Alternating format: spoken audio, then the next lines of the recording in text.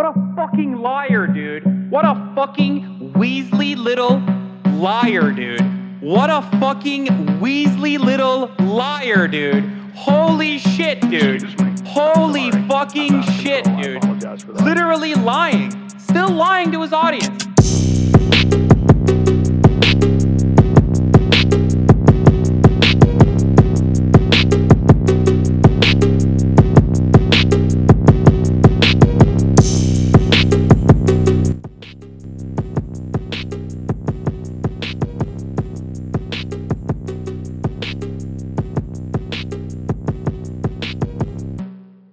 Okay, that's my PTOS. What the fuck?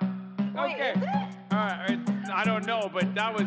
You asked for this, sir. I said, what's your favorite anime voice? What's going on, everybody? I hope everyone's having a fantastic evening, fantastic afternoon, fantastic pre-noon, no matter where you are in the world. I'm Hasan Piker, and this is the HasanAbi broadcast coming to you live from cold but sunny California, Los Angeles, folks. We're live and alive, and I hope all the boys, I hope all the girls, and I hope all the MBs are having a fucking fantastic one. It is Thursday, and I'm live much earlier than I usually am on Thursdays because we recorded the episode of The Leftovers earlier in the week. We recorded it last Saturday, and that's going to be up probably now or maybe in a little bit. Maybe soon, who knows? But yeah, I'm live and alive, ladies and gentlemen, and I hope everyone's having a fantastic one. Great clutch last night, King. Yeah, last night. I mean, look, this is the part of the broadcast where I tell you a little bit about my personal news, about what's going on in my life. Okay, before we get started on anything else, hello. What's going on? I need a One Piece update. I can't help but point. It's a part of my morning. I need it. Well, last night, I hate to break it to you. Last night I watched no One Piece. Right. It was a day without One Piece. I'm still, I got to the grand line, but I haven't entered it yet. Or the red line, and I haven't entered it yet, and it's just there basically. Anyway, regardless, ladies and gentlemen, new Cucker Tarleson video doing numbers. Wait, is it?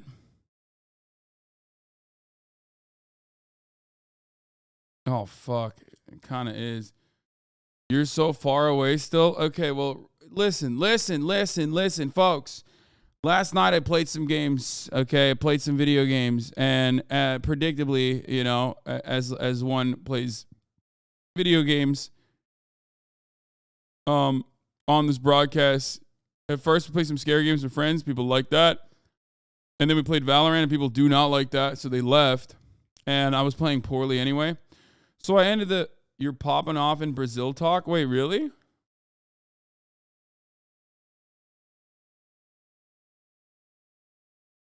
Anyway, regardless, I don't really like playing Valorant too much on stream anyway. Like I like doing it when there's like a cool lobby or an interesting lobby or whatever. But I do enjoy it. Like I enjoy it myself. I enjoy playing by myself. I enjoy solo queuing even because I'm just absolutely insane. I guess I'm crazy with it.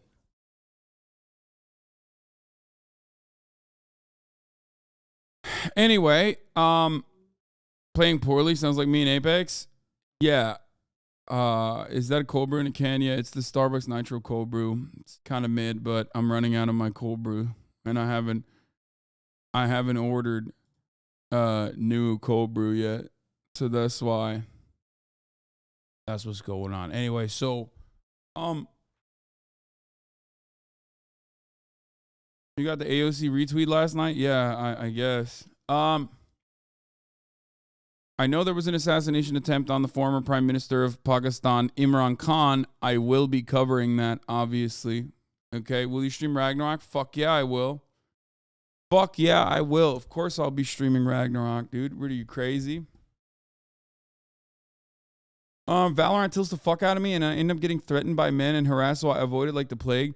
That's really interesting you say that, because Valorant is the one game that has, like, I think the highest percentage of female to male out of all the top video games out there, I think statistically, no, not Overwatch. No, it's Valorant. No, I'm not even kidding. It is 100%. Out of all the FPSs, out of all the competitive FPSs, Valorant unironically has the highest percentage of female player base in comparison to other games and the female to male player base.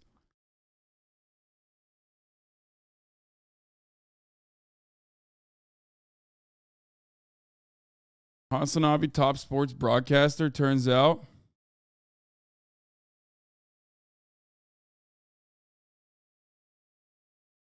Why am I the top sports broadcaster? Colin Cowherd said, Red Wave's coming Tuesday. Don't mess with people's kids. It lands differently. And they will hold a grudge. Can't blame them. That's my TED Talk. They're going to come for you for this one, Colin. Couldn't give 2 Fs. I lean mostly left, but data clearly proved kids 18 and under were safe, yet held out of schools. Test scores have plummeted. Suicides have risen. Chaos for parents. Just a sad reality of ignoring data. A price will be paid and hopefully a lesson learned. What? You got pegged? What?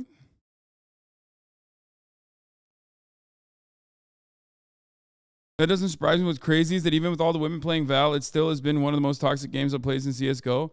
Wait, what? You think Valorant, if you think Valorant is toxic, which it is, but it's like uniquely toxic in comparison to other competitive FPS games you can play online, you definitely have not played a lot of competitive FPS games online. Straight up. Like, I would go so far as to say, like, I mean, here we'll start off with paint on the broadcast immediately, okay? Okay, here's a pool of toxicity, okay? This is literally like maximum toxicity. We're talking clan meeting, okay? Okay, we're talking clan meeting toxicity and racism, misogyny, anti-Semitism, okay? Obviously, Siege is right here, okay? Let's be real. Siege goes above. Like, some of the shit that goes on in Rainbow Six lobbies, like, clan members would be like, listen up, Jebediah, I think you're going a little too far, okay? You need to calm down. I need to hold you back, okay? I need to hold you back. And then, you know, if we're comparing, like, toxicity, competitive shooters, stuff like that, Rust is even somehow above it. I don't know how, but like they've introduced a new thing called Omega racism. Like they invented it in a Rust lobby where it's like they get mad at you if you're less racist. Like they would look at, like Rust would probably look at like Nazis and go, those guys are bitch made. Okay? Like it's competitive racism, racism Olympics. Okay? CSGO is unique because like it's very toxic, but I would put CSGO like up here, like right touching the tip of the KKK. Not exactly KKK. Now the reason why I say that is because CSGO's toxicity is like European. You know what I mean? It's like CSGO lobbies are like Balkan posting. A CSGO lobby is basically like they're saying 1,000-year-old slurs that you don't understand. And somehow all of them specifically revolve around your proximity to being Polish, okay? Like, you got the Albanians, Serbians, and everyone is like, you are close to being Polish, you are dog, okay? Or Romani. So, it's, like, different. So, for that uniqueness, I would say, for that uniqueness of the racism, I would not put it at the fucking KKK level. It's just, like, it's just teetering on the edge, okay? And then like Call of Duty is like, boom. It's like a little bit, sometimes a little bit more race. It's just like regular, N-word hard R racism. You know what I mean? Like Call of Duty is just like pretty basic levels of racism. Like just, you're gonna hear the N-word with a hard R. Like you're gonna hear it regularly. League of Legends is just awful. Right here. I would put League of Legends right here, okay? But that's just because like everybody hates each other and themselves for the most part. Like if you play League of Legends, like It's just, I mean, we're talking FPSs, so League of Legends doesn't even matter. I don't know why I put that in there. Fuck the League of Legends lobbies. And then you have Valorant. And I think Valorant, as far as like toxicity goes, like right here. Still a lot of F words, you know what I mean? Still people tilting. But as far as my experience goes, I would say like Valorant, nowhere near as toxic as the other places, but only because the other places are more toxic than a clan meeting. You know what I mean? Like there's a healthy dose of it. There's a healthy dose of like racism, sexism, misogyny, all that sort of stuff. But in comparison to like the racism Olympics, Valorant doesn't clear that bar.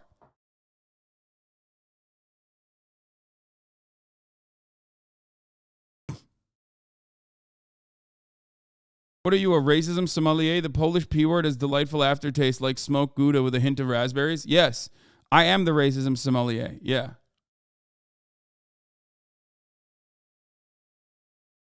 So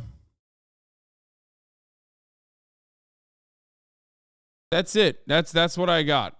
As far as like, that's my list of toxicity in like competitive FPS lobbies. I can't speak for Apex because I just haven't really played enough and don't really know enough about Apex, really. What is this? Let him go for a minute. Weenie, if y'all are so good, how do we colonize you? We colonize the continent. Yeah, just pretty basic stuff. Yeah, clan rally shit. You know what I mean? Pretty basic stuff. Yeah. By the way, you know what's really funny? Like people will be like, Hasan, you're joking. Like, I get it. Haha, it's really funny. It's like, no, that is literally clan rally racism. Like, notice how I put, and by the way, like I said, Rust and Rainbow Six Siege somehow worse than that, okay? Just understand that Rainbow Six Siege and Rust, you literally can't rank up in Rainbow Six Siege if there's a ranking system. I don't even know. Unless you say the N-word like multiple times. You know how you get like daily, like 5 headshots, you know, daily challenges? Like in Rainbow Six, you have to say the N-word at least 5 times in a game. It's like one of your daily challenges. It's crazy.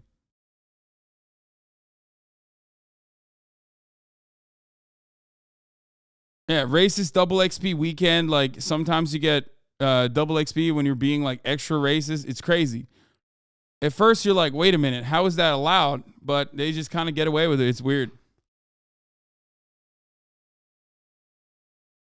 Bro, you were so bad at graphing data. Good that you didn't go to grad school or something. Yeah, it is great that I didn't go to grad school. So I have a fucking job that actually I make a lot of money in, you know?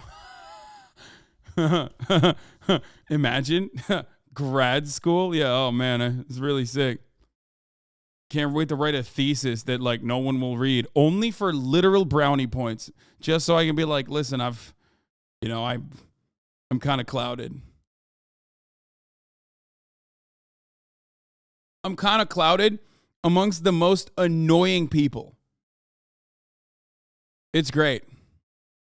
And not get paid for it, by the way. Yeah.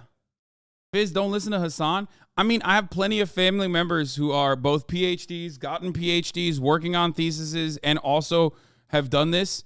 And I know this is coming from a place of familiarity with the process. Not a single fucking person that is currently in the process of getting a PhD is going to disagree with me on this. They literally don't pay you anything. You get owned nonstop. And your goal basically is to get to the level of the people that are shitting on you at that very moment. Okay? Your goal to get a PhD is to suck as much cock as you possibly can so that one day you can be the guy whose cock is getting sucked. There is nothing else. You don't get anything else other than props, and that's it. It's really sad. It's really fucked up. Like, obviously, a lot of that research is profoundly important. Don't misunderstand me. But that's not how that industry runs, okay? That industry is basically just as clout-driven and as clout-obsessed as fucking Twitch streamers, okay? Except, at least with Twitch streaming, the more clout you have, the more money you make. In the PhD world, like, you maybe, if you get, like, fired because you tried to fuck, like, a a staffer, or you try to fuck one of your students, and then said some racist shit, you can write a book about it or make a podcast, and that's the only time you actually ever cash out. That's it. The only time you ever cash out, self-report? Bitch, I'm not a fucking PhD. I'm talking about literally 90% of these IDW dickheads.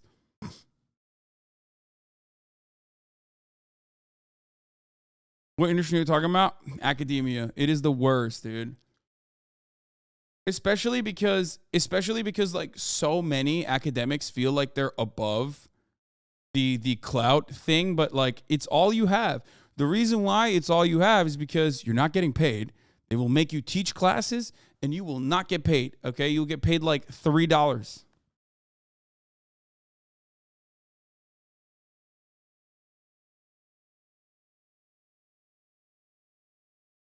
Okay, dude, that one hurt personally. I earned decent money. I gifted you subs when I got a raise last time because part of my job is just spend watching the stream. I mean, it's true though.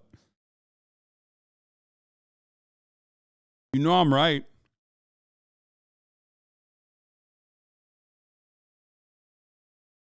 It is mind-boggling and crazy and really fucked up, though, that, like, people that are driving society forward, and I mean, like, literally every part of this process. I'm talking about literally every part, like, down to the fucking critical gender study PhDs and whatnot. Every part of research in academia is incredibly important, okay? And yet it is seen as this petty, self-involved endeavor that is underpaid, that is nonsensical, and no one thinks you're like a real worker, even on the left. And also, people will just literally, I mean, you will never get paid well. Just sucks. Well, maybe that part of academia, gender studies, CRT, etc., that's all baseless clout, though.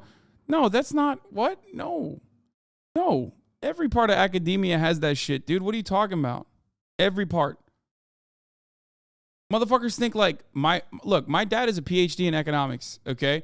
My mom is art history. My brother, on the other hand, is a satellite building ass engineer motherfucker. So I've seen literally every avenue that you're talking about, and all the way from STEM to economics to the arts. Yes, even in the sciences. My brother has a patent. He got a patent when he was literally 18, 19 years old. All aspect, even the sciences, where people think that where people think that like clout doesn't matter, still are infinitely susceptible, just as any other part of academia, to the clout shit. And also, you literally hand-waved away CRT and gender studies. Like, what? You think understanding a fundamental plank of American societal development, such as racism and white supremacy, is just something you can hand-wave away? Like, oh, man, we shouldn't actually be studying that shit? Like, what are you, crazy? That is unironically the whitest statement you could ever hear from someone. Academia is far more meritocratic than most fields, though.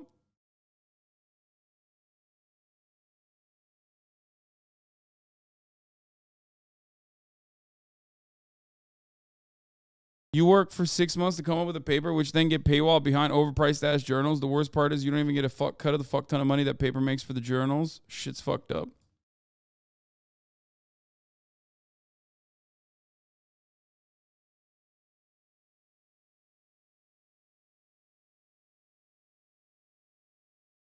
I made another great TikTok of you wanting to fuck Joe Biden's pussy. Love that. What is going on my TikTok, though? TikTok is not working. Has been talking about you? Okay, this is a family program. What's on your t-shirt? Joe Biden. There ain't no shame in my game. Because that's how I feel about it. I want to fuck Joe Biden. I want to clap his sweet old pussy. People are saying it's withered. People are saying it's wrinkled. I want to fuck it. I don't care. I want to fuck Joseph Robinette Biden. I want to have sexual intercourse with him. Okay, this is a family program. What's on your Tip for students: if they need one of those papers, hit up the author before buying the journal because they almost never get paid. They'll just send it to you if it's just for educational needs. Yeah. Where is the clip that you said Asman was talking about you? I didn't see it. Someone stole your next Halloween costume. I'm gonna get a shotgun for y'all. I already know. He's 9/11, bro. I'm a gynecologist. I'm gonna get a He's 9/11, bro. Okay, I've seen that so many times. Extremely high praise from Gene on God of War. God of War Ragnarok has finally dethroned The Witcher 3 with the best side quest I've played in adventure game. Oh my god, that makes my dick hard. Oh my god. Oh my god, that makes me so excited. You know when a game is compelling, oh my fucking god, you got some good ass side quests, dude. I haven't side looked into it quissy. as much as maybe you have or Hasan has. I'm not talking about that. It has nothing to do with that. What's happening here? These are the same things people think NATO is responsible for Ukraine. Complete ignorance. It's crazy. Why people can be so dumb. Oh, I'm just saying, like, these are the kinds of people you have to deal with. And it can be very, very annoying. You're banned. You're done. Yes, he's right. Ban him. Ban him, Asmongold. There was some K-Konas in his chat. No, it's just, those aren't even K-Konas, bro. Those are fucking, no, those aren't K-Konas. Those are libs. Those are like NATO libs who are like, dude, I fucking ride or die for NATO. You don't understand.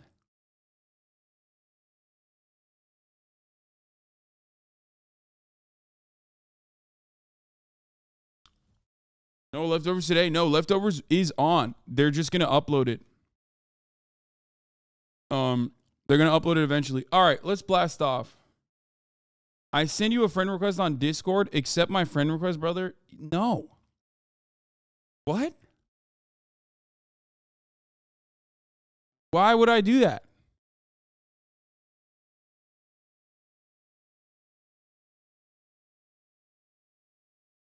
That's so crazy.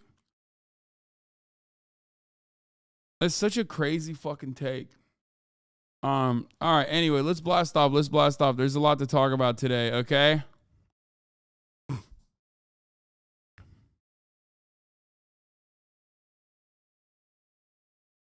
I tapped you on Grindr. Why haven't you sent me a PP? Well, that person who's catfishing you on Grindr with my photos does not have my PP.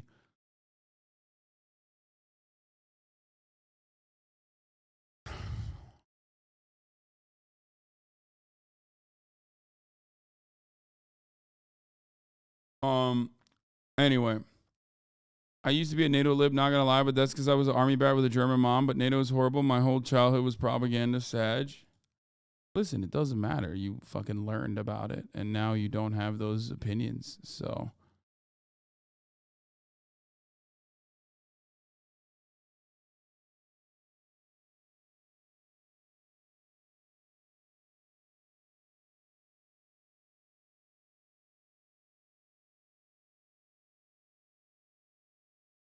Last step, my lord, please entertain this game suggestion. I listed a few points. No.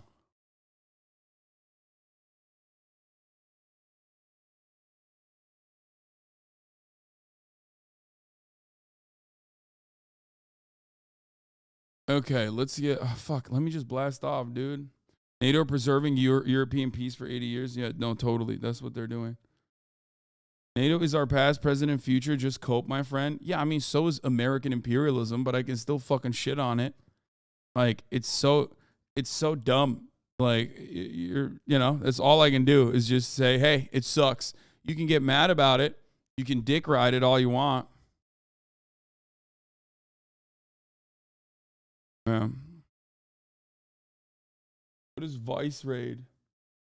Vice has raided you with a party of 76. What the fuck? Thank you for the raid, Vice.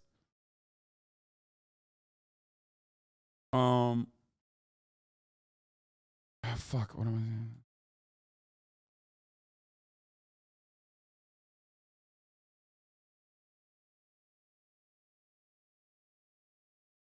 So I'm alive at 11. Don't know if you heard from former Prime Minister of Pakistan got shot. Of course I heard about it. Don't worry, I'm gonna talk about it. Fuck is my tweet? Okay. Leftovers is out later today, so I'm live at 11. Midterm madness. 5 days. Hogwatch midterm edition.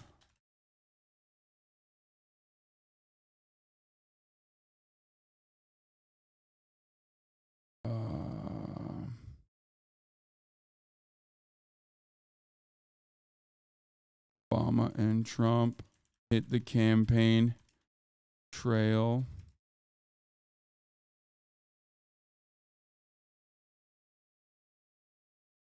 Have you seen the Saudi and the U.S. are saying that Iran is potentially getting ready to attack the kingdom, Azan? Oh, Jesus.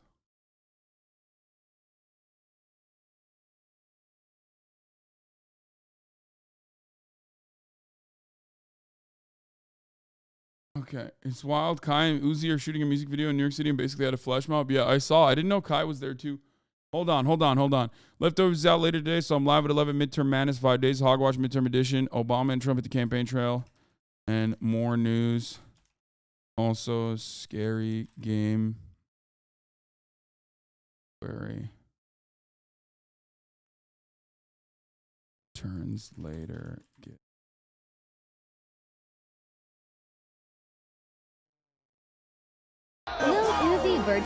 This is, I saw this. This is fucking bananas, dude. It's insane.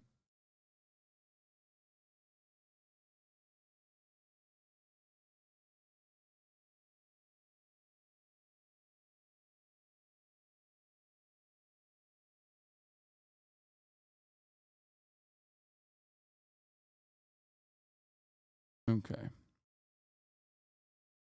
When you having Curtis on, bro, he left. He's not even here. He's in Canada. The only time I'm going to have fucking Curtis on is if I literally go to Canada. Okay? He left. He's out. He left Yodi land, dude.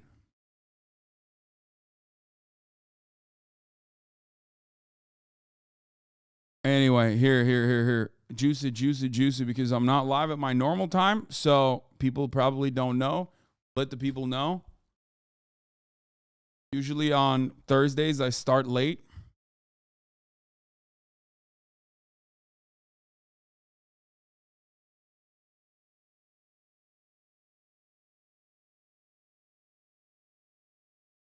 You didn't even get a chance to hit the Benjamin? Yeah. No. Explain this, please. Okay, here's a couple more quick hits. Okay, this is what you missed out on if you didn't watch the gaming portion last night. Okay. Damn, he's got that rat tussy. Yo, what that rat tussy do? Huh? Yo, my horny ass would not survive the sewers. Leslie, don't move, Leslie. Help me, step rat. I'm stuck in the sewers. There's 3 rats. The rats are in the doorway, unfortunately. Yo, he is throwing it back, though. Are you looking at it? Are you seeing this? Are you seeing this? Ray's like, shut the fuck up. Just play the fucking game. Okay, that's what you missed. Okay, and also, this is what you actually truly missed, though. Last night I was playing like fucking dog shit doo-doo, okay? And I ended stream. And then, but I kept playing Valorant with them. And I didn't want to play this last game because the game before that I played like shit. Okay. Oh, fuck those rat stream snipers. Yeah, they were stream sniping. Anyway, so here's me popping off. There's only 2 remaining. It's me and Ray. Ray puts the bomb down. Ray ults, okay? And it's 2v3. Last player standing. 1 enemy remaining. That's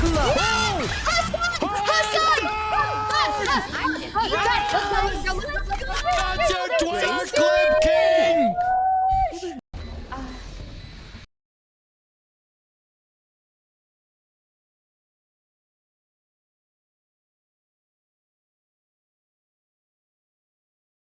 They're all 1 HP doesn't count. Last player standing. One enemy remaining. Dude, that is crazy. To claim that that is like not a fucking incredible clutch is wild to me.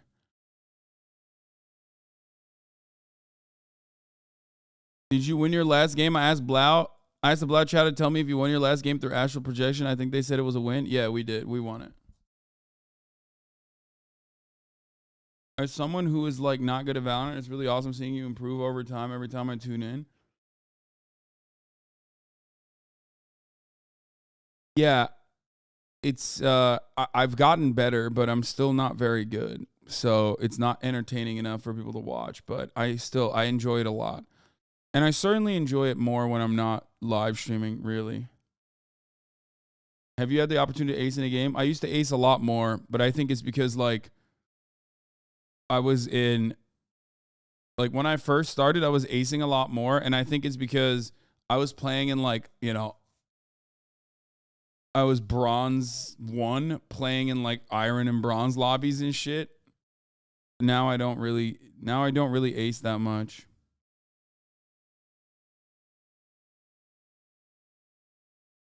Like I'll get like, not ass kissing, but watching you over the last 3 weeks, you can see vast improvement. I'm diamond, not great. Yeah, honestly, it's just I've definitely improved.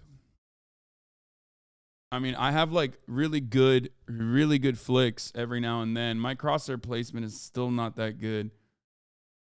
XQC's ruining Hasan's. A's clear. A's clear so far. Okay. Holy fuck, bro. That shit fucking blink, bro. Wait, it's so quiet. Yeah, this was fucking killing me, okay? Like, they're just like fucking up Blau's game, and Blau's like, I can hear them. Tell XQC to shut up. It's my fucking. I'm gonna. No, don't worry, Hasan. We'll make them. Damn, bro. Hasan said this. No nothing, no fucking ages. Do something. One man. Do something, bitch. Hasan said to shut up. You're ruining his silver rank up game. God.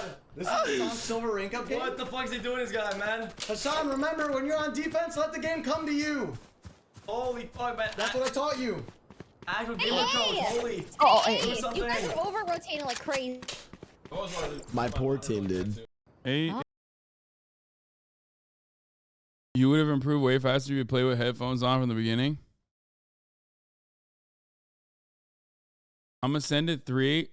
And I concur about improvement. I think if you watch some pro players, pro high-level ranked games, you could learn crosshair placement, locations, and map stuff. Yeah, I think that's the problem. But the issue is I don't have time.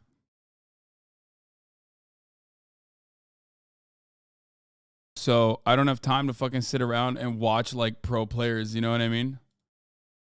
You do? No, I literally don't. What do you mean? I'm live 8 to 10 hours a day. And then when I'm not live, I'm playing Valorant. When the fuck do I have time to like literally sit there and watch pro players? Like, I'm not going to do it on stream.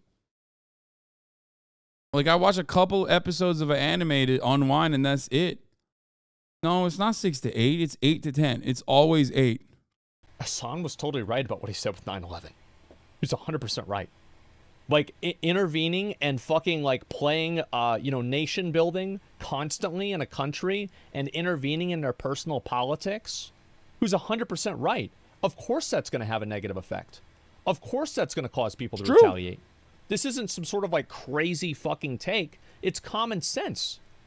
But because people were able to misrepresent it in a way that made him look bad, it was more important to Twitch to uphold their reputation than stand behind a creator who's being misrepresented. And sometimes Twitch does make the right decisions. However, I don't think this was one of them. I think it wasn't because I think 9/11 Twitch, stuff. It was, in many, I used a lot of spicy stuff. I used a lot of spicy rhetoric. It wasn't even just the 9/11 shit. It was what I said about Dan. Like that's definitely not one of the bans that I think is like unjustifiable. I think the cracker one was crazy. Dude, a lot of people's takes on 9/11 or what I said genuinely changed in the 20th anniversary of 9/11 when we pulled out of Afghanistan. Like 100 documentaries were basically released straight up explaining the fucking like the Reagan administration and their involvement with the Taliban. Like openly everybody was like, oh shit, like now we get it, kind of. Thank God for all the fucking Netflix documentaries. My lord. Wait, when the fuck were you banned over Ukraine shit? I was never banned over Ukraine shit. But that's also because, like, I learned my lesson from the 9/11 stuff, not to, especially when I talk about foreign policy that goes against what you're here on MSNBC and shit. You can't overstretch. You can't actually, you can't actually fucking say anything that can easily be weaponized and misconstrued. And I learned make that. good decisions. And reality is that most cases Twitch makes good decisions. It's just that whenever they make a song. Is what you said to Ethan on the band leftovers episode? Yeah, it is. It is exactly what I told Ethan. Like, I learned my lesson, especially when I'm talking about controversial things. I have a tendency to make like crack jokes, and jokes like that are perfectly valid, fine, fair when you do it within an in-group, but they will still be weaponized against you, especially if you have like a heated moment and you're trying to use like spicy language. You can't say the truth, basically. No, I can, and I do. Listen. No. You can say the truth. You just can't say the truth in a way that you normally can get away with. That's it. You just have to be kind of academic and kind of deliberate and very precise with your language, because otherwise people will weaponize it. That's it. You have to be tactful. You can't have heated gamer moments.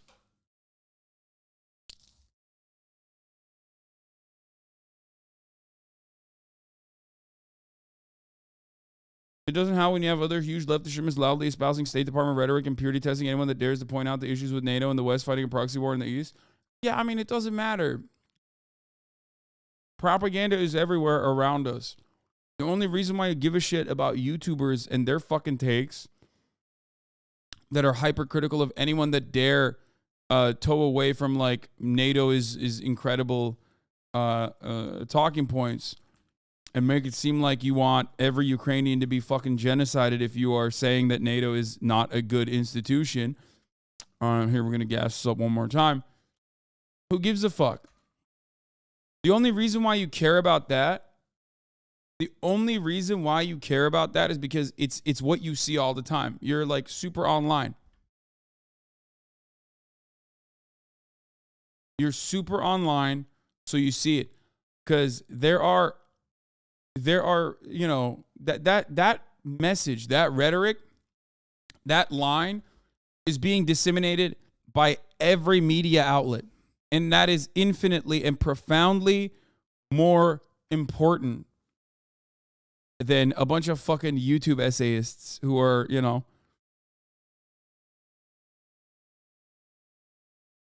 I don't know.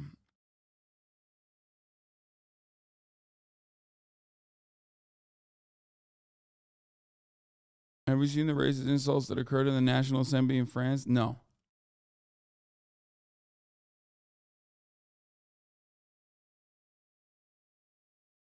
Can we get a libers but for leftists? No, those guys are libs. Like they're ultimately like pro-American imperialism leftists, because they think that like a multipolar world is worse than having America be the dominant hegemonic power. They don't like that. They want America to keep dominating. Kanye West can't sell his White Lives Matter shirts. The two black radio hosts already trademarked the phrase to make sure he couldn't profit from it. That's so wild. Another L, dude. Another L for Kanye. He's just L-yay.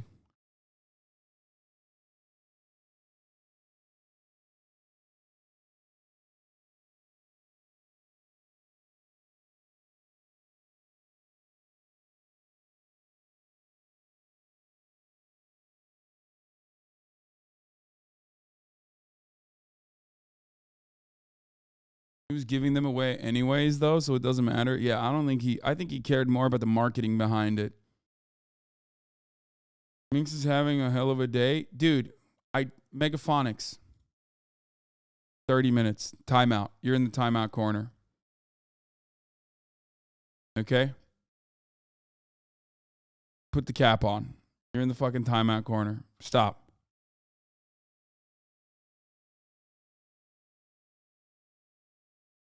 Consistently back to the worst links. Okay. Lil Uzi Vert shuts down New York City for Just Wanna Rock music video. Apparently Kai was there too, which is crazy. Vert shuts down NYC for Just Wanna Rock music video.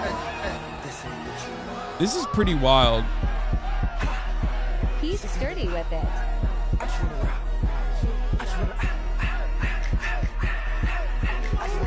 Oh my God. Do we get a universe where Lil Uzi Vert hits the Luddy? What is going on, bro? Wait, we are so close. We are so close to a fucking universe where Lil Uzi Vert could potentially hit the Luddy. When I saw him gear up, I thought maybe it was coming.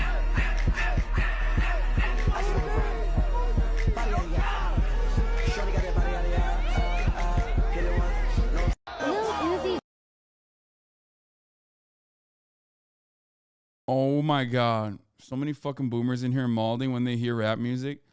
They're not just boomers, bro, okay? They're just, you know what it is.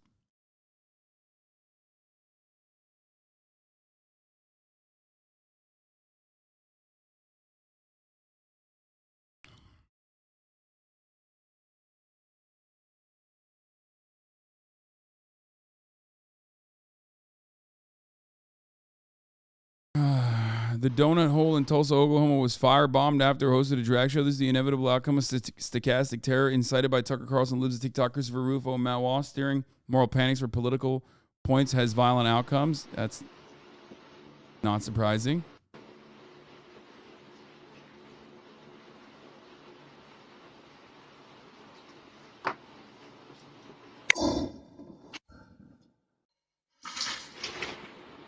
This bitch ass can't even fucking break a window, dude. Barely.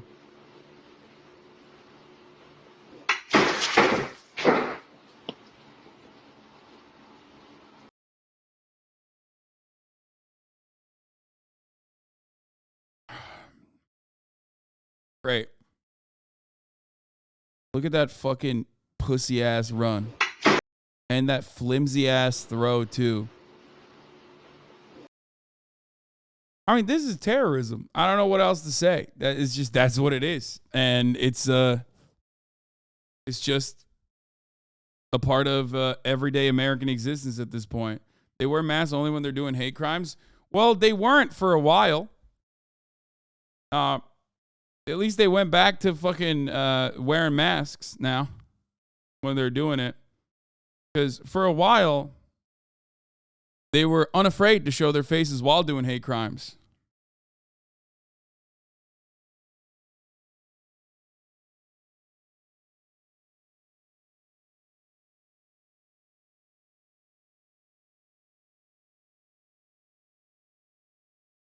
See the Glasgow kids absolutely wrecking a Nazi. New Jersey club music blowing up just like 2015. What?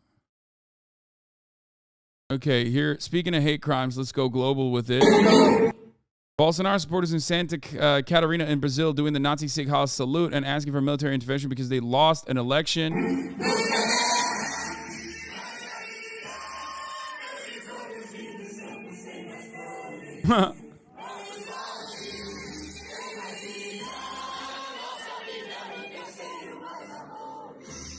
Bro, how are you going to be a Brazilian Nazi? Very easily, okay?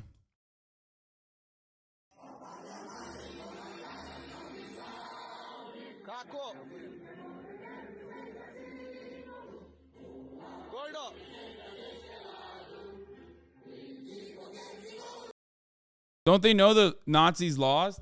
I don't think they care. I don't think they give a shit. I mean, just like in America, we know what happened to the Confederacy. It was short-lived. and motherfuckers still ride for it. You know, Bella Hadid doing cultural appropriation. Yeah, I saw that. I mean, it's great. I love that.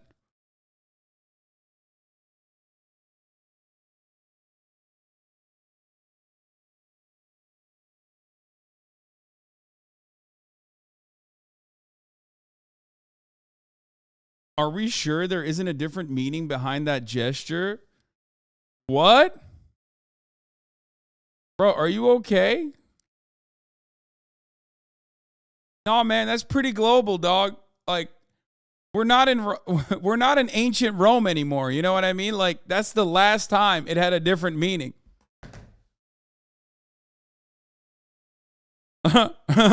What? Yeah, the last time that had a different meaning was back, you know, when you know, dudes were doing boy love shit in Rome. And that's pretty much it. Ironic because the same boy lovers became Nazis, you know? Certified boy lover.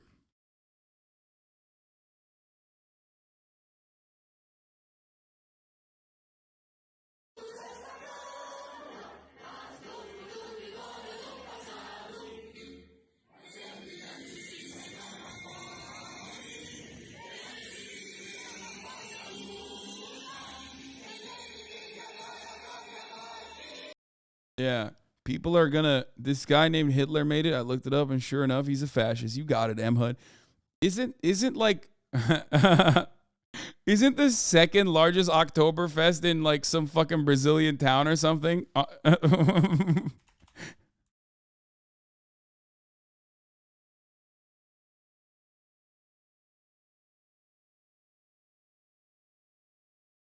Yeah. Oktoberfest of Blumenau. The Oktoberfest of Blumenau is a festival of German traditions that happens in the middle of October in the city of Blumenau, Santa Catarina, Brazil. It is considered the biggest German festival in the Americas and the second biggest Oktoberfest celebration in the world after the original Oktoberfest from Munich. Just Googled Hitler, literally shaking right now. How could this have happened? Bro, why Argentina catching strays in the chat right now? I mean, you know why, motherfucker. What do you mean? Huh. I wonder why. I wonder why Argentina would be catching strays currently while we're talking about Nazis that moved to Latin American countries. That's weird.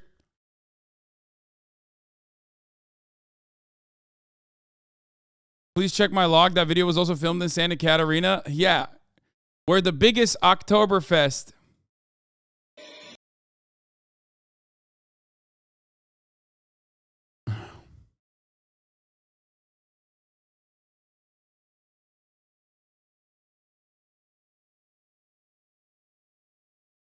The soccer hooligans are on it. Good.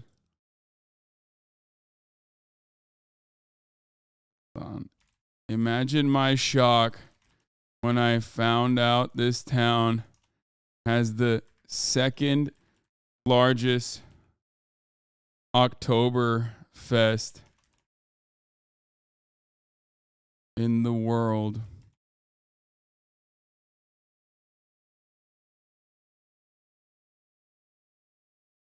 State, not town? You want me to say? Imagine my shock when I found out this town has the second largest Oktoberfest in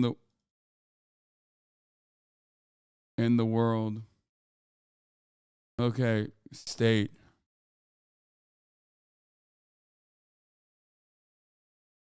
You may be able to take the not out.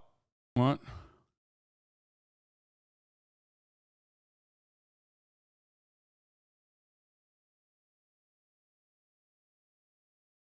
What would you do without chat? I don't know. Santa Catarina is the least Nazi Brazilian state. That's interesting that you said that because what the fuck? Nazi symbol in a teacher's pool is again investigated by the MPSC. What the fuck? Yo, why do teachers have fat fucking properties like this? I know that's not the point, but like, They're paying the teachers too much, I think. What the fuck? Also, again? This implies that there was a prior investigation and they were like, oh, the swastika is actually for something else? Like, what? However, the removal of the Nazi symbol is not enough to remove responsibility of the professor. The case had been filed in 2021. The swastika was transformed into 4 squares or the number 88. Get the fuck out of here.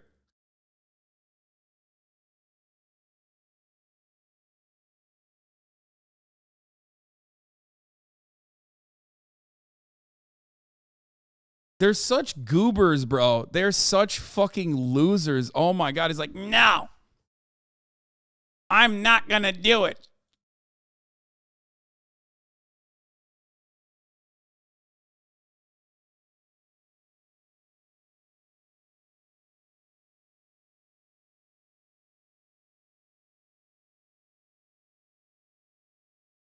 Also, Brazil is the country where there was that famous guy whose name was like literally Adolfo Hitler or something, right? Or was it Hitler Mussolini? What the fuck was the Brazilian politician's name? Like, it was Brazil, right?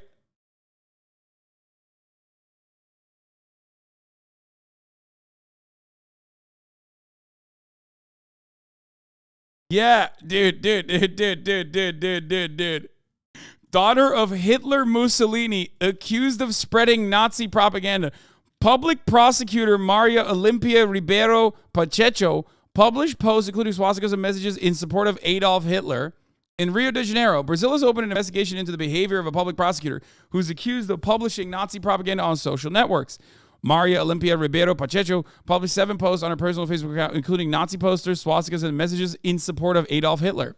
The posts have been live for 5 years, but Brazil's public prosecutor's office is investigating now after they were publicized by local media last week. The prosecutor, Ribeiro Pacheco, who coordinates legal proceedings before the country's highest courts, is the daughter of a former police director called Hitler Mussolini Dominguez Pacheco. Pacheco? Oh, Pacheco? Bro.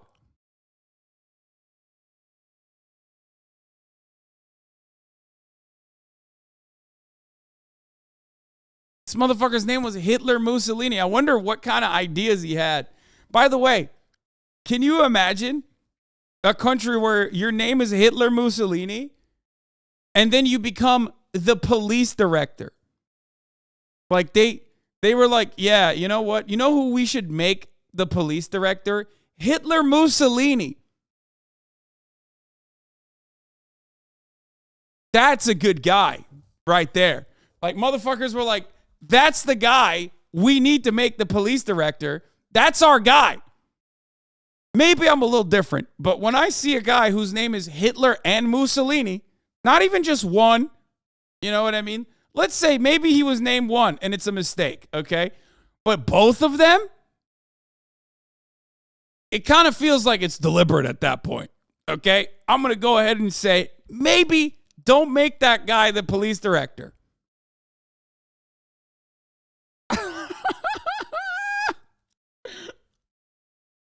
Oh, it's so funny. What is this? I feel like you need to show this video daily. Oh, my mentions when I call Italian fascists. Oh, I mean, this video is pretty funny, yeah. I mean, I love this video. It's one of my favorites. Nazi.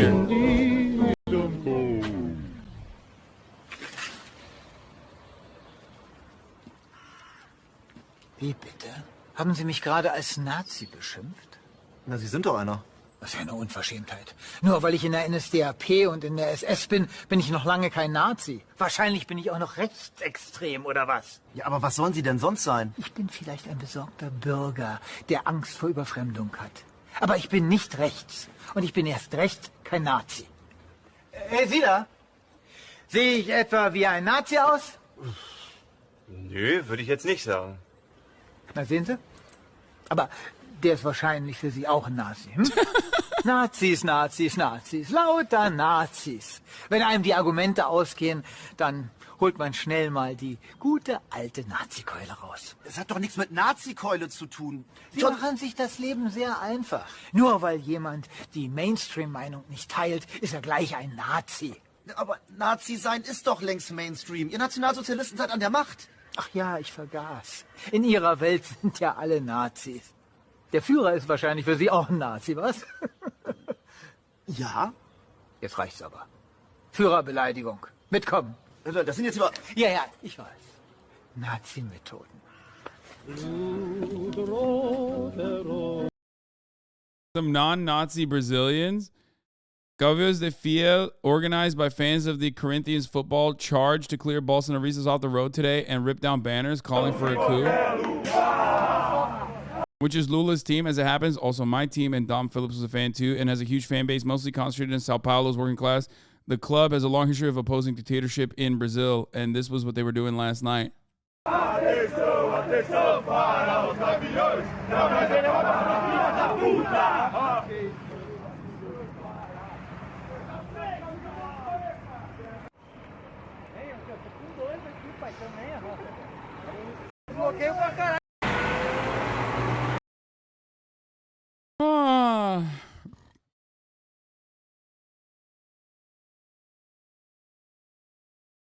Sad part, some members of a certain political party over here still use that same argument. Yeah, AFD. The Nazi meme right there is basically making fun of Trump supporters.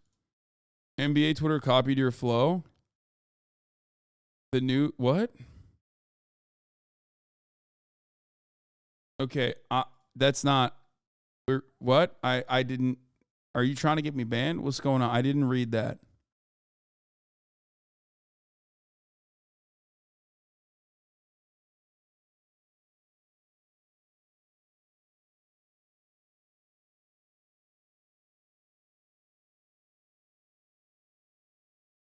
Every Nazi does this because until they've gotten to the point where they can just like openly dominate every faction of society, everybody kind of understands that once, and Nazis certainly understand this, once you are labeled as a Nazi or a Klan member or something like that, you're cooked. Like people, a lot of the normies are going to be like, oh, I'm turned off by that.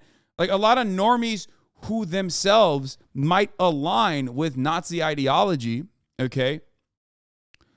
The moment that you go, hey, that's identical to Nazi ideology, will go, oh, I don't want that. I fuck that. No, that's not good, actually. Okay?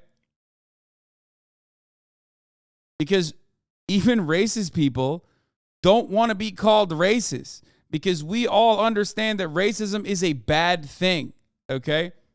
So a lot, especially racist people who want to propagandize their position, don't want to be called that.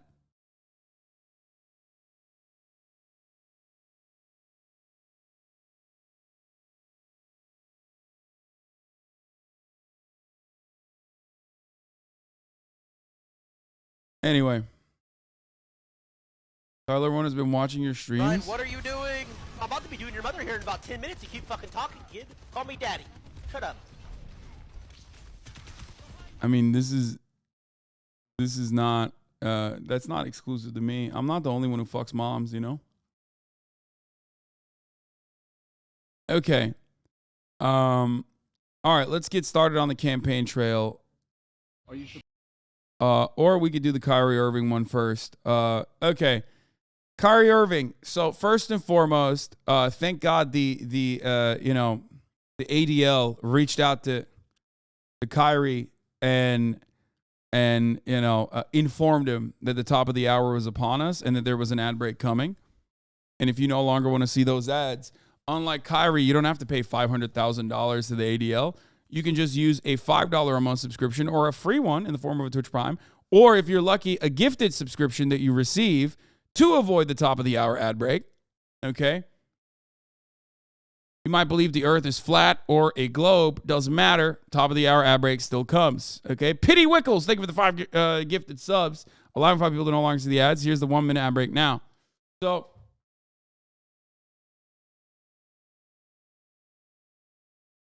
Kyrie sent his parents to talk to the ADL. He refused to meet them. So Felix Biederman of Chapo Trap has had a funny take about this. Like, but here, let's watch. Are you surprised that reaction and some of the things that you did hurt people?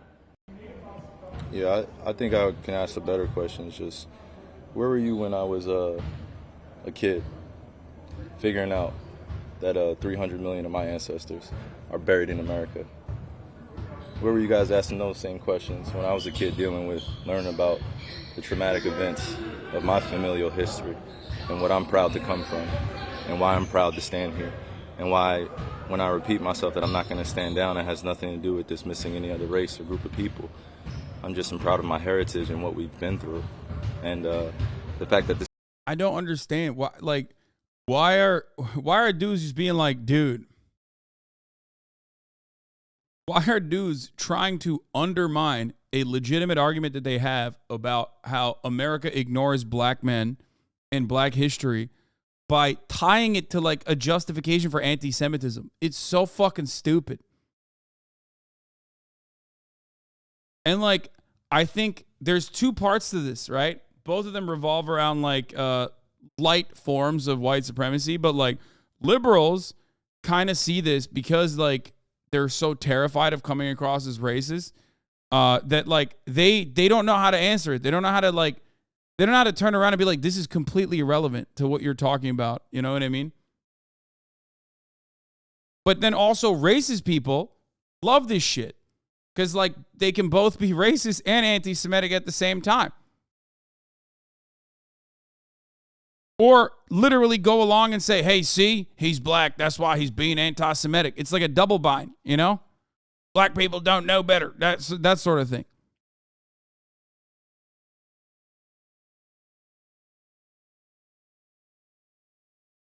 This dude needs media and rhetoric training as well. Maybe read a fucking book about the stuff they're talking about. No, I think he read too many books or watched too many documentaries. This has pinned me against the Jewish community. Like, I don't think Kyrie's anti-black. You know what I mean? I don't think he is. I think Kanye is. I don't think Kyrie is, right? I think he's just, like, delusional. Okay? Like, I for everything I've listened, for everything I've heard from Kyrie Irving, I've actually never heard him say any, like, dumb shit about black people. Like, he might have some delusional opinions or whatever, but I don't think he is anti-black at all. Kanye is definitely anti-black, at least now. Okay?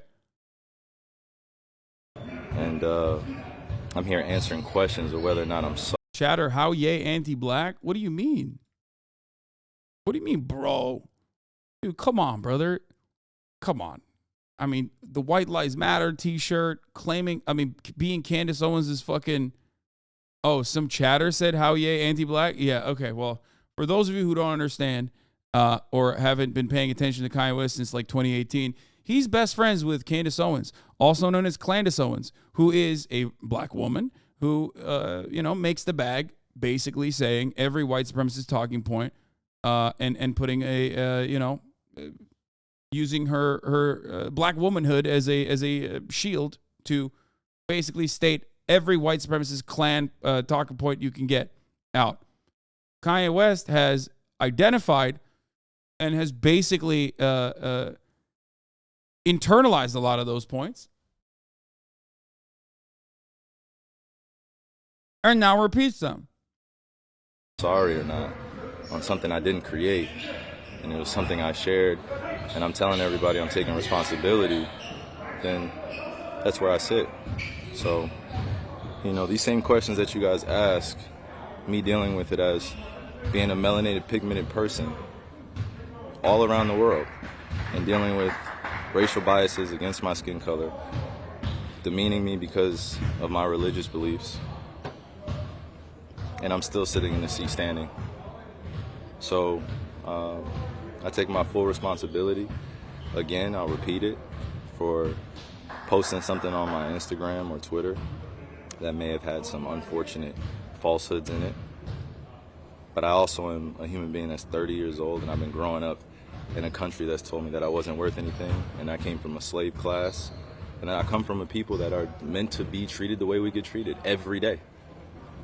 So I'm not here to compare anyone's atrocities. Kyrie definitely isn't anti-black. He's just a huge conspiracy head, which is stupid. Yeah, no, that's my point. That's exactly what I'm saying. I'm saying that he is not anti-black. He's not like super ideologically motivated like Candace is. He's not like motivated by money in the same way. He's just kind of stupid. That's it. I don't know what else to say. He has a really unique perspective on a lot of conspiracy theories. He's just he's like the guy that a lot of people know that just has like insane fucking theories. The only difference is he has a megaphone. You know? And he also, as a celebrity, as a famous celebrity, is caught in the rookie hole where he thinks like everything he's preaching must be true and good and smart. So, you know, he just can't stop. He can't check himself.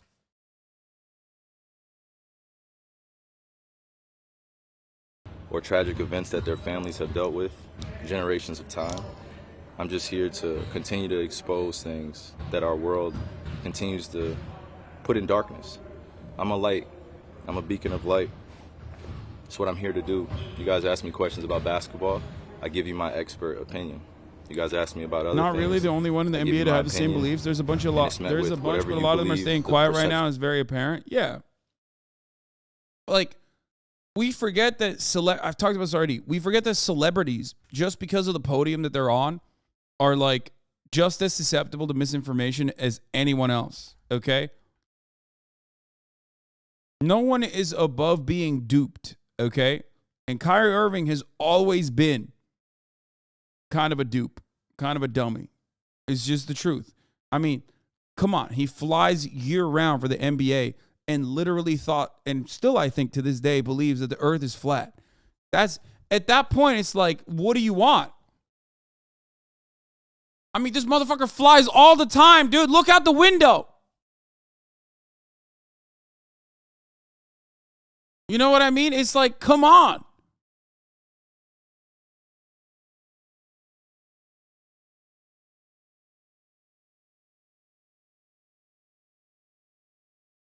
Or the deception is, you guys investigate my life every day, and you justify it by serving your own purpose, which I honor. I would like the same respect in return, figuring out just like anyone else. So please keep that same energy when we're talking about anti-other things. So he's misinformed, not bigoted? I don't know, Hasan. No, the bigotry comes from the misinformation. Like, he just starts saying, like, he's now saying a bunch of bigoted shit, like mostly anti-Semitic shit, because of all the documentaries he's been watching. Because just because I post a documentary doesn't mean I'm anti-Semitic, and doesn't mean that I'm automatically standing with everyone that is believing in that. So it's unfortunate timing that we're in, but I'm glad that I could stand on the truth, because I'm not afraid of these mics, these cameras. I used to be looking everyone in the eye and telling them the truth. But I'm proud of who I am. Any label that you put on me, I'm able to dismiss because I study. I know the Oxford Dictionary. You look at Kyrie Irving offered a simple message to science teachers Monday. I'm sorry, the Boston Celtics star said. And with that, Irving made it clear that he regrets publicly saying that the earth is flat. Oh, shit. I didn't know he actually apologized for it. My bad. Guys, he learned from that one. But you know what he didn't learn? Literally that, like, maybe you shouldn't go out and say some idiotic nonsense that you really haven't thought through. Okay? That was the lesson. The lesson there was you're not a fucking martyr if you go on a podium and say dumb shit. You just come across like an idiot.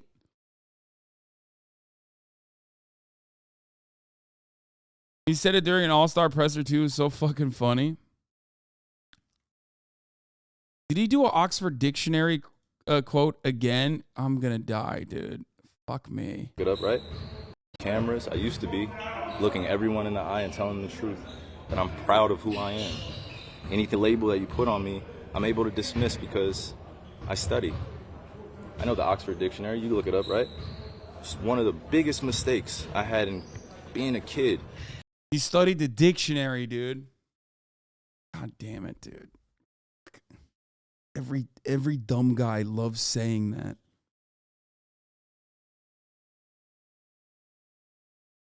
Are we policing this man's life? Dude, it doesn't work that way, okay? This is not about policing someone's life.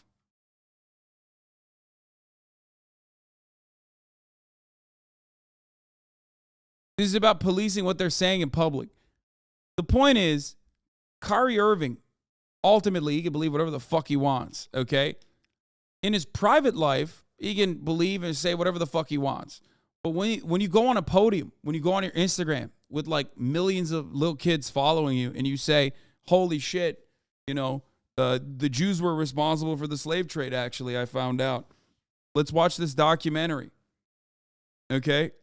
Hey, everybody, go check this documentary out that says that, Jews are the enemy of black people. You know, at that point, it's like, yeah, you can't do that as a public figure. You shouldn't be able to do that. You should not do that. And like, yeah, people are going to shit on you for it.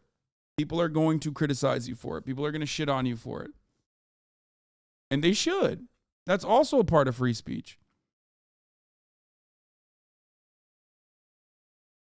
I don't think Kyrie Irving is a bad person.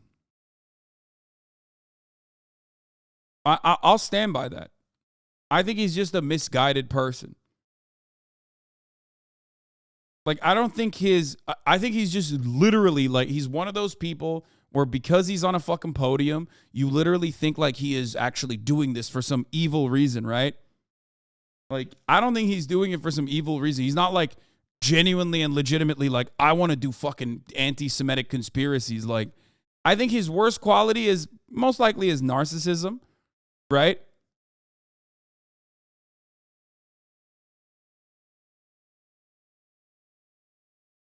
Does it matter though? The outcome matters, not the intent? Yeah, I mean, for sure. I think he needs to learn not to do this. He needs to learn not to say this.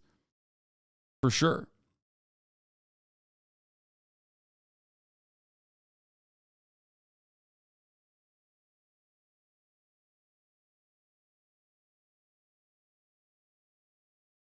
Was not knowing European or Western language until I started looking it up and understanding the definitions and why they say, if you want to trick a black person, put it in a book. I was wondering my whole life why they said that.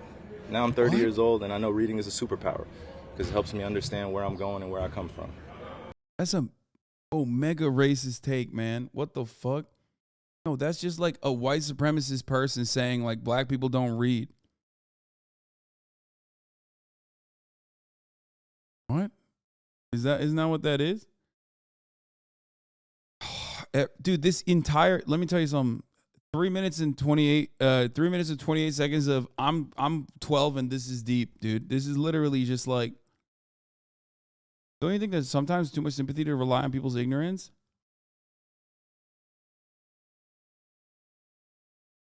Wait, what is this? Kyrie's character arc has been the most fascinating thing I've ever seen. In 6 years, Dude went from an all-star NBA point guard who was yacht parties with all white women and no black women in sight to a vegan, Muslim, Native American, flat earther, anti-vaxxer, and anti-Semitic black Hebrew Israelite.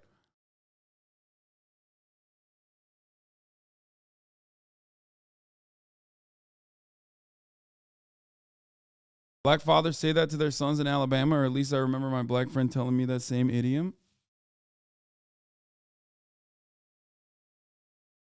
Oh, the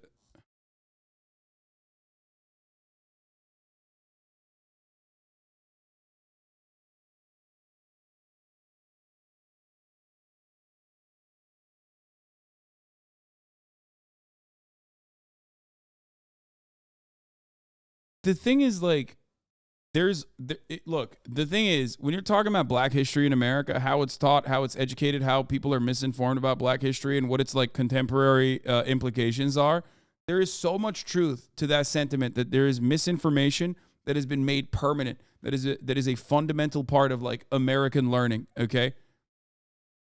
And in that sea of misinformation, I think there are a lot of blind spots. In that sea of misinformation, I think a lot of young black kids that don't learn about black history, like actual black history, end up fucking choosing their own destiny, basically. They end up choosing their own adventure. They look to alternative explanations.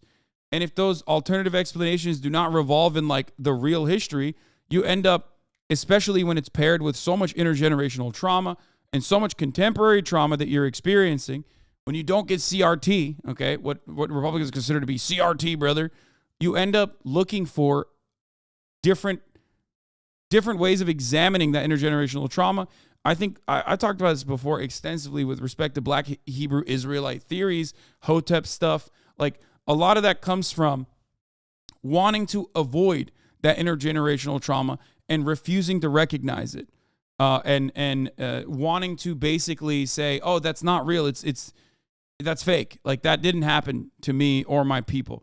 That actually we were actually kings, and that it's a lie that people have told now."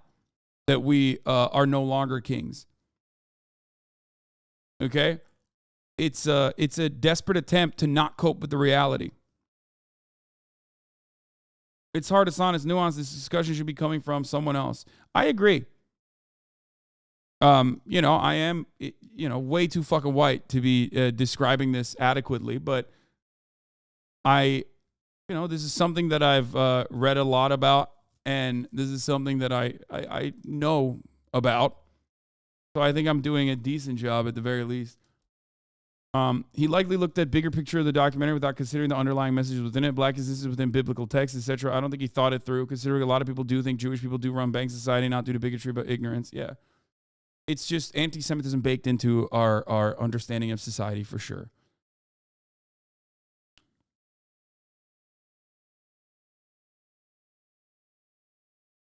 Africans did have kingdoms pre-slavery, even during slavery. No race were all kings, though. What? Yeah, but there's a difference between like saying that Shakespeare is black and all of these like historical figures in the West were actually black and people lied about their blackness. That is avoiding the truth and trying to cope with the trauma by just completely avoiding it. You know?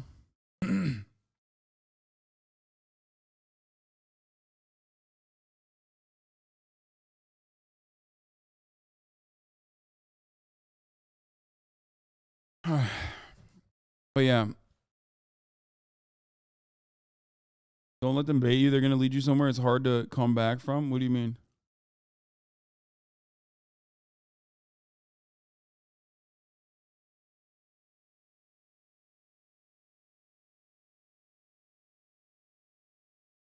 Yeah, totally not the same when you claim everyone is Turkish. Yeah, because I'm joking. Like, that's not at the heart of my ideology, okay? I'm not like a fucking Panturanist, you dingus. I'm making fun of motherfuckers who believe that shit. That's the difference.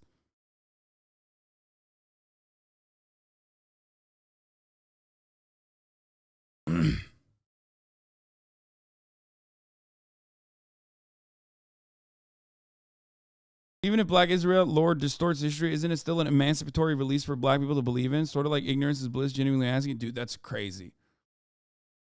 Like, that is just like myth making and myth building when there's so many real examples that you can point to is silly.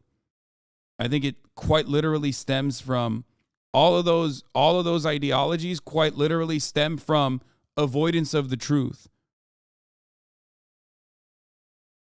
You know, look at the time. I already ran the ad break, man. I ran the ad break already.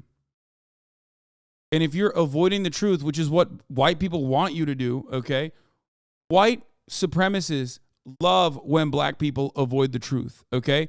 White people love that shit. That's why they have Daughters of the Confederacy. That's why they have all these white supremacist institutions and organizations that work to literally rewrite history, okay? That's why so many motherfuckers still say things like, oh my God, I see no race. I see no color. You guys are the real racists for seeing color. Like, that's their goal. Their goal is to literally get black people to not examine their own history. And that goal has been rather successful in America. Okay? That's precisely the reason why so many people don't learn about black history in this country other than slavery was bad and then it's like a footnote. They move on. And they even talk about like the slavers and the plight of the slavers in southern states. If you look at like textbooks as we have done so far, like American learning on black history, American education on black history is so tweaked out, so fucking distorted. It is psychotic. Okay? And it of course makes white people feel a certain way about the mistakes of the past. It whitewashes such horrific wrongs of the past. And then also on top of that, it even makes black people see their own history in a different way. And it's built around lies. So of course, obviously, I am going to say, no, it's much better to genuinely examine American history and talk about the systemic discrimination and its contemporary implications on black existence now. Because if you want to understand, like a lot of people say, oh, look at all the crime, look at all the gangs and the criminal activity in black neighborhoods in Chicago, okay? Or even when people talk about red states with so much disdain, when they talk about red states, they're like, oh, red states, they're all criminal. Yeah, a lot of those red states have incredibly high black populations. I hope you don't forget that, okay? Look at all this crime. Yeah, you can't examine all of that adequately if you just simply think it's black people doing crime for some intrinsic reason. Okay?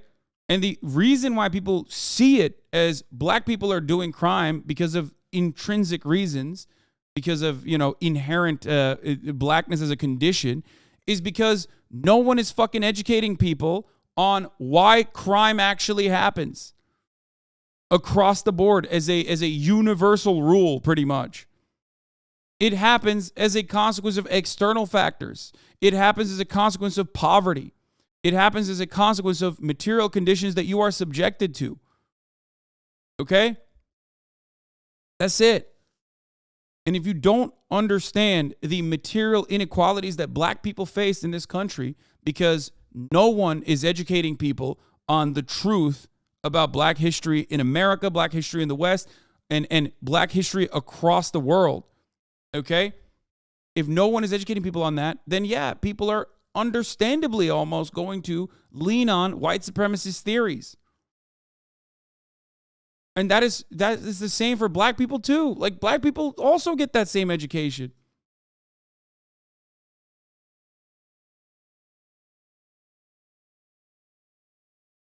I hate the black Hebrew rhetoric. We are West and Central Africans. We are great people who have given so much to modern civilization. You do not need to insert yourself into a Middle Eastern narrative about wandering nomads who believe they're the chosen people of God.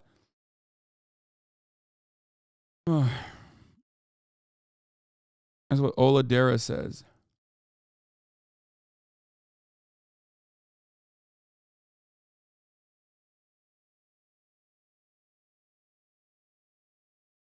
Oh, also, this is what Felix said, which is pretty funny. He said, Kyrie appears to have watched the lowest possible grade of black Israelite videos and now believes a Jewish version of Turanism, where everyone in the world is a lost tribe. I would have prevented this with my Hebrew Monsters 101 class. He also said, there was another thing he said about the ADL. The ADL is going to make $500,000 every time a famous celebrity says something. Famous black celebrity says they're like a black Hebrew Israelite, so they can use that $500,000 to go to colleges and be like, you're not being properly deferential to the state of Israel. Where is it? Hold on.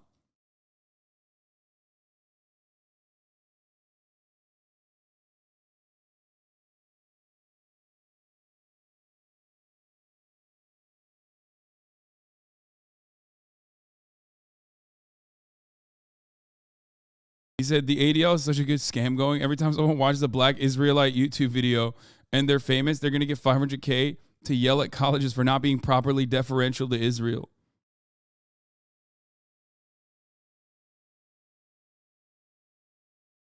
Anyway.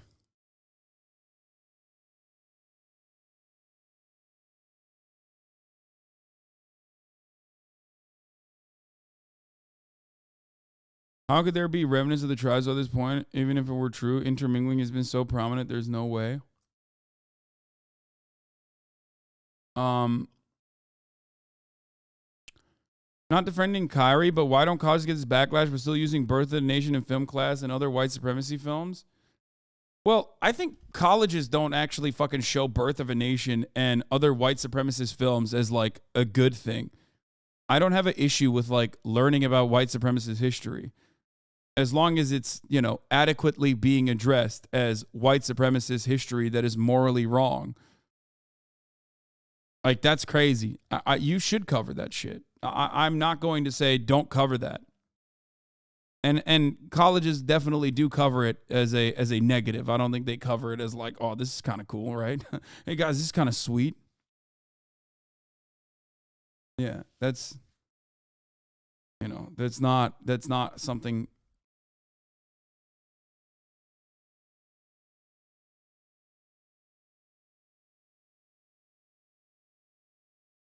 They showed us Birth of a Nation in film class. The professor was a lovely black woman who very aptly put it as a terrible film with groundbreaking filming techniques. Dude, okay, this is literally my theory, okay? I've talked about this before. Like, white supremacists, conservatives, reactionaries are fucking dog shit at making content. But, like, they're so creative when it comes to racism, okay? They use all their processing, all their creative juices on racism, dude. That's why there's like a million different designations for like what percentage black you are, okay? They go deep on fucking racism lore. Like, they're such racism weebs. They use all the creative juices to just either be racist or to deflect away from realities by saying like Paul Pelosi is a homosexual man who fucked a meth addicted the gay prostitute.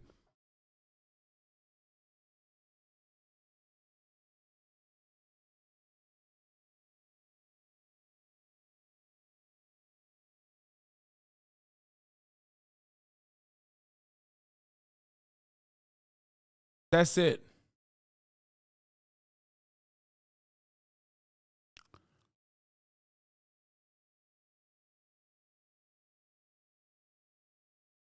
They use other race to push against black people like the model minority. Yeah, I know.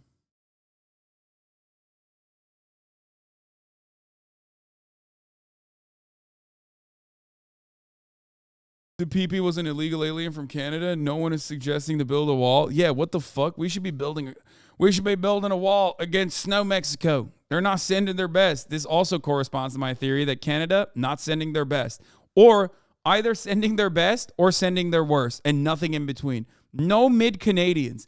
The PP is exactly like every other dumbass Canadian that's been like exiled to America. A wannabe American who has no like unique creative talent or anything like that. So they decided to be omega conservative, okay?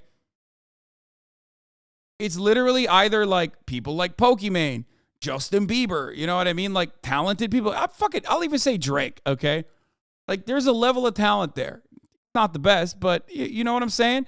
Or it's motherfuckers like Tom McDonald and Steven Crowder and Faith Goldie, Lauren Southern, just straight white supremacist doo-doo heads.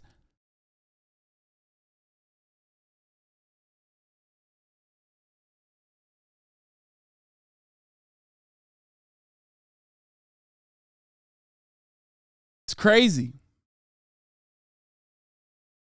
It's crazy.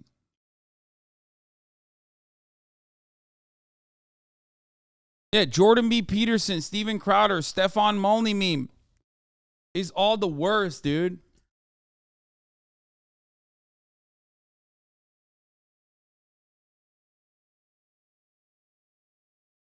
Drake is unequivocally mid on account of his last few albums. Yeah, I mean, it doesn't matter though. He still had a lot of bangers originally, and it doesn't matter. He's a fucking massively celebrated, massively popular top 40 artist.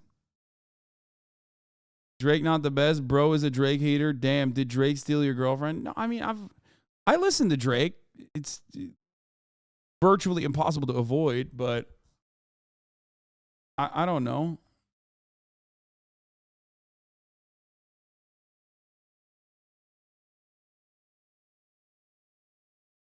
The 21 Savage song was really good on the album.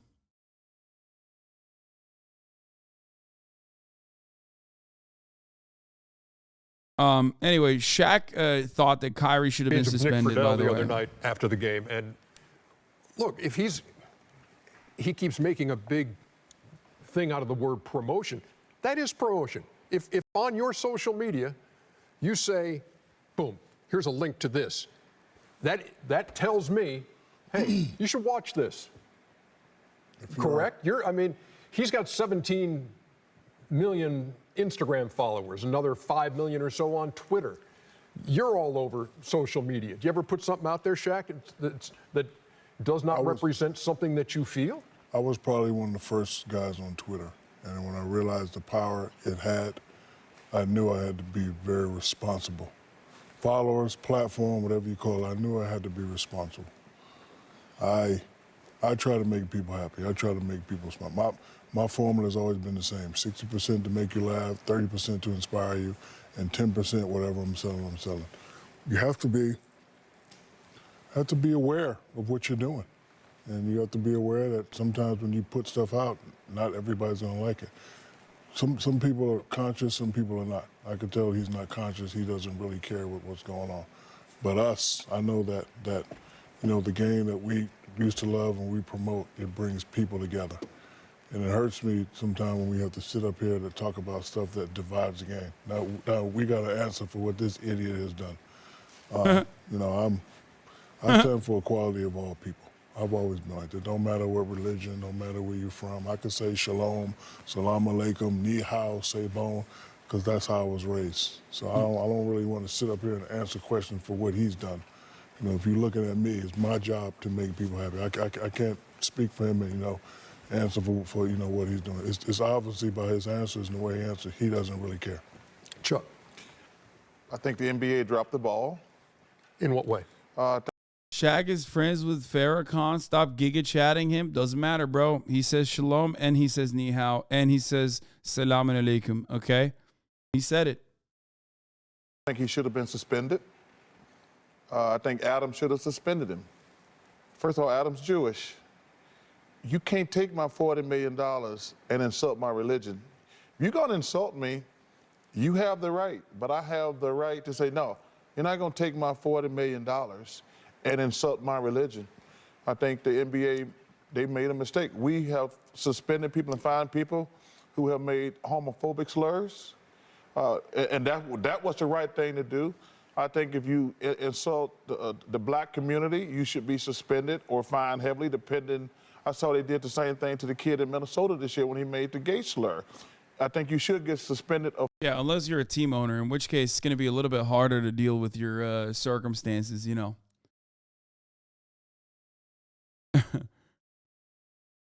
Fine.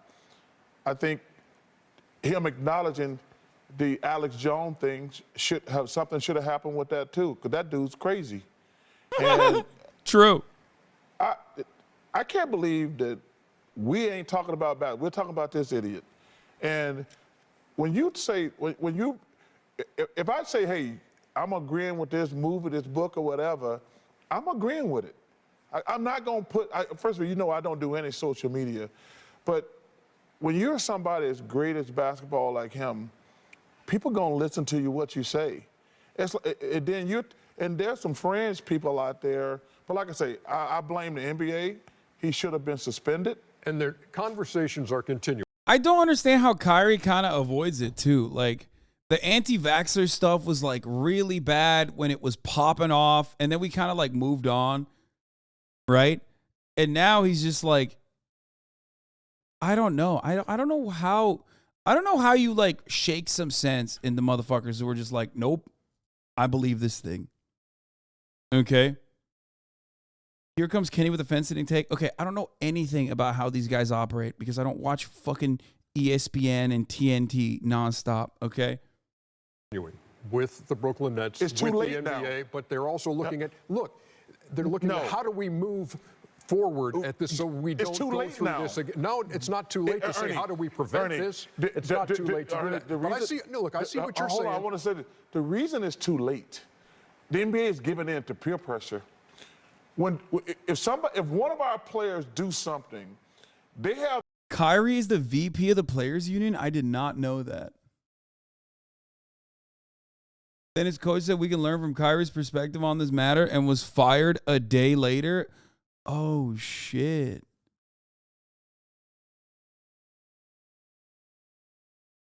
Oh, shit.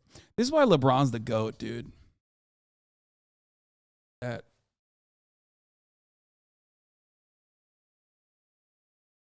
Wait. There are like 8 VPs of the players. There are like 7 Player Social VPs. Okay, well that's you know. Have the right, the team or the league has to do something immediately. If you just give in to peer pressure, that's the problem I have. This should have been handled already. Kenny, let's get into this. Go ahead. Well, firstly, if we're going to take what he says on a Twitter, we have to take everything he says. People are saying Steve Nash was fired because he was a doo-doo coach, okay? Steve Nash might be a doo-doo coach, okay? But let me tell you something. Steve Nash, greatest fucking shooting guard on every NBA Phoenix Suns.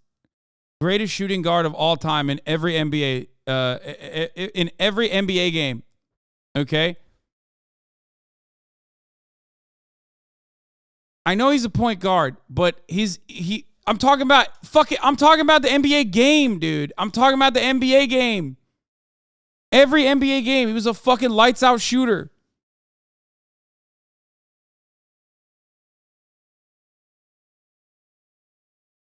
Say 2K. I never played 2Ks. I only played like the doo-doo NBA ones. Lomo, you don't know you don't know hoops, he's a PG. I know he's a point guard. I don't know how remember, I've only played NBA Live or whatever the fuck it was called, the EA one, way back in the day. I have not played NBA games or 2K at all in many, many years.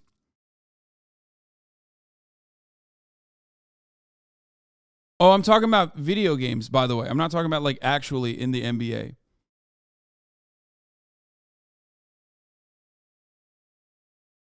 Talking about NBA Live. Stop yelling at me.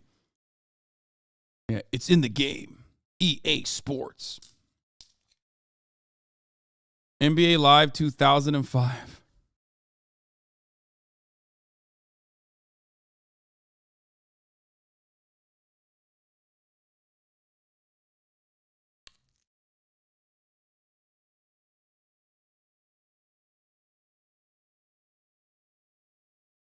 All right, let's continue. So if I'm going to take everything he says, I'm going to believe that he doesn't support or any of the views or promote the views of it. He said it right in my face.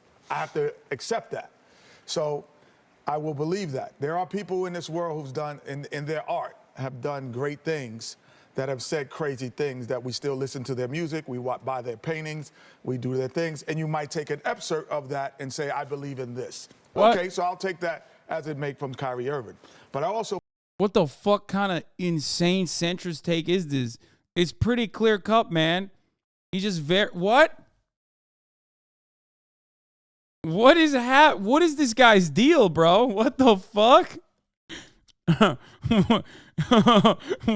the fuck kind of take is that, dude? You just both sides anti-Semitism, dude. He's like, we got to look at the whole picture. Like, did Jews actually, participate in chattel slavery, and what their level of participation was? I mean, people watch documentaries all the time.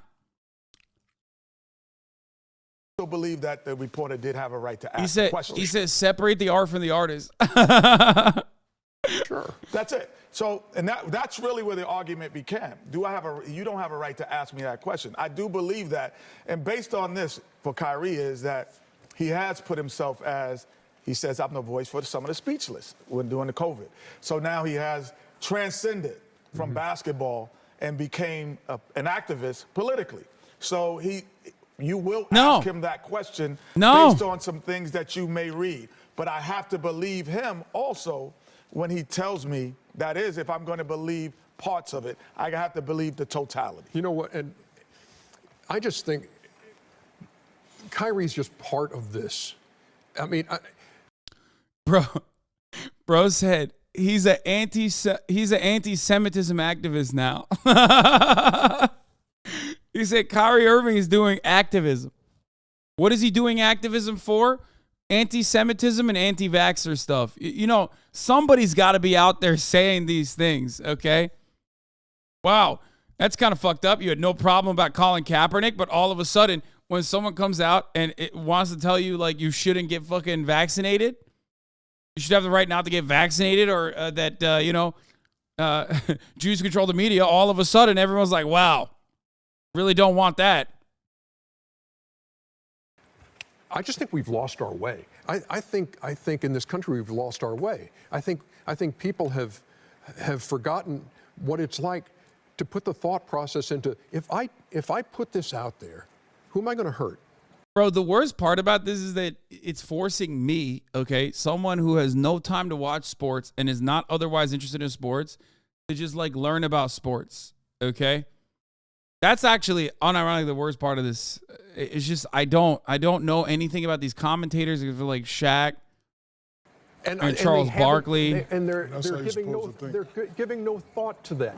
Where's civility these days? Where's the empathy? civility?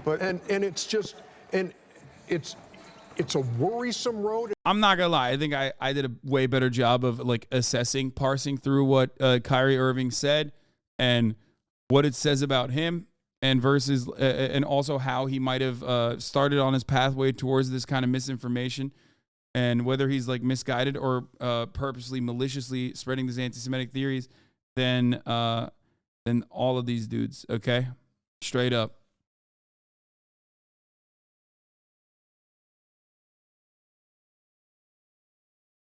And it's a dangerous road that we find ourselves on now. And look, Chuck and I on our podcast today, we had Rabbi Erez Sherman from Sinai Temple in Los Angeles to talk about this situation, and it bears hearing. Listen up. If you were face to face with Kyrie Irving, what would you say? I would say, come into my synagogue, meet my children, learn about us as a community, teach our children what it means to be a human being in this great country of America. And then I think good things can happen. We as black people, we know racism. We want people to have empathy, and they're not gonna have empathy for us if we're insulting other religious groups. If minorities don't work together and just pick on each other, call each other's names, make these stupid stereotypes, we're never gonna heal. What has to be done is conversation. It's meeting the other. That has to start now. It has to start young. And the reason that I love this show, Adam Friedland needs to heal the NBA right now. Yes, dude. Adam Friedland and his center-left politics have never been more important in New York, specifically for the Nets, than ever before. He could do it. If there's one man who could do it, it's the center-left politics. It's the center-left voice of reason. Adam Friedland, the host of the Adam Friedland Show.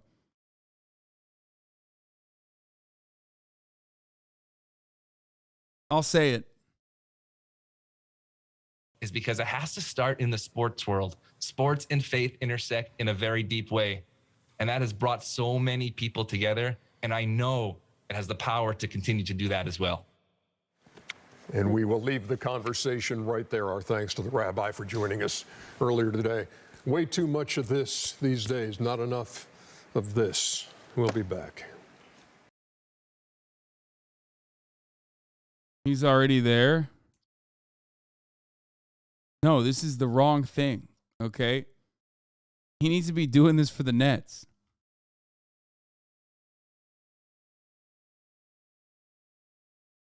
This is going to come across as antagonistic, I think. I have like this weird stray hair that's just like flying off the handles over here. It's fucking bothering me. Damn, he looks like a nerd. Hey, how dare you? That's the center-left voice of reason, Adam Friedland of the Adam Friedland Show. How fucking dare you?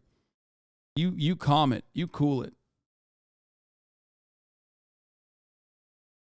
What is this? Nick reacts Kyrie Irving's promotion of anti-Semitic film. What's right? This is a great video. Kyrie Irving by a great guy. Check it out. I know I've said it 3 times. Dude, I can't watch a 22-minute video on Kyrie Irving, okay?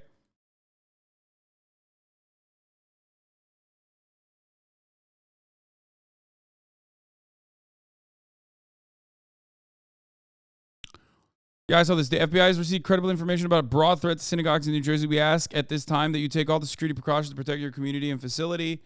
We will share more information as soon as we can. Stay alert. In case of emergency, call the police. Oh, brother, here we go. Oh, brother. This shit pops off, too. Like, this is very real. I mean, this is like...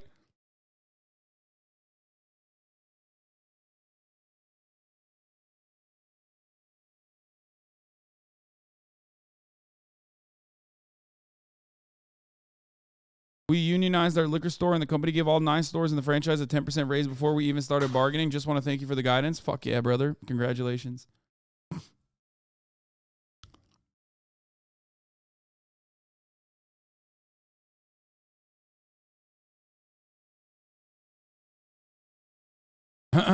Okay. Let's talk. Let's talk midterms. Midterm mania is upon us. Former President Obama is campaigning in Arizona with Democrats as the races are tightening up. Let's take a look at what's happening in America's wonderful state, Arizona. And the debate over what's at stake in Tuesday's midterms, as many GOP candidates refuse to promise that they will accept the results of the election if they lose. Last night, in a speech at Washington's Union Station, President Biden argued that democracy itself is at risk. We, the people, must decide whether the rule of law will prevail or whether we will allow the dark forces that thirst for power put ahead of the principles that we've long guided us. Former President Barack Obama had a similar message at a rally in Arizona, but our polling shows that right now the economy is the #1 issue for voters amid worries about high inflation. Chris Van Cleve has made his way to Tempe, Arizona for us this morning. Chris, good morning. Good morning. Inflation here in the Phoenix metro area has grown at the highest rate in the country over the last year, so the economy is on every voter's minds. Republicans are putting the economy, border security, and crime at the center of their message to voters. Democrats, including President Obama, are arguing that democracy itself is at stake. I'm fired up! Former President Barack Obama laid out Wednesday night what's at stake for Arizonans come Election Day. One thing is clear, and that is this increasing habit of demonizing political opponents. So I get why people are... I'm going to be honest, like, I don't think this is that good of rhetoric. I think people are angry. They're going to only get more and more angry. They're going to get more and more fired up. Republicans have the means and the interest and also more of these like galvanized idiots in their fucking fan base, and they will continue to do this shit. I think like calls for civility at this stage are just kind of silly. You're basically just saying like, oh, let's do civility. Let's do civility. Like in theory, I get it. I understand where you're coming from, but like you need to have a better solution. Instead of saying like the theoretical democracy is actually going to be the theoretical democracy that we need to defend is this profound good. Okay? Things are fucked up. People are angry. Recognize that and then direct their focus on the actual things that are making people angry. The actual things that are causing so much oppression that people are experiencing.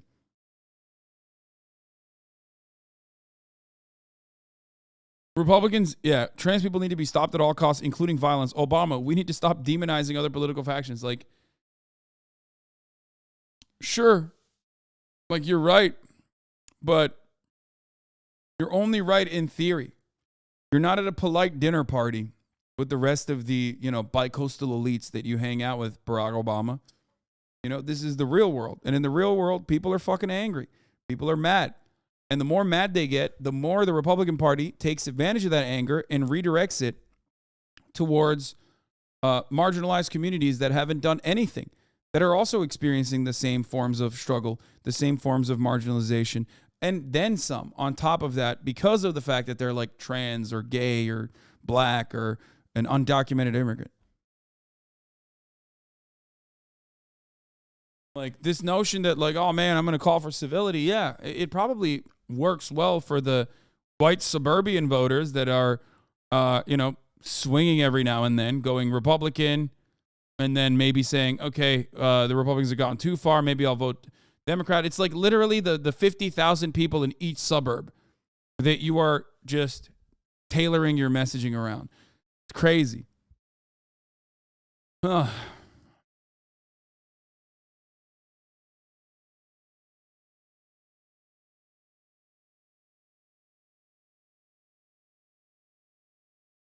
Anxious.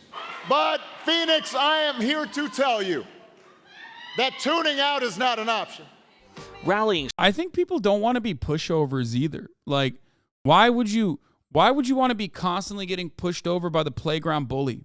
And then like your fucking call is to be like, hey, you're being a big meanie right now. Like at a certain point, you got to fucking grab that kitchen. You got to grab that fucking lunch tray and smack the bully in the fucking face. Okay. As a matter of self-defense, of course. You know what I mean? And rhetorically speaking, Democrats don't ever want to do that. They're just like, oh my God, they're being so mean. They're being so mean to us. Why don't we get back to civility? Come on. And I think that also plays a role in the minds of a lot of Democratic voters where they're like, why the fuck are we voting? Why are we voting? It's like, if we're voting defensively, then defend us. Okay? Democrats engage in defensive voting. Republicans oftentimes engage in offensive voting. They vote for something. And that something is policing and hurting what they perceive are their political opponents, what they see as the main reason for all the oppression and struggle that they feel in their lives. It's not their bosses. It's not the system that they exist under. It's actually the Democratic Party and, 18-year-old queer teenagers learning about gender theory for the first time in their lives in college. Those are the people that run society. Those are the reasons why when you're terrified of going to the fucking doctor, those are the reasons why you don't have $400 extra in emergency funds in your pocket. It's the fucking Starbucks barista.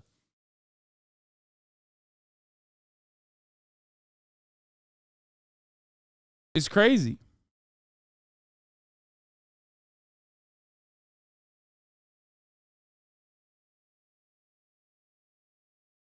And as far as like inflation goes, as far as cost of living goes, right? Cost of living is up.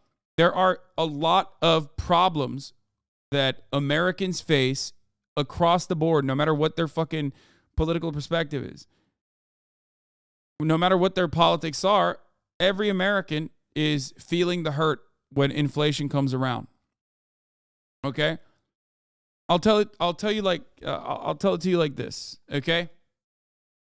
When you get like a 1% increase in your salary in comparison to the prior year, okay, Republican or Democrat, doesn't matter. You get a 1% increase in your fucking salary from the last year that you worked at that corporation.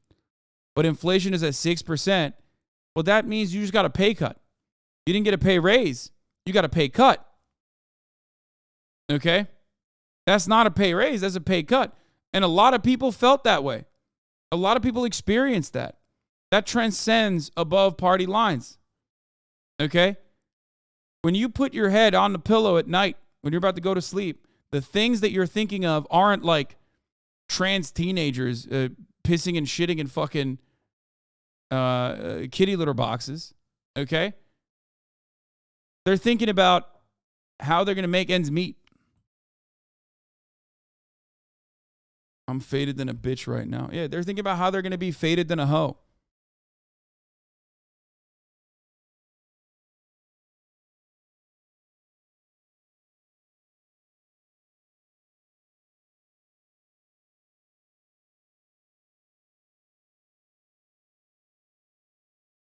So of course that's all they're going to talk about. Of course, because that's all they're thinking about.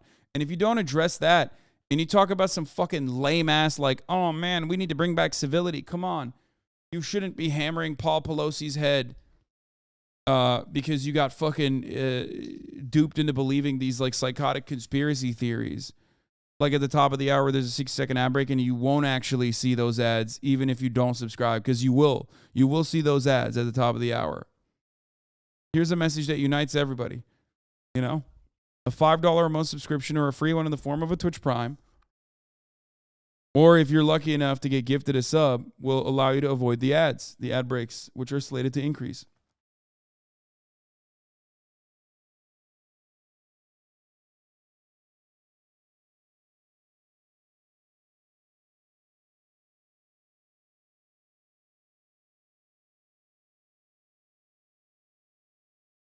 Anyway.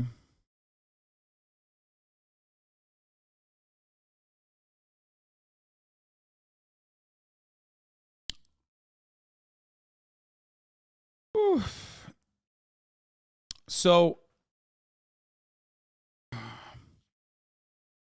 as I was saying, one side's literally like, no, Democrats are fucking pedophile, bloodthirsty psychos that need to be dealt with in violent means, okay? Because they're queering our children, they're transing our youth.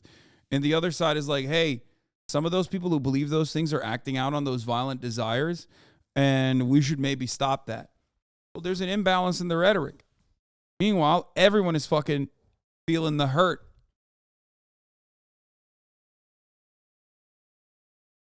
You know?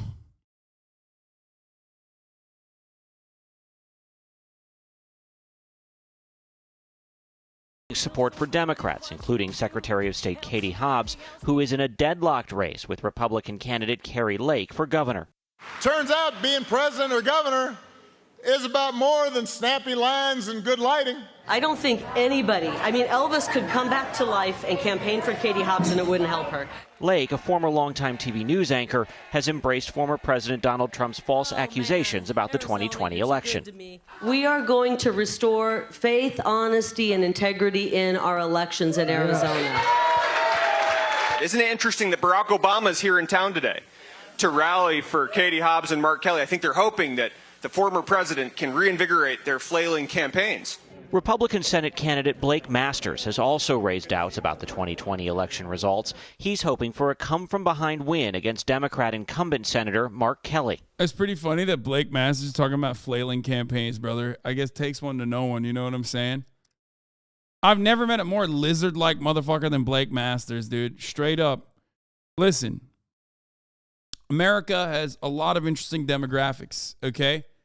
And one of those interesting demographics in the political arena is school shooters, and Blake Masters is fulfilling that void, okay? They literally have the fucking Voldemort vote with that Floridian lizard fuck. So all they needed to fulfill was like an actual school shooter, and now you got him. His name is Blake Masters. Yes, Mark Kelly is an astronaut. Families are struggling with the high cost of gas, groceries, and housing. The economy is largely driving Republicans like Roy Nielsen. The last 2 years have been a disaster in so many ways, and we know that. Disaster from the economy, from my 401k. But former lifelong Republican Monica Villalobos is voting Democrat this year. What changed? Everything changed. And some of those tactics that are being proposed by the Republican Party hurt business, and they hurt the brand of Arizona. The sense is that all of the races here in Arizona are very, very close. A federal judge has issued an order aimed at halting reports of voter suppression, prohibiting armed people wearing body armor, from monitoring ballot drop boxes here in Arizona. The tensions around the vote itself remain very high, Gail. All right, Chris, thank you very much. I mean, this shit's insane, and it's only going to get more insane, you know? It's only going to get worse from here on out. Why is Arizona covered the most? I think I'm just talking about Arizona a lot here because there's a lot of fun stuff happening in Arizona. Many of the But here are 48 states that have election deniers running for office in the fucking midterms. 48 states, bro. Okay? These people are going to control the elections. They're literally going to have a say over how votes are cast, and you know how districting happens. They're going to have a say over abortion rights in individual states. Pretty much every state has an election denier running for office. Those suspicions about the democratic process stem from former President Trump's false claims about the 2020 election. Scott McFarland is still here. He stayed another day to talk about the effect on this year's races. Scott, always good to have you in the studio. Good morning to you. Good to be here, Gail. Our CBS News review of every federal and statewide race shows of the nearly 590 Republican candidates. There are 308 who we categorize as election deniers. Look at this. In the U.S. House, it's 238 of 436. It's a majority. In the U.S. Senate, again, it's a majority. In gubernatorial races, same number. In Secretary of State races nationwide, it's nearly half, and secretaries of state would help administer. 12 of the 27 GOP Secretary of State candidates think that Donald Trump won the election and it was stolen. That is a psychotic number, okay? That's almost half, dude. Almost half the GOP Secretary of State candidates don't believe in that. Listen, do you want to know why this is important? Because the GOP Secretary of State is the guy who runs and processes the voter rolls. Or not the GOP Secretary of State. There's the Secretary of State. Like, if your take is literally that, if your take is just like, yeah, the election was stolen, actually, and we got to do something about it, you are somehow more unhinged than the Secretary of States that are in the Republican Party that already have done everything to suppress the voter, to suppress the voters in black and brown neighborhoods, in poor neighborhoods. It's literally like their job as the Republican Secretary of State, okay, in every state is to straight up make sure that it is as difficult as possible to vote if you're in a poor neighborhood. If you're in college, if you're in a poor neighborhood, if you're in a black neighborhood, if you're in a brown neighborhood, their job is quite literally to make sure that it is as difficult as humanly possible for you to be able to go out and vote. Okay? That's their whole job. And these guys are somehow even more unhinged than the prior ones, like, because the prior ones are like Roethlisberger or whatever in Georgia, right? Or Brian Kemp. Remember, those guys are gigantic pieces of shit. Doesn't matter what the liberal media is saying. But even they look better in comparison to these other guys who are like, nah, fuck that. No, not Ben Roethlisberger. Shut up.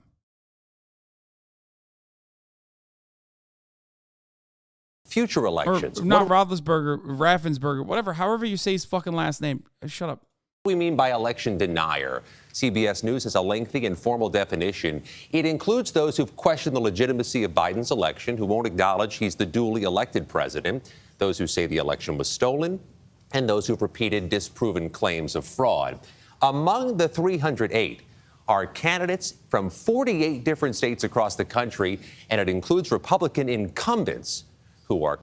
The funniest thing that someone just pointed out in the chat was that, like, it's not like Republicans ever fucking mention solutions to the inflation either, right? They just say it's Democrats' fault. It's Democrats' fault.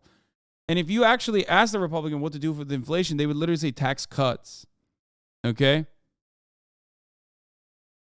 What? Posted you on my Twitter and you look so beefy? What? Okay, we got to stop doing this thing while I'm in the middle of fucking, political commentary. We got to stop posting our own posting our own tweets, okay? Just to promote it. Like, come on, please. Questioning the validity of the very ballots upon which I shouldn't they have were clicked on elected it. to. Yeah, their solution to fucking inflation in the Republican Party is literally to do more inflation. Tax cuts for the wealthy. Beware of the soccer moms. A new Wall Street Journal poll shows the GOP getting a major boost from white suburban women ahead of the midterms, who make up 20% of the electorate. This key group favors Republicans by 15 percentage points. That's a 27-point swing from August. The shift not surprising. Yeah, you know where that's coming from, right? Is all the fucking like they're transing your children shit. Okay, the Karen Brigade has left the building. The Karen Army has left the building. I've already said this. If you want to have a powerful coalition, you need to have Karens involved. If you don't have the Karen vote, you're fucked.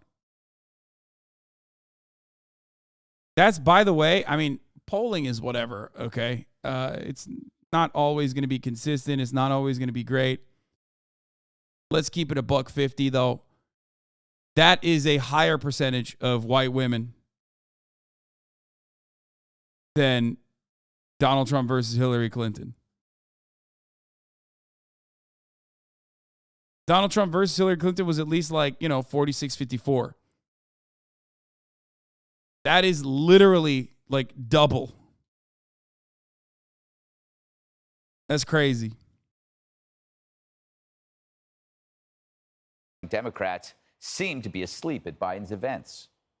So you with me? Okay. Oh man, that's crazy. I can't believe that we're having such a hard time winning over white women when we got Debbie Wasserman Schultz. Why, dude? Why is the Democratic Party so fucking annoying? They're literally just like, we have to have these fucking losers. Debbie Wasserman Schultz's existence within the Democratic Party unironically make me believe Hillary Clinton conspiracies. Okay? It just makes me believe that Hillary Clinton runs the fucking Democratic Party conspiracies. She's still around, bro. Come on, people. Let's wake up. We got the President of the United States in the house. Come on now. She's like my favorite Marge Simpson sister, right? Anyway, you know what I think, Katie? I think maybe women are tired of being called racist. God, Debbie Wasserman Schultz sucks, right? But Greg Gutfeld is so deeply just disliked by all of his colleagues, especially the women, that you can see it. Like, even when he tries to fucking go for a joke, look at the fucking reaction from the female colleagues there. And those guys are like, literally, they're Republican commentators at Fox News. They get fucking sexually harassed as a part of their job description, okay? And even then, they have like a unique level of disdain for Greg Gutfeld. Look at this. She's like my favorite Marge Simpson sister, right? Anyway, you know what I think, Katie? Like, look, only the liberal one kind of laughed at it. Look, these two are like, Katie, I think maybe women are tired of being called racist Karens. Yeah. And having to like be like, okay, I'm for Drag Queen Story Hour. They're just like, we're tired of this wokeism. And I think there's a lot they're tired of. There's a few things here. When Roe v. Wade was overturned and abortion was sent back to the states, Democrats thought this was their moment to keep female voters in their camp. But people started realizing when the temperature was lower that it was simply... When the temperature was lower, people started forgetting that, we're just forcibly making women carry pregnancies to terms in every one of these fucking states. Why? Because propaganda outlets like ours successfully made people lose attention, successfully shifted the attention away from things that matter like that. So now it doesn't matter. And now we're going to celebrate. 90% of the Fox News commentary, quite literally, is about I guess that's just the media in general, not just Fox News, but whenever they put up a poll about what people care about, it's basically the media flexing. Okay? It's literally just the media flexing. They're like, look at us. Look at what we got people to believe. It's just like, wow, we really did it. We did it. available to the states to make their own rules, and abortion didn't actually change in a lot of the places where they want more unrestricted abortion. So that's one of the things. The other thing is, of course, the school issue. And the night before Glenn Youngkin won the governorship in Virginia, Randy Weingarten campaigned with Terry McAuliffe. She's now in Michigan campaigning for Gretchen Whitmer, who said that she didn't actually close the schools for that long. Right. Parents are seeing, especially women, are seeing that their kids are behind. They're seeing that their communities are not as safe. And I think they're sick of Democrats focusing on them as a one-issue voter in terms of abortion when there are other issues like inflation, crime, and education on the table. That's a good point. Jessica, you're a white woman, or so you identify as. Is this more about married women versus single women? Because you have kids, that changes your filter. Suddenly it's about the price of baby food, not the price of an abortion. Abortion takes a backseat to applesauce. Yeah, bro. Everybody knows single women don't eat food. Famously. Because they're too busy spending all their money on abortion. Greg, you are so funny, dude. What a zinger. The woman understander has logged on, dude. That's a good one, Greg.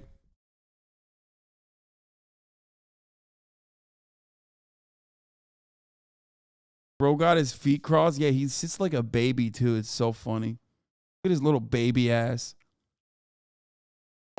Is that a fair assessment? Well, by the way, ironic because, like, statistically speaking, I think the majority of women that get abortions already have one child, at least. So, it's not even true as far as what this dumbass is saying. He got the misogyny 5s on. I sit like that sometimes. Sag. He's just such a little fucking goober, bro. He's such a little goblin. Like, look at his little feet.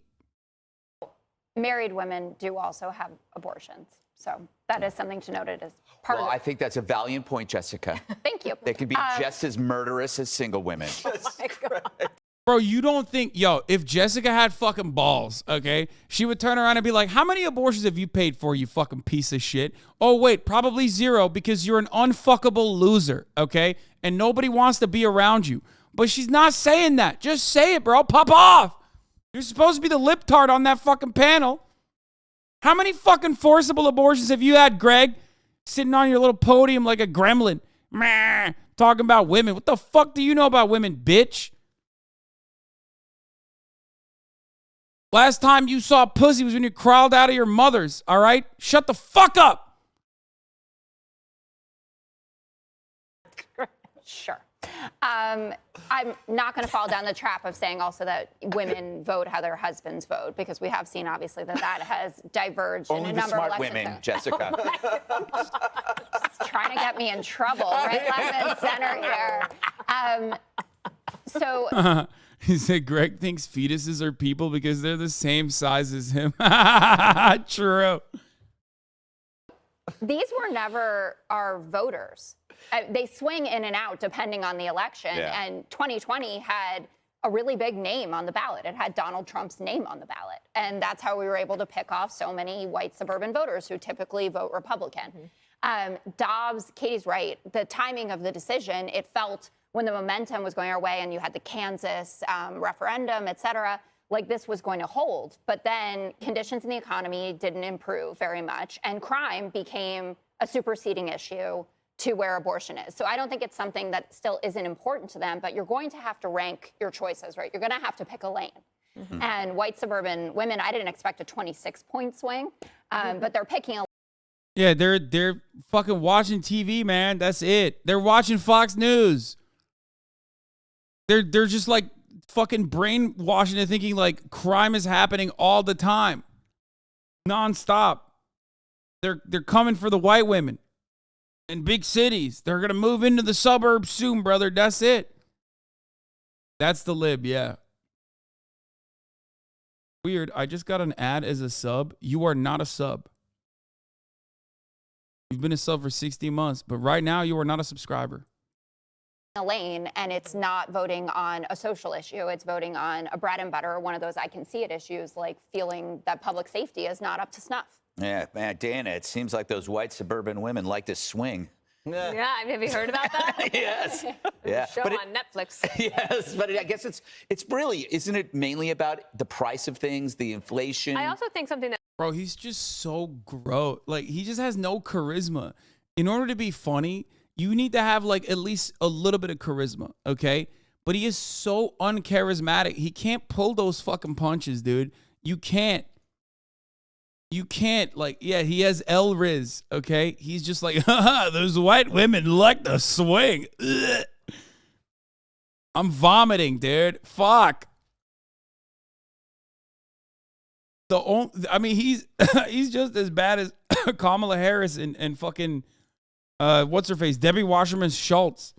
With respect to being charisma sucks. That happened right around then is that for women who often control like the spending of the household, Yes. going back to school is very expensive. Mhm. You got the sports fees and all of the things you got to pay for. That was kind of shocking for them. And then you got to make the lunches and everything. You're like, wow, it's so much more expensive than they thought.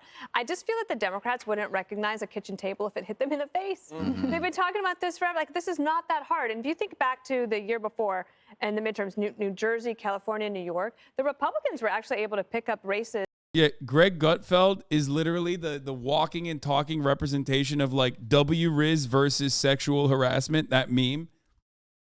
Just everything he does. He is so deeply undesirable and so uncharismatic. He could have like a legitimate interest in asking where the water cooler is to a lady, and that would genuinely and legitimately constitute sexual harassment, I think. It's just like being around him, you are creating an unsafe work environment. Okay?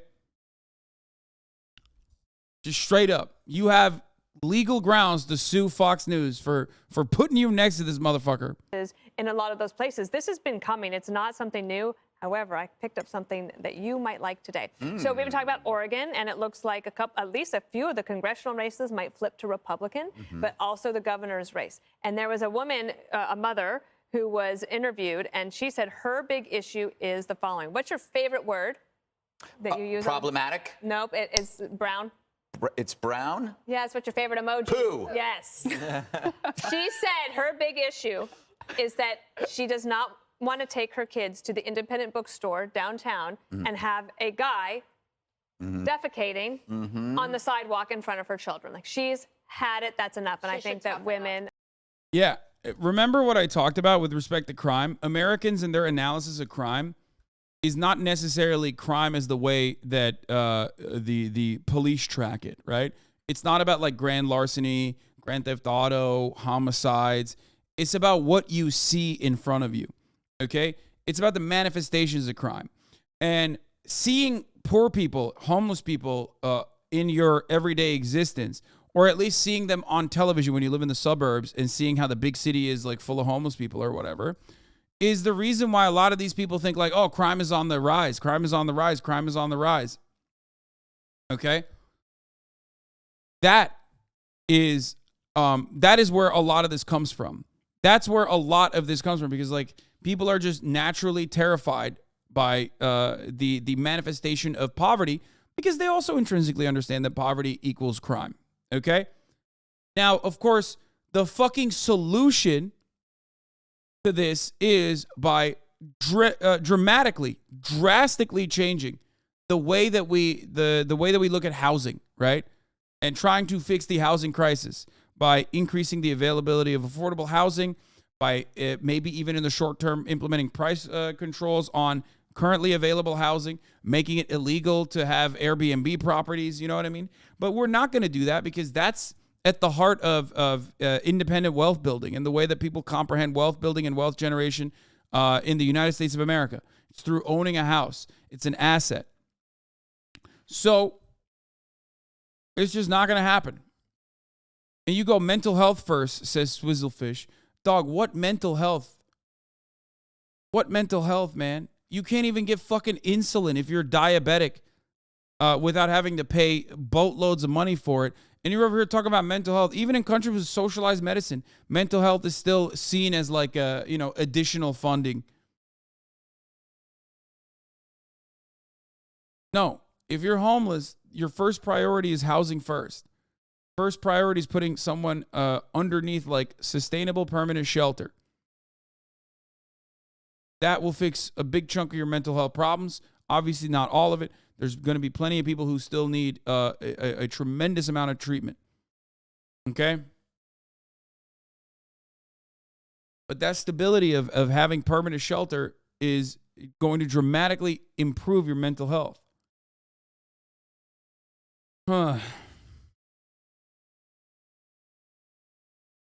Yeah. She should calm down. Yeah. Just calm down. I'm the calmest I've been in weeks, by the way, from my day off. No one should you're see also a white that. woman. No one should Urban see that. white woman. And overeducated to boot. Very too overeducated. Jesse, I hope at this point that you come up with an analogy that will make all of us uncomfortable. Well, no one knows white suburban women better. Dude, they are literally on an Olympics, dude. This is Olympics level El Riz. They're competing against one another at the highest stage of like who is less fuckable, less funny, and more annoying to be around. Okay? It's crazy. They're in a fucking cringe competition, and I'm not sure I have a clear-cut answer on who the fuck is more cringe.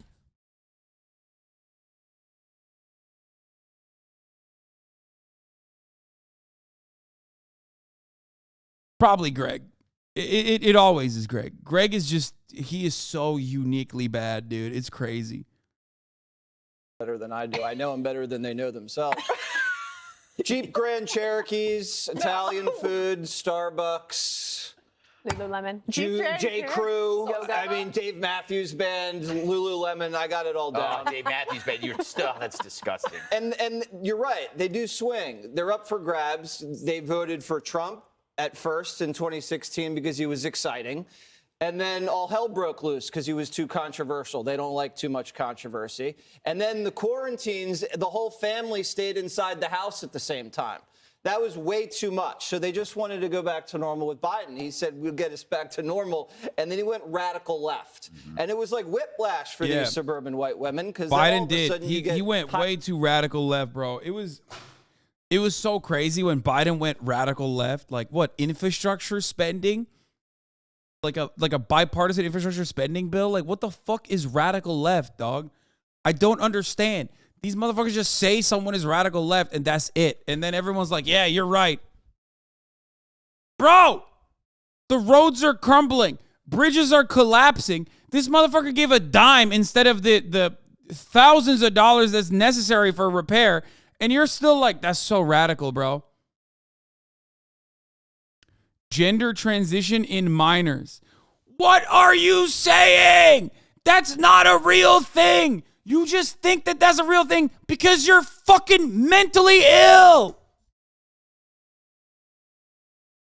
What are you saying right now, bro? Literally 90% of conservative politics could be reduced to, hey, listen now. I don't know if you know this, but I'm fucking mentally ill. And I have a vote. Hey now, I got the most unhinged theories up in here, and you got to listen to them because I'm an American. And I vote. He literally said, lol, they do. He said, lol, they do. Okay? Like, that's the retort. That's the rebuttal. He's owned. I'm fucking owned.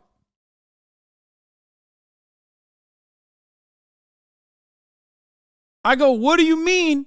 He says, lol. Well, have you considered that I'm out of my fucking mind?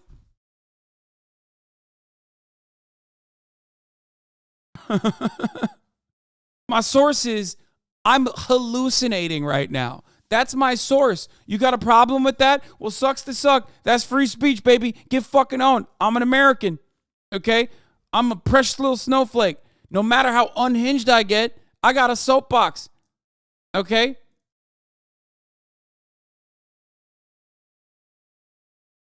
Vanderbilt Medical School got caught doing it for money.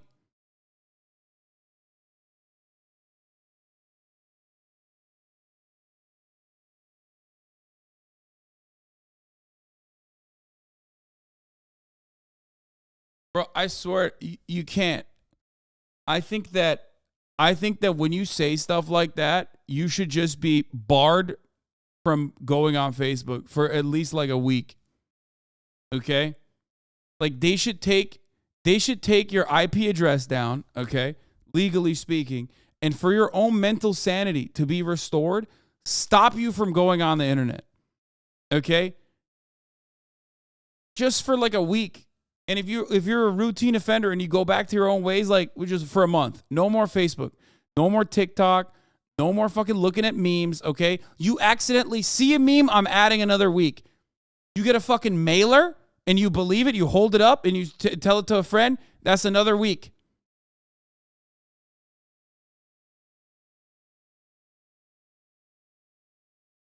Vanderbilt to pause gender-affirming procedures for minors. Vanderbilt University Medical Center's decision to pause procedures while it reviews its practices comes amid pressure from Tennessee Republicans. Okay?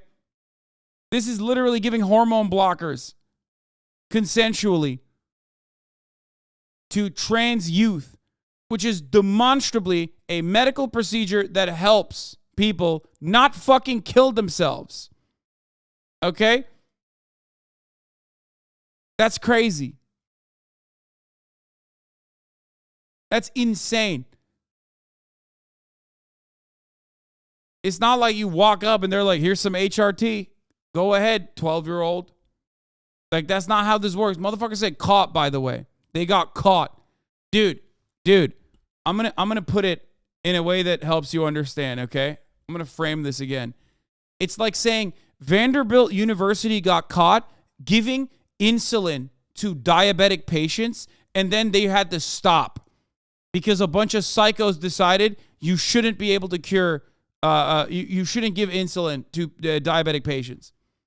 It's no different. It's coming from the same place of like not understanding, okay, what this is. Lol, not the same though. It abso-fucking-lutely is. It is a medical procedure.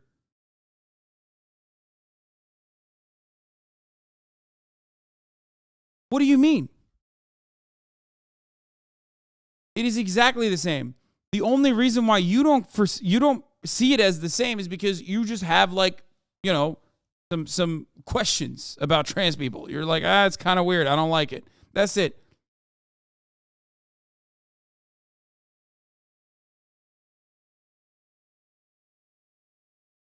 HRT pills are not a procedure, it's medication.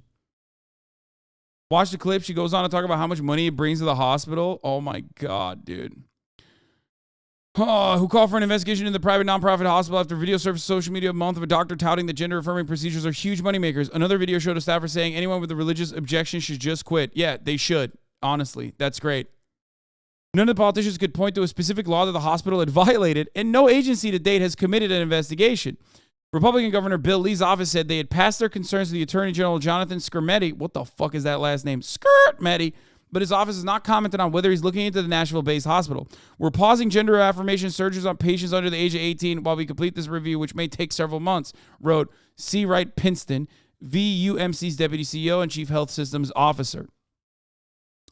The GOP-dominated legislature is scheduled to reconvene in January, and many lawmakers have vowed to introduce legislation further limit gender-affirming treatments.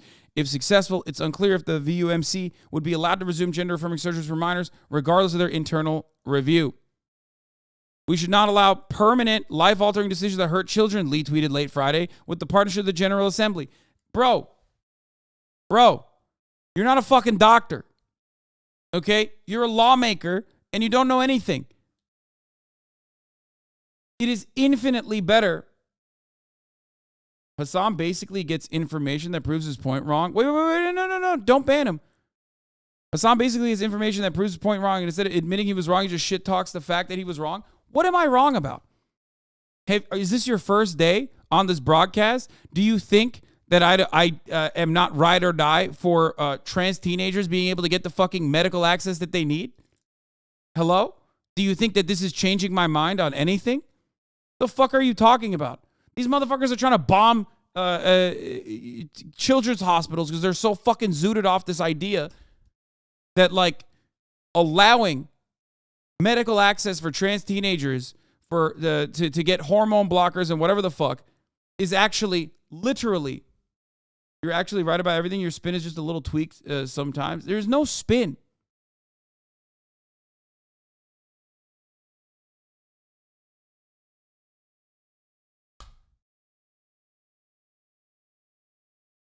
There is no spin. The spin is I have very openly talked about my beliefs on this matter. I think that medical professionals, for the most part, okay, have the right mentality when it comes to this. And they recognize, because of all the empirical evidence that suggests this reality, they recognize that getting hormone blockers, like putting trans teenagers on hormone blockers where they have more time to decide, or allowing gender-affirming care to trans teenagers, okay, is legitimately a good thing that prevents them from committing suicide, okay? It dramatically reduces the suicide rate of trans youth. And these blockers or these kinds of these blockers and these kinds of fucking treatments and medication is not just handed off like fucking candy, okay? It's not like fentanyl candy, okay? That is a very real thing, apparently, if you ask these fucking suburban moms. They're saying you're wrong because there's a video of a doctor claiming they make a lot of money from it. Yeah, fuck that doctor. Who gives a shit?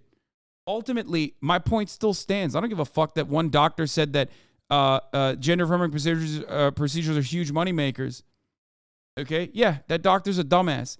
All surgery across the board, elective surgery especially, is a huge moneymaker. If you have an issue with hospitals making money, then hello, welcome to the fucking bright side of the argument. I believe in a nationalized healthcare system. Okay? Suck my dick. Speaking about medical procedures like a capitalist shill is a disgusting thing, which is precisely why I always literally say, if you have an MD, you should not be able to get an MBA. I think that those two things are inherently contradictory to one another. Okay?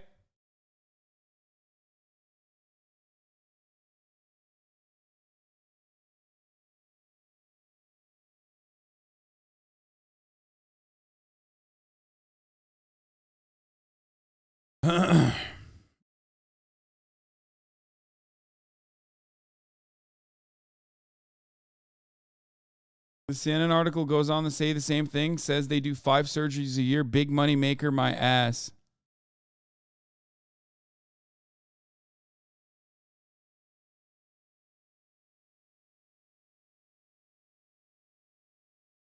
Tennessee's Republican leaders who sent a letter to the hospital last week recommending the Vanderbilt halt all gender transitioning surgeries on minors. Listen, the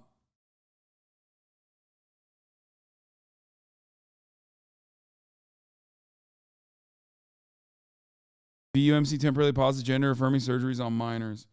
Okay, look, the other part of this equation, though, and I will admit this, is that if they're doing gender-affirming surgeries on minors, like if they're doing top or bottom surgery on a minor, like that does go into convoluted territory. That is a complex subject to cover. That is something that Republicans are going to fucking weaponize, okay? I don't think that that's what's happening. There's no shot they're getting fucking bottom surgery. There's no way. It's entirely too young. It's and not only that, but also like they don't let that happen. That's not a thing. Backtracking Andy. No. This is another part of my opinion that I have represented time and time again. I think that on a case-by-case basis, I still believe doctors are smarter than all of you fucking idiots in the chat. Okay? I'm trolling, holy fuck. Well, then shut the fuck up. Then troll somewhere else. Not while we're talking about fucking trans procedures. Retract his prior statement, chatter wins. Okay, there you go. There is no fucking way they're doing bottom surgery on children.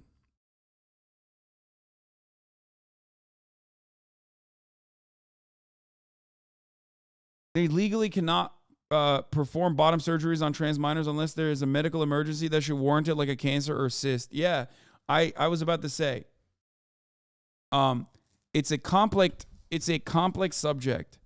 It's a complex subject that across the board pretty much is you can't do bottom surgeries on people that are under the age of 18. Okay? You can't do that unless, of course, they are intersex, which literally people do all the fucking time. It's the most commonplace procedure. Straight up. Non-fucking stop. The doctor at that moment decides this is the gender of the fucking, this is the gender of the baby. Boom. Done. So there's that. But remember, that goes along with the gender binary rhetoric. So obviously people don't even consider that to be like a scary thing. Anyway, the article itself here talking about the fucking controversy and shit also openly states none of these surgeries have been paid for by the state or federal funds. The revenues from this limited number of surgeries represents an immaterial percentage of VUMC's net operating revenue. Okay? So they immediately fucking shit on the doctor. Per Pinson, an annual average 5 patients under the age of 18 have received gender-affirming surgical procedures, all of whom were at least 16 years old, had parental consent, and did not receive genital procedures. So shut the fuck up.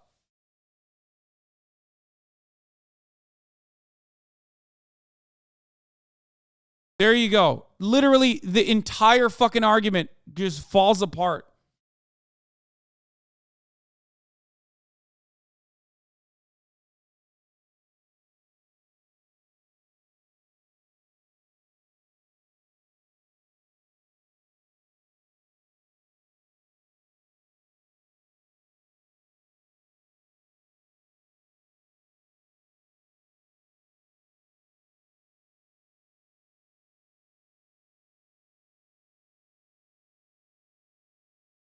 Daughter and I literally just went to a funeral for a trans classmate at a performing arts school who felt isolated and killed herself. Yeah. Well, that's what they want, though. That's what these fucking psychos want.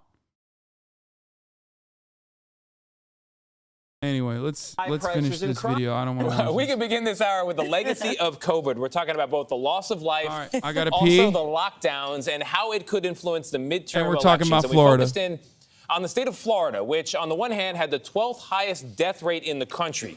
382 fatalities for every 100,000 people, according to the CDC. That is more than other big states like California and New York.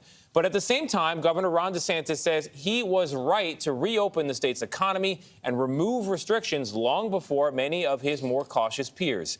So now voters get to decide which approach they want to reward, the one in Florida and also beyond.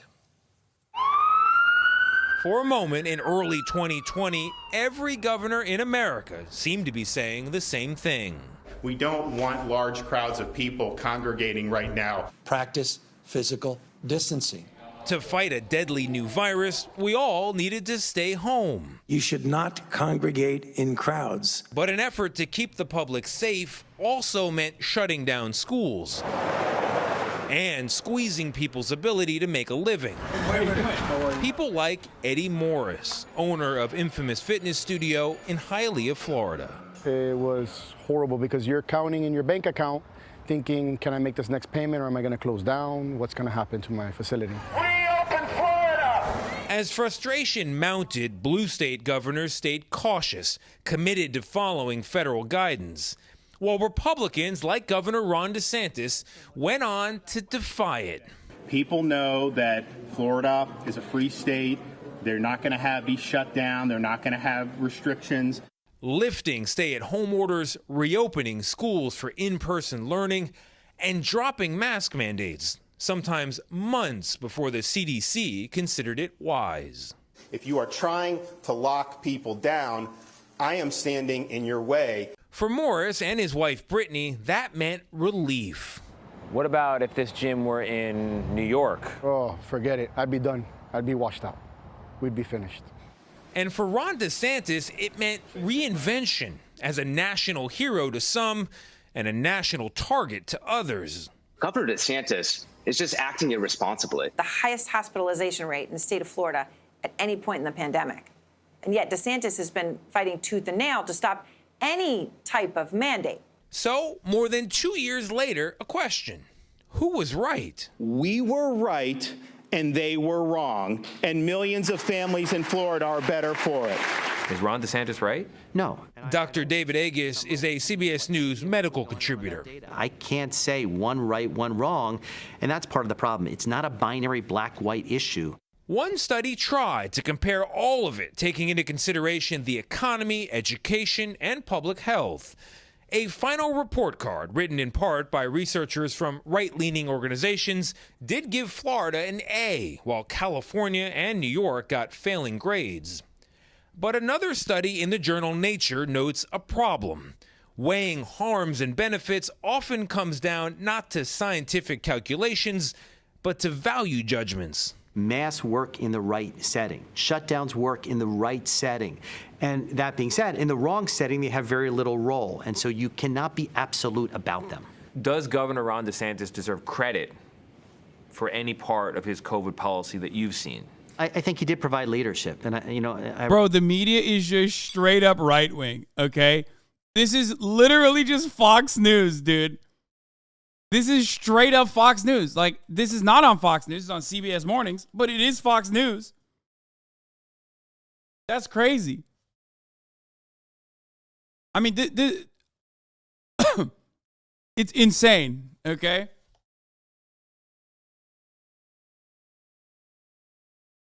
They're saying Ron DeSantis did a fucking great job. He showed remarkable leadership.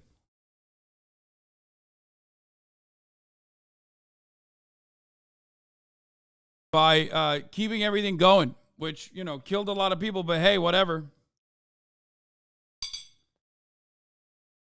I respect that part of it. I give him credit for that. I think he caught a mood in Florida that worked very much to his advantage. Dario Moreno is a political science professor at Florida International University. He says reopening in a state that practically runs on tourism and the service industry actually put DeSantis in a stronger position today than when he first campaigned on the coattails of Donald Trump. Then Mr. Trump said, "You're fired." He ran very much in the shadows of Trump, and this has really created his own image. What is that image? He stood up for freedom. He stood up for opening up. Which is exactly how DeSantis now presents himself. Florida will be the vanguard of freedom in this country. An image that ignores a lot of heartache, according to his opponent, Charlie Crist. Over 6 million of my fellow Floridians have gotten this pandemic, and we don't yet know the terms of, long COVID. So I don't think his record on this is sterling. I don't think it's admirable. I think it's appalling. But what really matters to voters when it comes to COVID isn't facts and figures, says Moreno. It's feelings. This is a deeply emotional issue. If you lost your job, if you lost your house, if someone close to you died, all these things play into it. So we're not really voting on COVID, we're voting on our personal experience with COVID. And for people like Eddie Morris, his experience points to just one conclusion. How likely, from where you're sitting, is it that Governor DeSantis is going to win re-election? For me, it's hands down. Yeah. A lot of people are saying that it seems hands down right now. Yeah, I recently actually went to Florida and I talked to maybe 50 voters in 3 different parts of the state. This is for a piece that we haven't aired yet, and I found nothing but Ron DeSantis supporters. So in the state of Florida, from a political point of view, his moves on COVID are very, very popular. And it comes down to perception. In your household, do you care more about the economic effects or do you care more about the public health effects? If you care more about the economy and you weren't affected, luckily, by the other stuff, then you love what he did. Yeah, I think the point about feelings being more important than facts and figures really resonates with a lot of people. Yeah. I get that. If you are, as he said, somebody who lost somebody close to themselves, you have one way that you think about it. If you're somebody who had it and nothing happened to you, then you have another feeling about it. Yeah, but see, lockdowns and shutdowns affect the whole state, whereas COVID fatalities affect only those households where they occur. Yeah. But the shutdowns also work, too. Also, COVID fatalities literally don't impact people that experience it because they're in fucking Florida and everybody knows someone who got impacted by COVID and decided it's still fake, brother. Like, literally every Republican is like, a guy that looks exactly like me is fucking currently dying on television, but he's dying because he's bitch made. It's like, bro, you literally look like that. I mean, we all saw it. We all experienced it.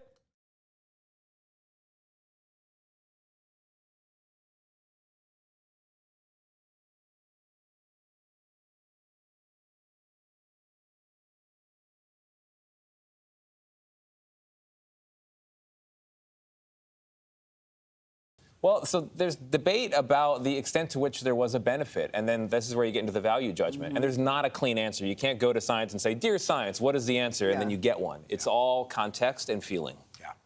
Kyrie Irving under fire after posting a link to an anti-Semitic film on social media. The NBA star responded overnight. TJ Holmes has the details. Good morning, TJ. Good morning, George. And look, folks, consensus, one of the most talented, best players in the NBA, also one of the highest paid, and as of late, one of the most controversial. Remember, he wouldn't get a COVID vaccine last year, so he couldn't play in his team's home games here in New York. Some don't think he should be playing right now because of what he did, seeming to promote this hate propaganda. Then he defended what he did. This morning, though, he's changed his tune. Irving. What was the uncle thing he used to do? It was so sick. What was it called? Where he'd like dress up like an old man and just ball his fucking face off. Uncle Drew. That shit was so dope. Why can't we go back to Uncle Drew?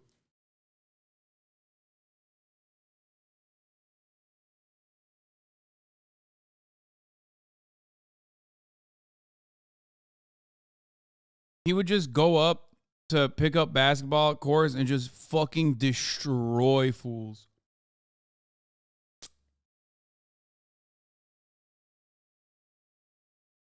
Curls, floats, and scores! As calls grow for the NBA to take action against him, NBA superstar Kyrie Irving is now taking responsibility for tweeting a link to an anti-Semitic film. Irving!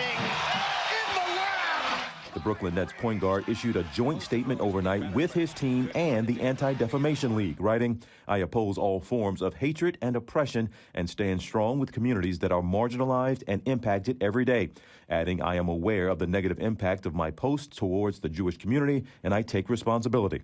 Kyrie and the club made a real commitment. Together, they're donating $1 million to fund anti-Semitism education. We're going to use those resources at ADL to develop programming to tackle the very kind of ignorance that contributes to anti-Semitism and hate. The now deleted post immediately drew sharp criticism. Oh, man. The league and the Players Association released statements denouncing the use of hate speech. But Irving initially denied being anti-Semitic and defended his actions. And following Saturday's game, got into this exchange with ESPN reporter Nick Friedel. Yeah, I put it out there just like you put things out there, right? Right, but my stuff is not so let's move on. filled with anti-Semitic Let's stuff. move on. Don't dehumanize me up here. I don't think the NBA and the Nets, and especially Kyrie, understood just how many people would be upset by him posting what he did. The NBA has a recent history of disciplining players or fans for hate speech. This year, Minnesota Timberwolves star Anthony Edwards was fined $40,000 for a homophobic comment, leaving many wondering why Irving hasn't been punished. TNT analyst and Hall of Famer Charles Barkley among them. I think the NBA dropped the ball. In what way? I think he should have been suspended. Fans are speaking out as well. During Monday's game against the Pacers, a group sitting courtside was seen wearing Fight Anti-Semitism shirts. This is much bigger than fighting anti-Semitism. It's a macro message that the world is now seeing that maybe we should reevaluate and think maybe before we speak. Now, Kyrie Irving and the team separately have agreed to donate $500,000 each to several organizations. Now, I mentioned Anthony Edwards, who had been suspended there. Another player, Myers Leonard of the Miami Heat, suspended last year for using an anti-Semitic slur while he was playing a video game on live stream, and he was fined $50,000 and suspended. Oh, dude, yeah. Some people questioning why Kyrie hasn't been suspended. And you all, this is important to note. The Anti-Defamation League has been keeping track of this for almost 5 decades. Last year, 34% increase in anti-Semitic incidents in this country. That is a record since they have been keeping track. So Kyrie has millions of followers, so this is important to why these types of messages do have some kind of impact that we are seeing it in society. Good point there, TJ. All right. Thank you, TJ. Thank you. Well, hey there, GMA fans. Robin Roberts here. Thanks for... Is the ADL a good organization? No. I mean, there is some good that the ADL does, but let's be real. The ADL also is a organization that dictates that or states that, you know, anti-Zionist rhetoric is anti-Semitic, and criticisms of Israel are anti-Semitic. To be fair, though, they've never really come after me, and I criticize Israel a lot, so.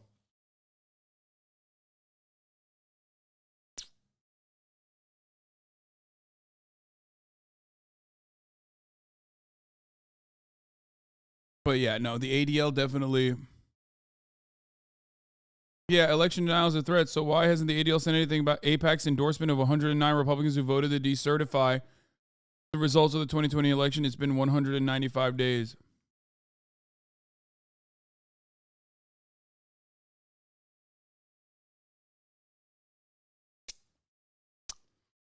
If not now is good. That's a good organization.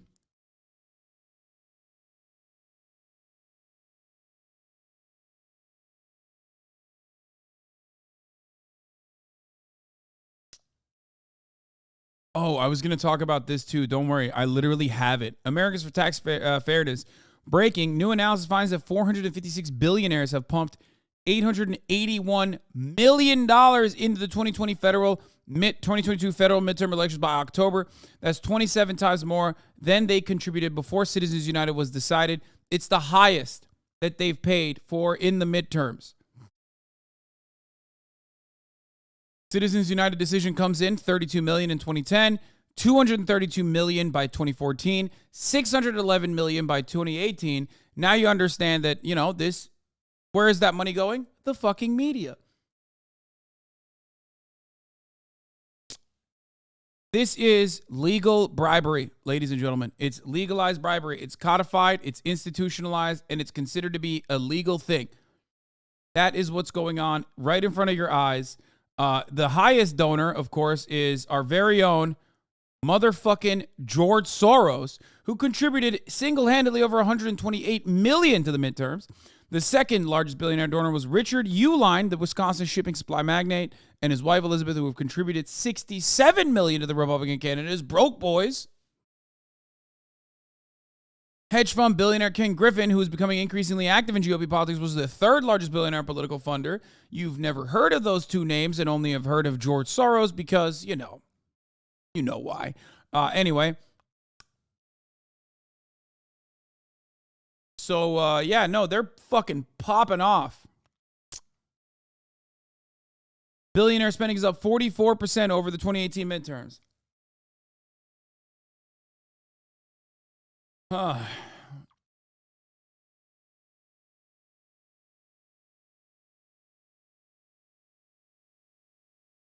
If we're going to have a democracy that works for everyone, we need to greatly curb the influence of billionaire money in our politics, says Frank Clemente. Yeah, good luck with that. Second largest billionaire, we already talked about. Hedge fund billionaire Ken Griffin, who is also active in GOP politics. Jeffrey Yes Queen, the founder of options trading giant Susquehanna International Group, contributed $47 million. About a third of his spending was for Club for Growth Action, the conservative super PAC that supports lower taxes and less regulation. I wonder why Jeffrey Yes is going for Club for Growth. Remember, those motherfuckers are diametrically opposed to your better existence, okay? Everything that they do is for their own personal benefit. And then the way that this works is their own fucking personal... By the way, look at this list. You got George Soros, and then there's a Republican, Democrat, Republican, Democrat, Democrat, Republican.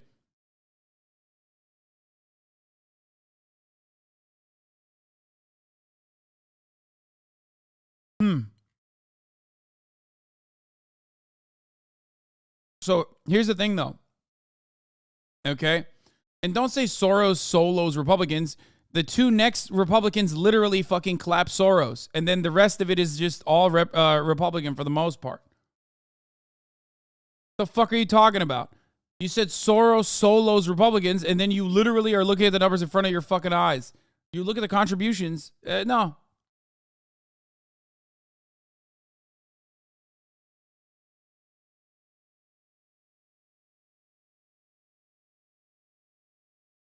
Anyway, I got to get back to videos, though, because I'm eating. Elon Musk, Rose AOC on Twitter. Your feedback is appreciated. Taking down this tweet after Soy. it was fact-checked by Twitter.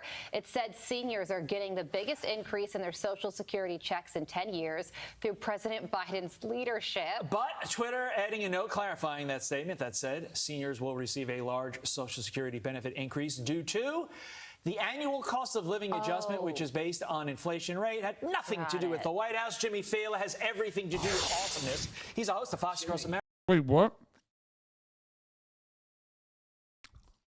Can I just say something? You want to know what the biggest irony is here?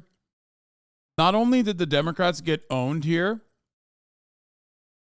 but if it were up to Joe Biden and Barack Obama, this would have never even happened.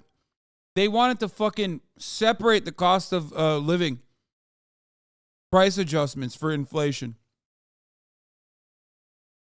That was the that was the Social Security cut that they literally advocated for and almost pushed for. It's so funny that Joe Brandon and Barack Obama, in what was known as the Grand Bargain, exactly, tried to cut CPI adjustment for Social Security. These guys are fucking awful, man. They literally turn around and then they flex on it too. America on Fox News Radio and on Fox Nation. Hey, Okay, by the Jimmy, way, so conservatives talking shit about this, suck my cock. You literally want to cut Social Security, and you certainly are you certainly are interested in cutting Social Security for by cutting the CPI adjustment. So shut up.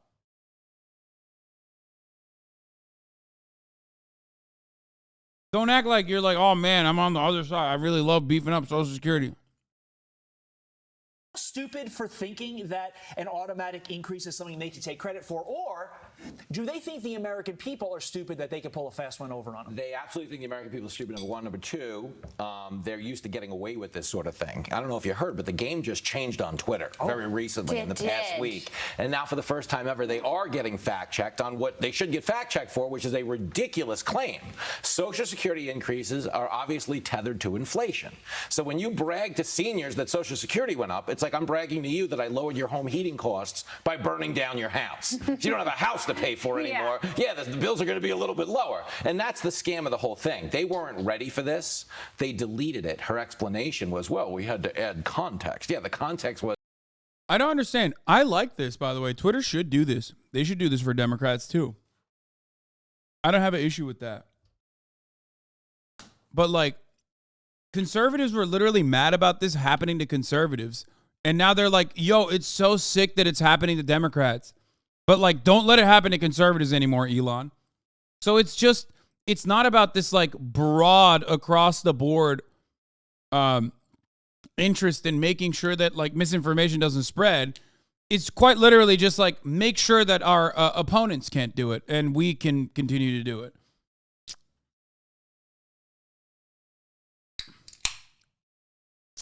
These aren't real fact checks. It's just right-wing attacks on democratic idea. Please stop this.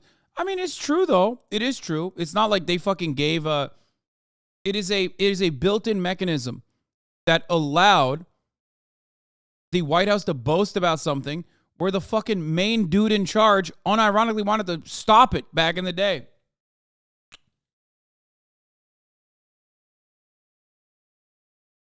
Twitter has been fact-checking for a very long time, but I don't think Twitter would have ever fact-checked something like that. Maybe I'm wrong.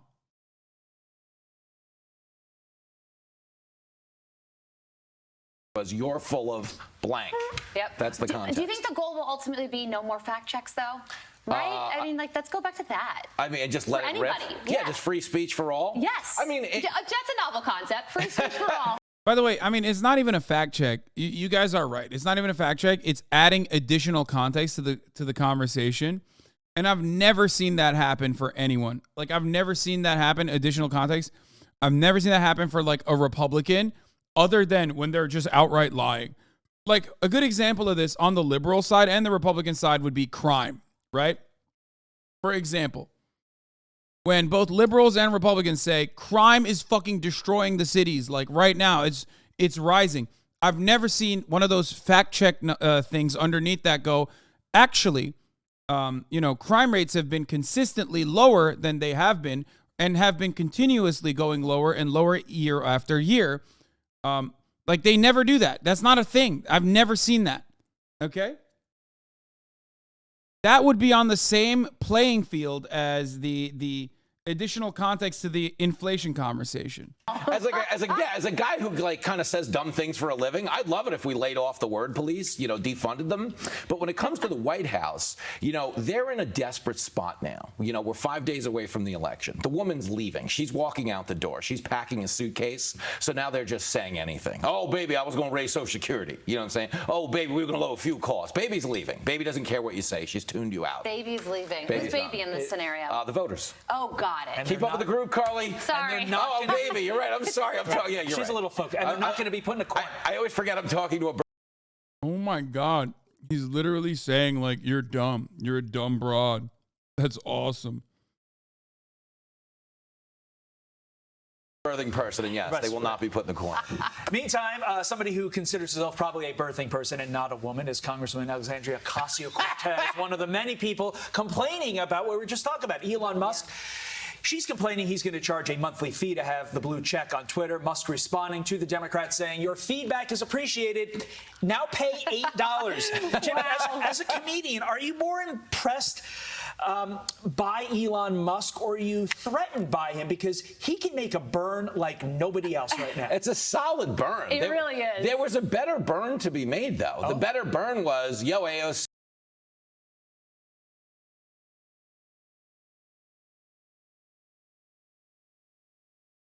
I can't watch the rest of this. I should just go to Pornhub.com right now. If you want to see dick riding, just watch it on Pornhub. Okay? This is not glazing. This is not even riding. He's riding like he's holding on for dear life, dude. He's got the gorilla grip on. I've never seen dick riding at this level. This makes Andrew Tate and Aiden Ross look like a PG-13 movie in terms of dick riding.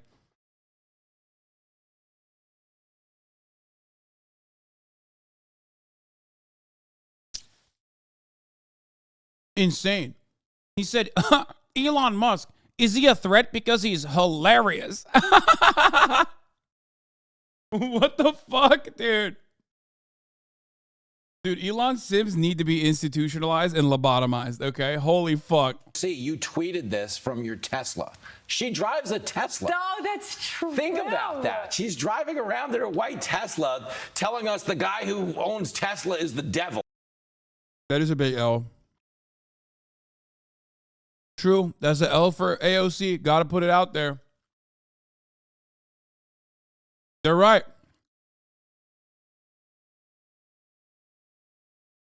It's literally ass.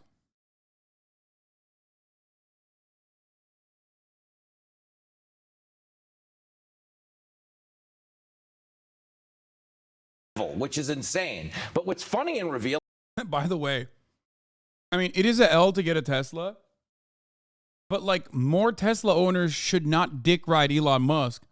Perhaps then it could be a nice car. You know what I mean?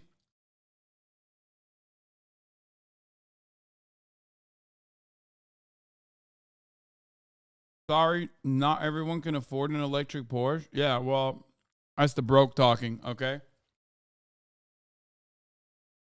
Broke boy. Yeah, Tesla's the only.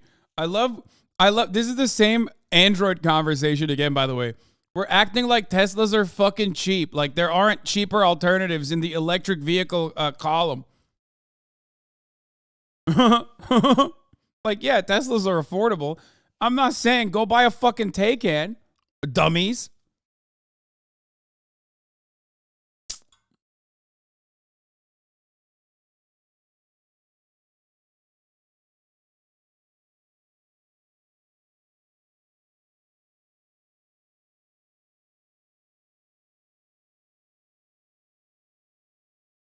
Damn, even fucking Fango Lives is talking about how he's trying to sell his Tesla. That's crazy. This dude is an EV evangelist. He's like a fucking EV tech writer. Him and Megaphonics dick ride Elon so hard. As hard as, I mean, they're very critical of him too, obviously, but it's crazy that he's like trying to sell his Tesla. Bro, you're wrong. Wait, what? Why?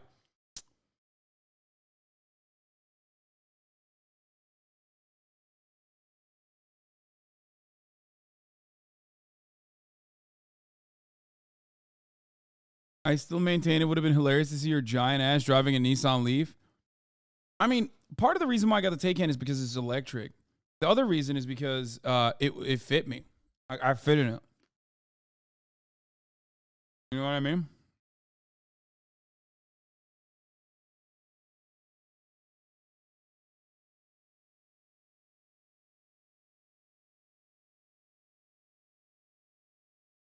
Yeah, I do. I fit it pretty comfortably.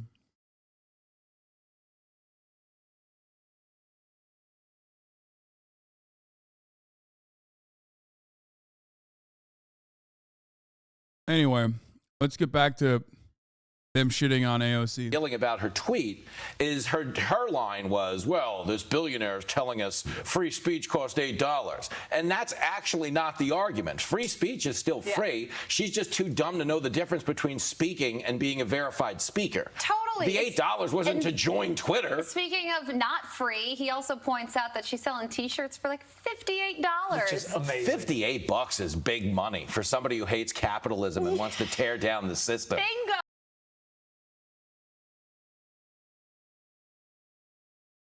Don't you love it when my haters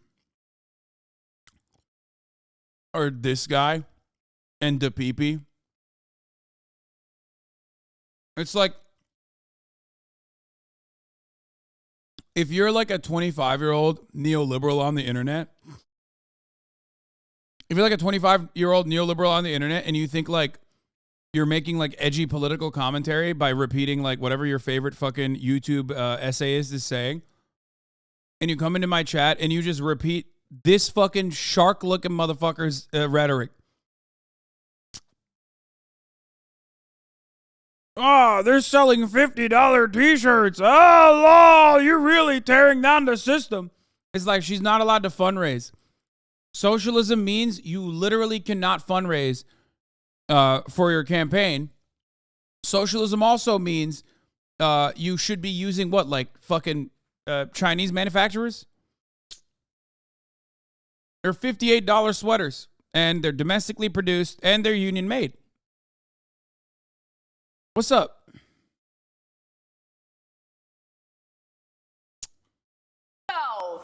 All right.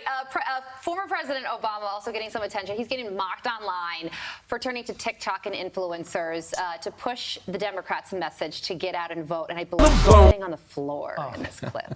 It's Monday night, and here's what's happened. B, what are you doing under my desk? Well, under the desk is kind of my thing. I mean...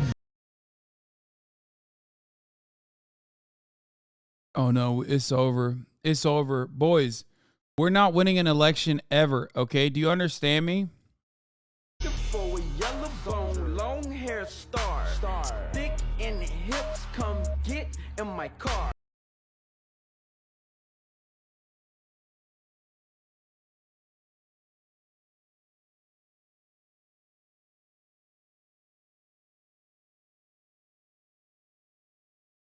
Bro, it's hard for me to keep saying, like, you should go out and vote when, like, nationally relevant Democrats are just doing this on the timeline.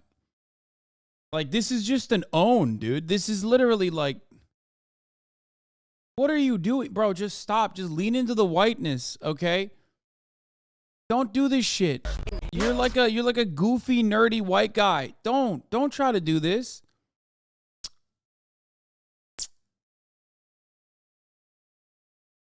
Don't do this.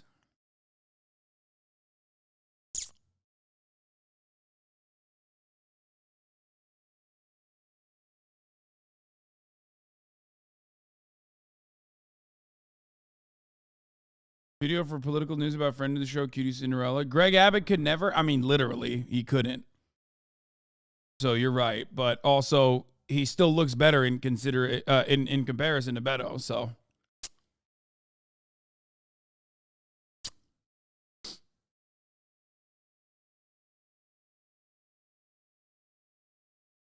watching Dems make TikToks that appeal to voters makes me not want to vote altogether. It's just so cringe. Which, by the way, continuing on with the cringe, this actually ties so perfectly with what the fuck was going on. To push the Democrats' message to get out and vote, and I believe he's sitting on the floor in this clip. It's Monday night, and here's what's happened. B, what are you doing under my desk? Well, under the desk is kind of my thing. I mean, But here's the thing. You can stay for now, but when it comes time to voting, you're going to have to get up. Oh, gosh. Yeah, what do you think about that? I mean, the youth vote's a problem right now for Democrats.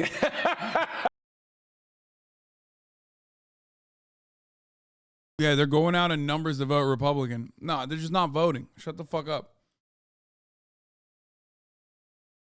Bro, that's so bad. Stop. I think these guys don't realize that, like, most people find them to be cringe anyway. So, like, they have to actively work against that. Like, it's a reality that I live with, okay? I've gotten lied about. I've had people lie about me for so fucking long as a consequence of, like, being a political commentator on the internet that, like, people are just now automatically are like, oh, Hasan, cringe. You have to work against it. You have to work against that every step of the way. You can't lean into it and do, like, cringe-ass shit.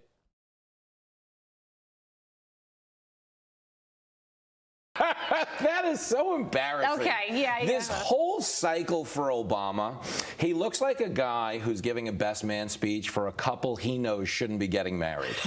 Like, there's just no enthusiasm. He's up there campaigning last week, and he's like, yeah, Bill and Jessica, they really love each other, don't they? And he just takes a shot. No, I feel bad that they're doing this to him and that they've tied him into their whole, we're going to do this on TikTok thing. Because they've yet to trot out a TikToker that anyone thinks is sane, okay? Right. Every TikToker Biden has met with has come off to the rest of the country There have been many, too. Yeah, there's a big... I hate this. He's right.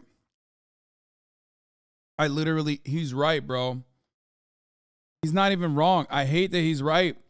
Why is this human shark mutation that obviously fucking failed? This failed scientific experiment saying correct things right now. amount of TikToks, which is funny. Because Biden doesn't even realize it's an app. He thinks it's a board game like TikTok-toe. He's like, I thought we were playing checkers. What do you mean TikTok? Jimmy, there's a bigger issue here. This disaster of a Democratic Party. That's just funny.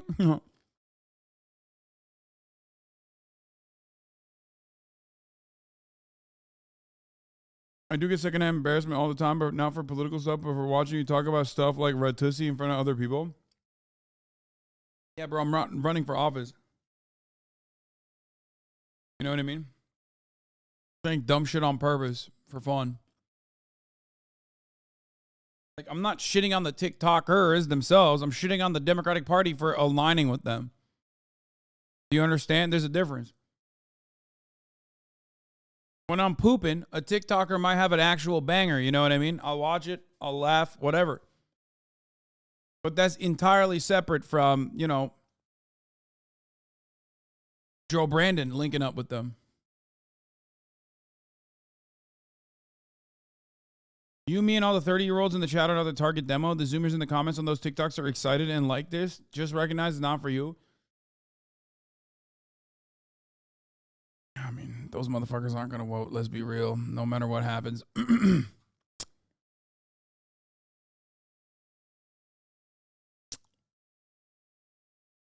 No fucking shots. Zoomers shit. See that shit and go out and vote? Yeah, I don't think so either. I don't think so. The only thing that motivates Zoomers is the top of the hour ad break. When I tell them at the top of the hour there's a 6-second ad break, and if you no longer want to see those ads, all you need to do is subscribe. But you can do it for $5 or for free with a Twitch Prime by connecting your Amazon Prime account to your Twitch account, where you get one free Prime subscription a month. And then the Zoomers will be like, all right, I'm subscribing for $5 because I don't want to see these ads anymore. Or they're like, you know, maybe I'll get a gifted sub.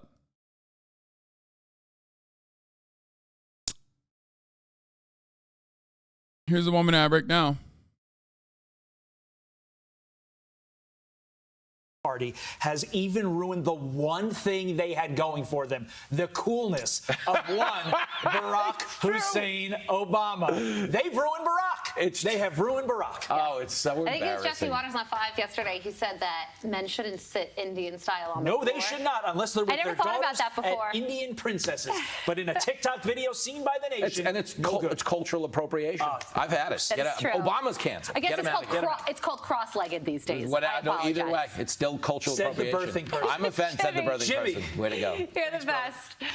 I'm Steve Doocy. I'm Brian Kilmeade. And I'm Ainsley Earhart. He said, Brian, kill me. What people say when they watch him. Netanyahu returns with a boost from far right. Here you go. Israel news. I'm going to cover it for like 3.5 seconds. Overseas, where former Israeli Prime Minister Benjamin Netanyahu appears to be on the brink of being the current prime minister again. Once again, his right-wing coalition has the most votes as of now after Israel's 5th election in 4 years. A little refresher on Netanyahu. He was... Thank you, Anna Dabadoo, for the 5 Get the Subs. And thank you, Spooky Sperry, for the 5 Get the Subs. ...forced to step down last year amid corruption charges, which, by the way, he is still currently on trial for right now. Imtiaz Tayyab is following all of it from London. Imtiaz, they're saying it could be the most right-wing government in Israel in years, if not ever. Good morning.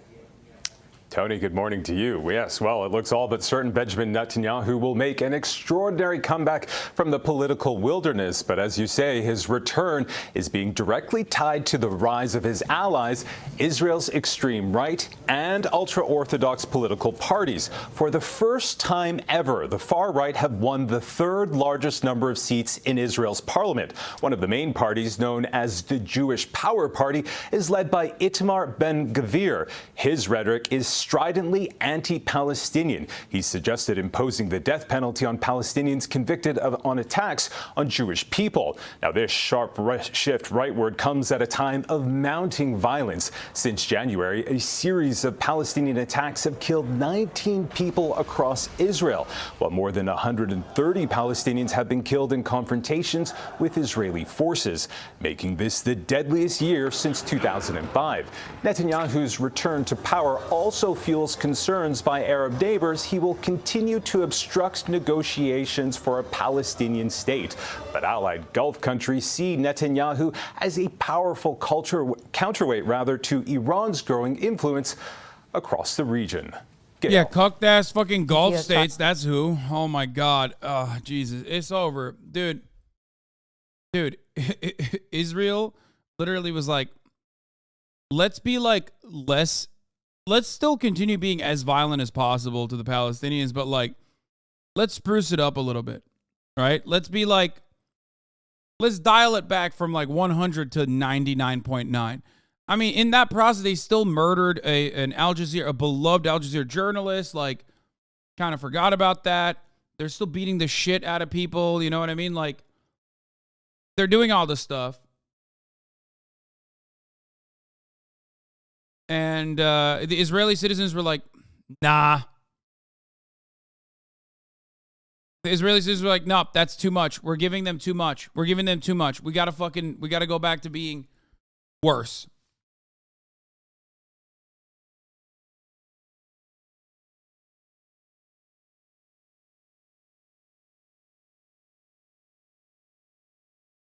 Yeah. I mean, there's nothing you can do. It's just the far right is rising all around. Israel's no different. Let's look at a little bit more into Ben-Gvir though, who is a fucking another round of elections, another set of even crazier, even more extreme candidates. And no, I'm not talking about next week's midterms here in the United States. I'm talking Israel, where they just had their 5th parliamentary elections in less than 4 years. And this guy, Itamar Ben-Gvir, and his party of far-right extremists and racists, as even the pro-Israel group AIPAC has acknowledged they are, look set to make major gains in the Israeli parliament, the Knesset. There's even talk of Ben-Gvir becoming Homeland Security Minister in a new Benjamin Netanyahu-led Israeli coalition government. Yes, Bibi could be back too. More on that in a moment.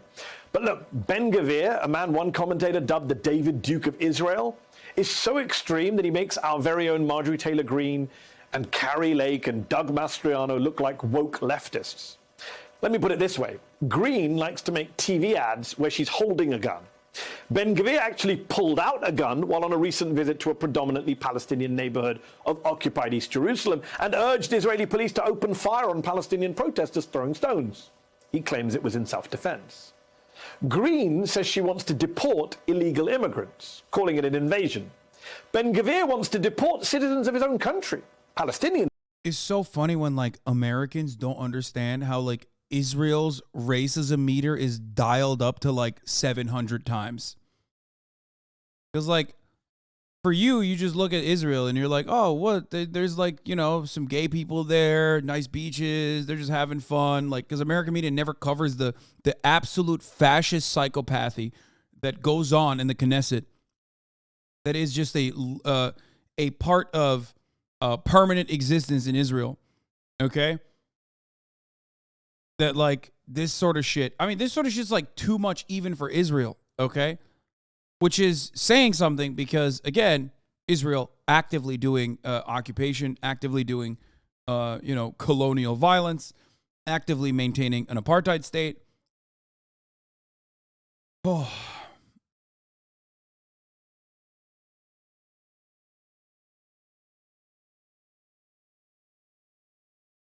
Damn, bro, back with the anti-Semitism. Yeah, we're popping.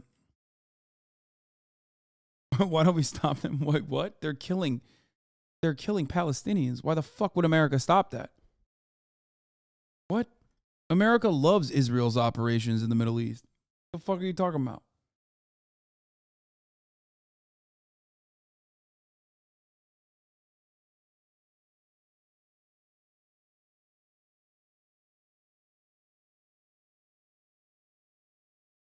Because the victims in this circumstance are brown people, okay? The victims of this circumstance are Muslims, they're Palestinians, they have no rights, they have no liberty, they have no one in their corner. No one. All the fucking dogs that run the Gulf states have already backed the American government and backed Israel. That's what they are. They're fucking dogs, okay?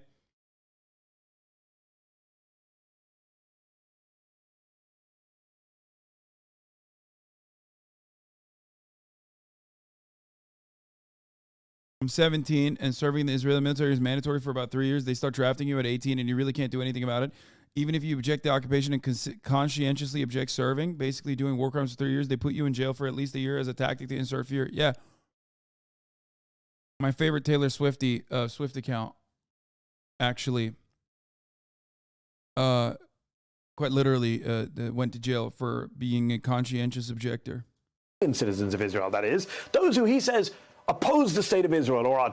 But you understand this hate didn't grow out of nowhere. Yeah, motherfucker, I know the long history of Israel's colonial actions backed by and promoted by other colonial powers like, England, the British Empire.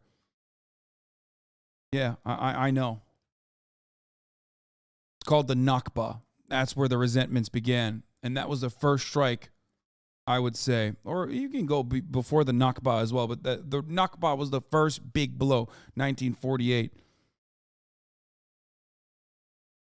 Purging the fucking country of Palestinians and then taking their fucking houses.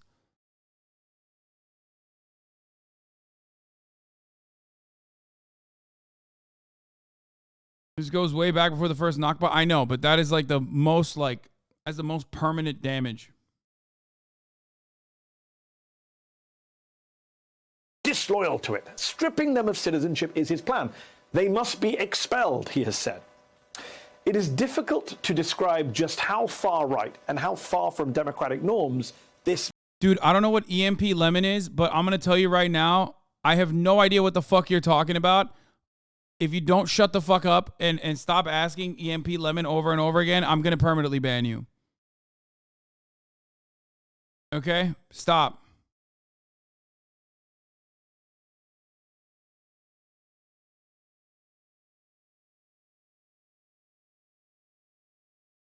This man is. So who is he? Where did he come from? Because sadly, you're going to be hearing his name a lot more. Ben-Gvir came to fame in Israel as a mere 19-year-old back in 1995 in the wake of the Oslo Peace Accords, when he appeared on television holding a Cadillac emblem that he claimed to have ripped from then Prime Minister and Israeli peacemaker Yitzhak Rabin's car. "We got the car," he said. "We'll get to Rabin too." Rabin was assassinated by they did get to him. They did. Far-right Jewish extremist just a few weeks later. Ben-Gvir has since said he meant only to shout at Rabin. He was so extreme, Itamar Ben-Gvir, that he was exempted from Israeli military service because they were worried about his far-right views. Ben-Gvir was so extreme that he... Wait, is that a thing they do anymore? This is when... I would put this in the... This is when Israel was like acting like they gave a shit about a two-state solution era. Shouts out to Bibi Netanyahu, by the way, for quite literally just going, fuck that shit. I remember a time and place where the Israeli government would say, oh man, they're bulldozing in occupied territories in the West Bank. They're bulldozing places. Oh, fuck. I guess don't do that. Don't do that. We won't give you military support if you do that. That is long gone, baby. 20 fucking years. Is Bibi the same as Benjamin Netanyahu? Yes, he is. Long gone. It's not gone? What do you mean? No, the defense or the turning a blind eye to the fucking bulldozers is long gone. Now they're like, oh no, we're sending the bulldozers. Now you look on Israeli television and they're selling real estate in the fucking Western territories. Now they send the military everywhere. They've already perfectly fucking cut with incision, with precise, with the precision of a fucking surgeon, cut every single occupied territory and neighborhood.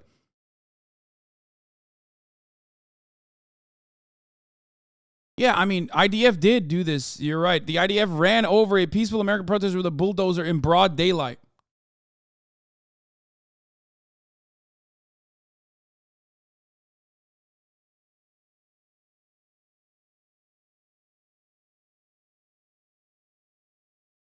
He invited reporters into his home, which is in an illegal Israeli settlement, you'll be shocked to hear, and showed them a picture of Baruch Goldstein, the man who massacred 29 Palestinians in a mosque in Hebron in 1994. He showed them a picture of him hanging on his living room wall. In fact, Ben-Gvir and Goldstein were both members of that same racist party, the KAK party, founded by the late extremist Rabbi Meir Kahane, who wanted to expel all Arabs and turn Israel into a theocratic state. Today, Ben-Gvir heads the Jewish... Like, that shit's just so normal now. Like, even if people still say, no, he was an extremist, it's like when fucking Republicans say, like, no, the KKK, those guys are crazy. But then literally believe everything the KKK also believes. You know what I mean? That's basically like the Israeli right now.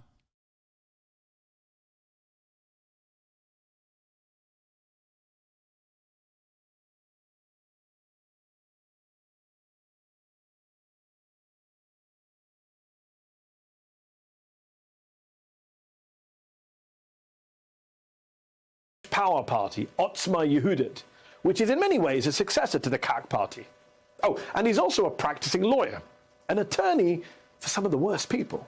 As one Israeli news website points out, in his job as a lawyer, Ben-Gvir has represented numerous Jewish Israelis accused of conducting violent attacks against Palestinians, including the convicted murderer of the Dawabshe family who were burned in their home.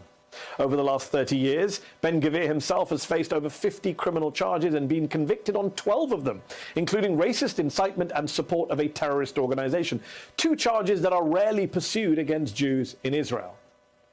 The fact that, as one Israeli commentator puts it, these days Ben-Gvir wears a suit and a smile, or as his own spokesman says, he's grown up, doesn't change how dangerous he remains. In fact, the most dangerous demagogues are the ones with charisma and passion, the ones who know how to cleverly normalize the abnormal. This is how Ben-Gvir, right now, describes... Well, stop saying... Oh, person's making a joke.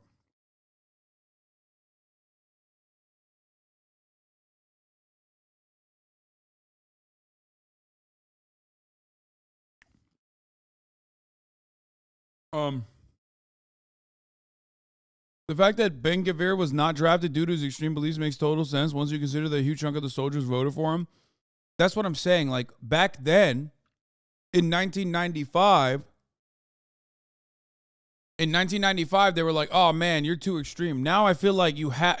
Now it's like the way Israel at least operated, okay, the way Israel, like, behaved and conducted itself in 1995 is very different than Israel now.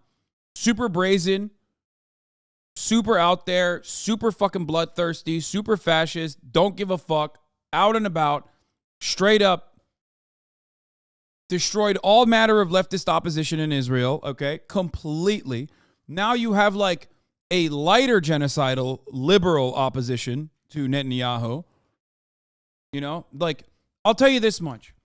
Benny Gantz is the guy that was seen as the leader of the coalition that included even Arab parties in the Knesset, right?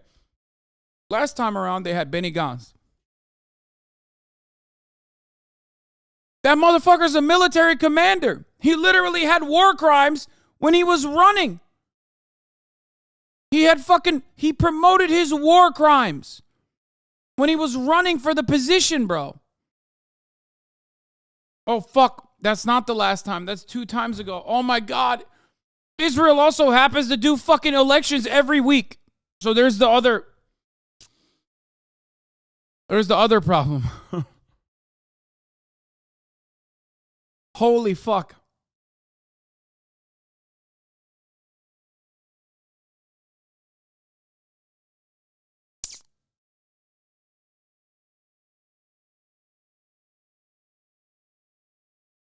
Do you think Hamas is an actual threat to Palestine? What do you mean an actual threat to Palestine? Hamas is nothing. But unfortunately, when you have nothing, it's everything you have. Okay? The fuck do you mean? Bro, have you seen what Gaza looks like? It is an open air prison. Okay? Where, you know, a lot of the people are 14 years old. Some of the highest population density, never-ending bombing campaigns within Gaza. The fuck are they supposed to do? They have nothing. It's literally an open-air concentration camp. They have nothing. So they try to fight back.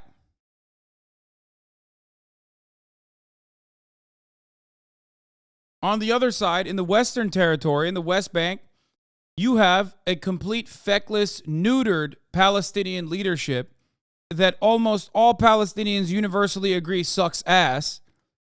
And on the other side, you have people engaging in legitimate self-defense.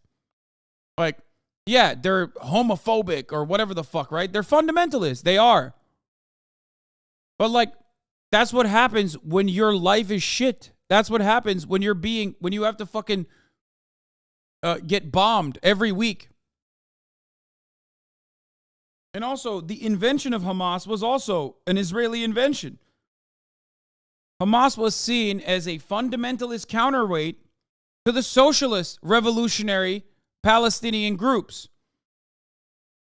That's the reason why it was funded by Mossad.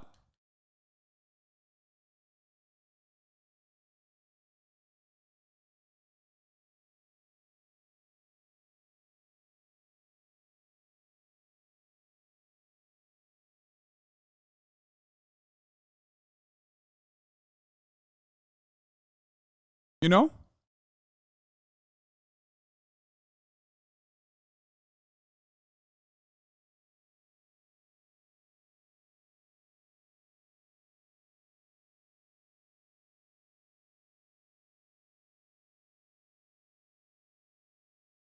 It's just they're getting more. Is this a biased take? Yes, bro, I'm biased. Yes. I am 100% a biased person on this matter. I'm biased. I'm biased towards Palestinian liberation. I'm biased towards Palestinian emancipation.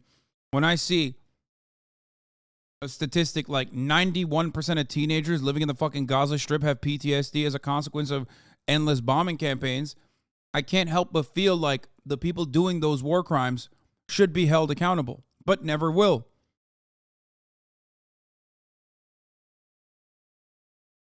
That's crazy.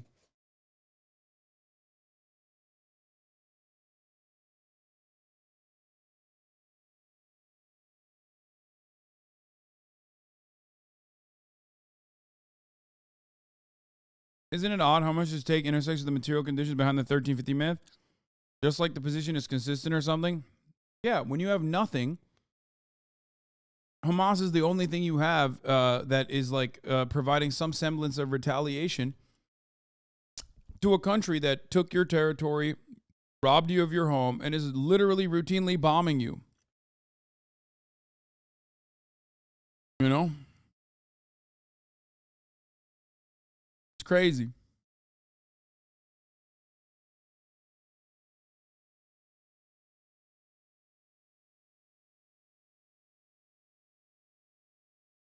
And they're doing this in the fucking West Bank too. Didn't the IDF also kill Turks trying to break? Yeah. Mavi Marmara. Yes. Israel is so brazen with its fucking war crimes that it straight up got away with murdering a bunch of Turkish people who were on a humanitarian mission, who pushed through the blockade to deliver food and aid to Gaza. And they fucking drop shipped into it with a helicopter and butchered every single humanitarian on that ship.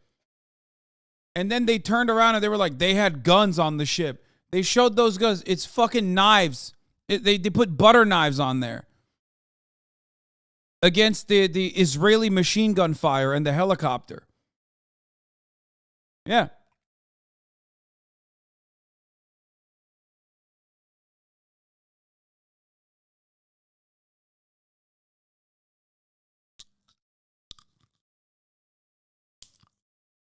Palestinian members of the Israeli parliament who he refuses to work with. What are we talking about? Muslim brothers, they're outlaws. These people in the state of the government of Israel were there. These people are terrorist supporters. These people support the fact that any Jew who lives here will live under some sort of an Islamic regime. They are a danger, an enemy, so I don't sit with Basur Abbas. And yet, to quote the Washington Post, Ben-Gvir has gone from political untouchable in Israel to marquee attraction. How? Thanks to Benjamin Netanyahu. Yeah, Benjamin Netanyahu, not even in this last election cycle, but in general, over the course of the past fucking 20 years when he was in power, has turned Israel into somehow even more of a bloodthirsty nation. Okay? A nation that was built, most nations are built on bloodshed. Let's be fucking real, right? But Israel's development is so recent, and Israel's development is such an obvious fuck you to everyone else that was living in that region, where, like, obviously the last imperial superpower decided to, as it was getting out of the fucking way of the next imperial superpower, decided to do something that was immensely brutal and unjustifiable to the people that were living in an area. First, they went to the landowners and said, hey, we're going to buy these lands off of you, okay? And you're just going to do mass evictions. Then, that wasn't enough. Then they went directly to the fucking homes and killed people. And to this fucking day, they say, we don't know the exact numbers of people that just, relocated on their own volition. It's crazy.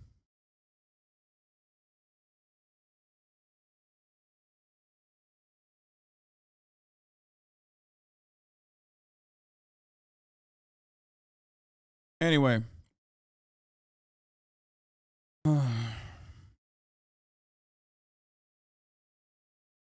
I'm not going to lie. I've been covering this shit for my entire political commentary career.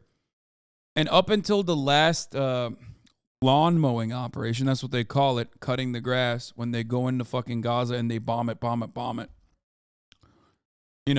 Just to keep them down a little bit, just to help them recognize their place. last time when this happened, even the internet was like, holy fuck, dude, this is unimaginable cruelty.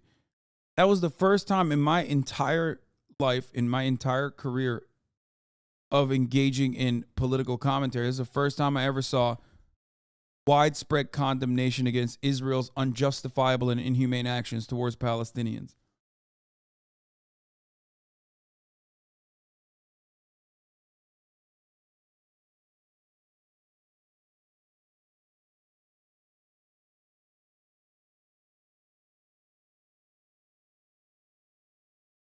Anyway. Honestly, it's fucking shameful that a few descendants of Holocaust survivors are repeating the sins wrought upon them. Disgusting. First of all, there's plenty of Holocaust survivors and their descendants that do not appreciate the actions of Israel. So don't do that. Don't say that. That's not true. There are plenty of Jews that do not believe that the actions of Israel are justifiable.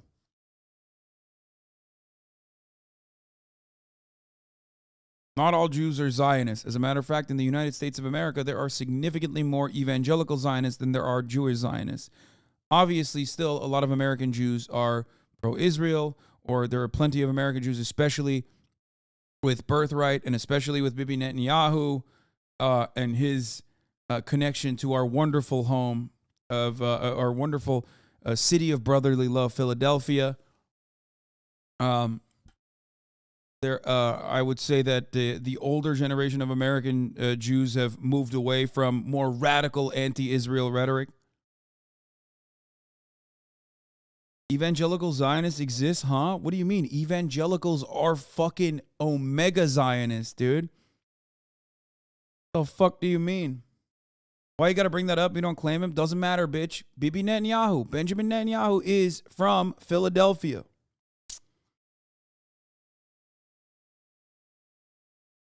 That's true. He's a Philly ass motherfucker, bro. That's true, dude. He is. People are, dude, I love whenever I talk about like Benjamin Netanyahu or anything like Israel related, people just don't know anything about it. There's like Jewish Americans who are like, what the fuck are you talking about? Like they just don't know. Whenever I talk about like Benjamin Netanyahu, for example, is a Holocaust revisionist. People are like, what? No way. Yeah. Where did Benjamin Netanyahu spend his teenage years? In the Philadelphia suburbs, baby, when he attended and graduated from Cheltenham High School in Montgomery County. Moved from Israel to Cheltenham. His father moved from Israel to Cheltenham in 1963 to teach at the Dropsy College. Now the Katz Center for Advanced Judaic Studies at the University of Pennsylvania. In 1967, he served in the IDF elite unit. He returned to Israel to serve in the IDF's elite unit, where his brother died, but unfortunately he did not, on that famous operation on, what was it, Ethiopian soil? Where'd they go? Because Israel has a policy where, like, two brothers cannot be on the same operation. In Entebbe, yeah.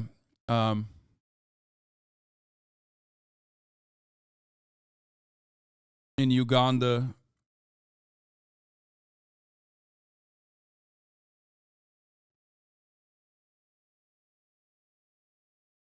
So it's kind of like how you LARP as a Californian when you're really a New Jerseyite. It's a hate crime in the UK to criticize the occupation because they adopted a new definition of anti-Semitism that includes criticism of Israel. Yeah, I don't care. Luckily in America, we haven't gotten to that point yet. Even though all these motherfuckers that talk about free speech. All these motherfuckers that talk about free speech out here, the only two people that spoke out against the BDS, the anti-BDS legislation all around the country were, and I hate to say this because she is a fucking fossil, Dianne Feinstein and Bernie Sanders. That's right. For those of you who don't know, Dianne Feinstein and Bernie Sanders are the only two like mainstream Democratic politicians or just mainstream politicians in general that spoke out against anti-BDS legislation. Fun fact for all of you.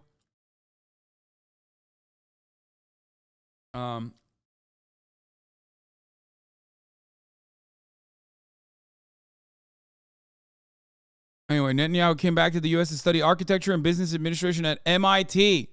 Then he got a job in Boston. But he went to Israel following the death of his eldest brother, who was killed in attempting to free hostages from the hijacked Air France airliner in Uganda.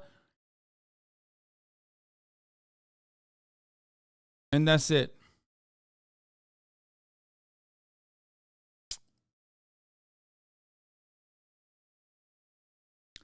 My grandma, who was kicked out of her home in Nablus by the Haas, by the IDF, has tens of ownership certificates of land in Palestine that is now all illegal settlements and parks for Zionist shits. Yeah. That last conflict was also the first time the Israeli apartheid became recognized. Yeah, but it doesn't even fucking matter, because now when you say Israel is an apartheid state and you're like, a Democratic politician, they fucking bully the shit out of you still. See, back in the 1980s, when Rabbi Meir Kahane spoke in parliament, mainstream Israeli politicians were disgusted and walked out of the chamber. The major Israeli parties then united. This is what I mean. This is what I was talking about.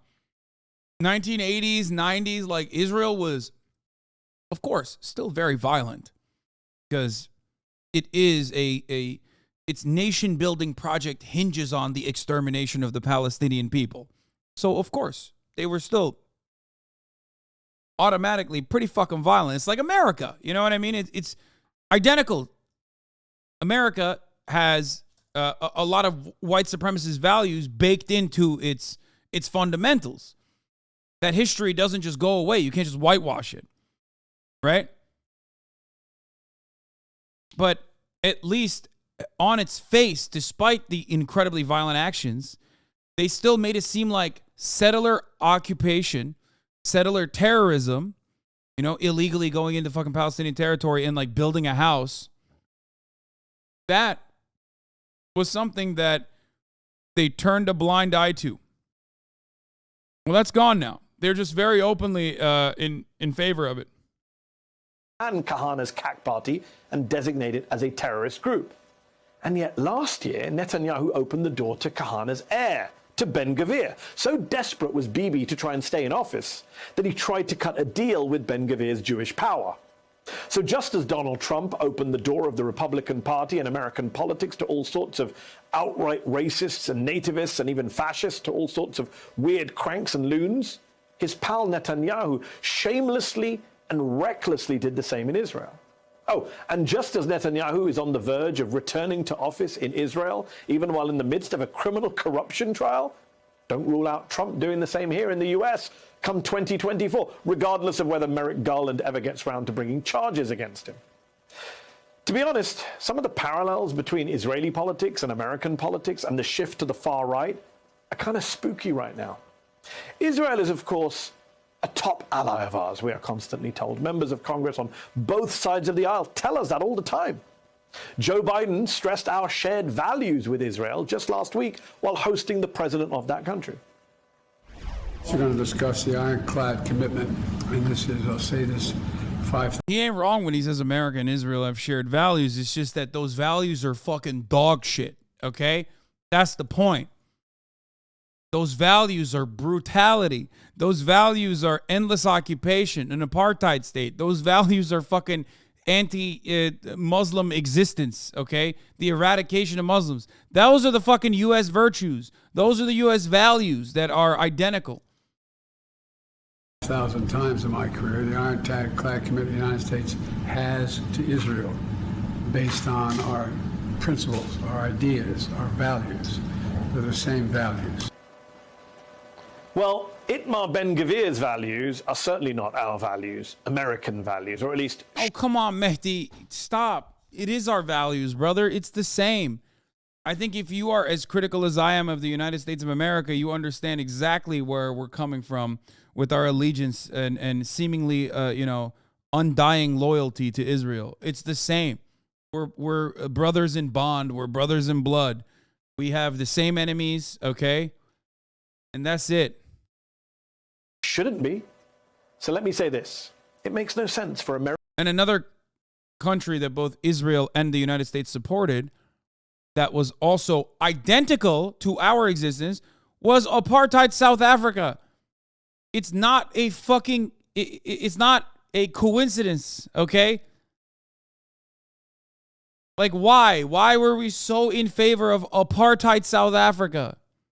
Why was the State Department in favor of apartheid South Africa? Why? It's the same shit. Those are our homies. They're doing the same shit we want to do. They're doing more of it. American liberals or progressives to fight the rise of fascism here at home while giving it a pass abroad, giving it a pass when it's on the rise in a country that we're allied with, a country we like, whether it's Israel or India or Turkey. We need to call out fascists and authoritarians and racists wherever they're on the march. The fault in your logic is that the supposedly controlling population in the U.S. is disappearing fast, as shown from census to census. Wait, what? Are you fucking stupid? I'm not talking about white people, you fucking pasty loser. I'm talking about capitalists, dumbass. Shut the fuck up. Apartheid, or Jim Crow South segregation, is simply a method to divide and conquer the working class at the behest of capitalists. God damn, bro. Motherfucker just came in and immediately started doing great replacement theories.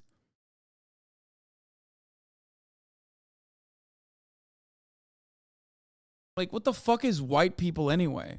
Okay? What is white people? It just means people in power, okay? Wherever they're in power or on the verge of acquiring power, and whether they're Christians, Jews, Muslims, or Hindus. Joining me now to discuss what's happening in Israel is lawyer and political analyst Diana Boutou. She's a Palestinian with Israeli citizenship, was a former spokesperson. Their logs are fucking cooked. You say European Americans? Shut up. No shot, brother. Maybe the birth rate is too high. Brother always eating on stream. Wait, you're saying the population group that's fading away faster than any other group in history? European Americans are actually aiming to exterminate others? Wait, we gotta unban this motherfucker. I need to hear more. European American, excuse me. What's a European American? This guy literally was like, I don't even want to act like Hispanics are white, okay? I don't want to act like there are white Hispanics. He just said European Americans, which, by the way, not Spain, though. You know what I mean? When I say white Hispanics, I'm not talking about Spanish people. I'm talking about fucking, you know, white Hispanic people that live in Latin American countries.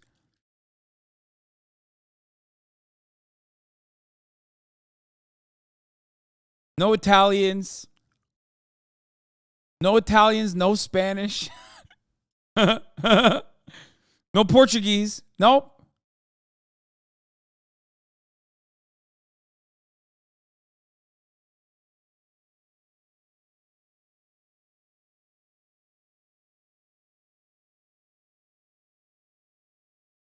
I love when dudes will go back to like Benjamin Franklin era racism and they're like, yeah, the Germans are too swarthy. You know what I mean? We need the real legacy Americans.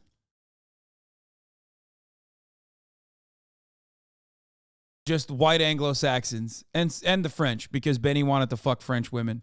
Literally. The French were considered white under Benjamin Franklin's point of view because he wanted to fuck French pussy, okay? That is straight up true. He said Germans were swarthy. He said the Swedes were swarthy. He said the only real whites are the English, the Anglo-Saxons. He said this is an Anglo-Saxon nation. We don't want them swarthy Germans in here. Maybe the French can come. Why? Because I like to wear a raccoon outfit and go fuck French ladies.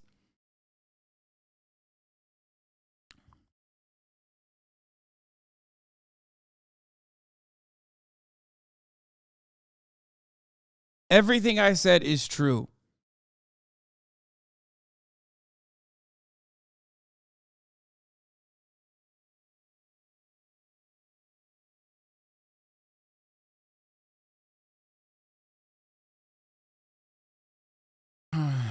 How did you reduce me saying European Americans, a multitude of ethnic groups from Russia to Portugal, as some antiquated racist Anglo-Saxon thing? What did you mean about European Americans, man? You just wanted to say white. Shut the fuck up. You're talking about white people. You're like saying that Americans are, white people in America are only coming from Europe. You're literally trying to do great replacement theories over here, being like, oh, these are white people, these are white people. And notice how that concept is interchangeable, because Benjamin Franklin considered only white people to be fucking Anglo-Saxons and maybe some French women that he wanted to fuck.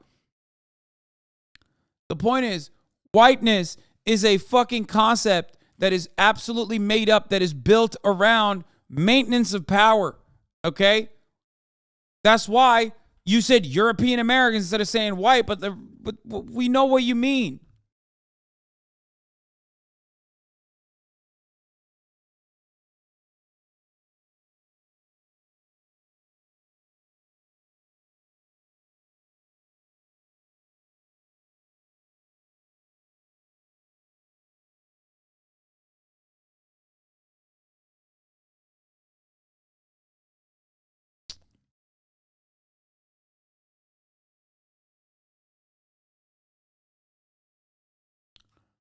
Also, here's a great example. How do white people disappear? Well, I'll tell you how. You're going to say immigration. But there's another way that white people disappear. It's called race mixing, miscegenation. Are you against race mixing and miscegenation? Is that what you think is bad? They're not being replaced. They're just not as fucking psychotically obsessed with racial purity. They're not cousin fucking as hard as you and your dumbass cousin fucking ancestors were, I guess. I'm from the EU. Sorry, I don't understand how this was controversial. There are Asian Americans. There are so many European Americans. This was not coming from a weird angle. Oh, he's just European, bro. Yeah, think about whatever European country that you're in, okay? It's the same shit. Think about Muslim immigration instead of other forms of immigration, I guess.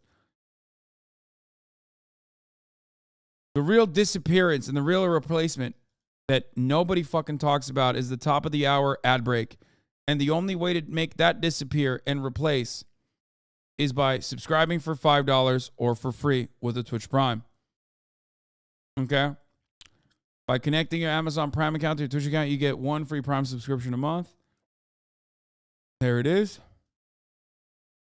We begin with a brief update on the former Pakistan Prime Minister Imran Khan, who was shot and wounded, and then we're going to watch the John Oliver video. The great ad replacement.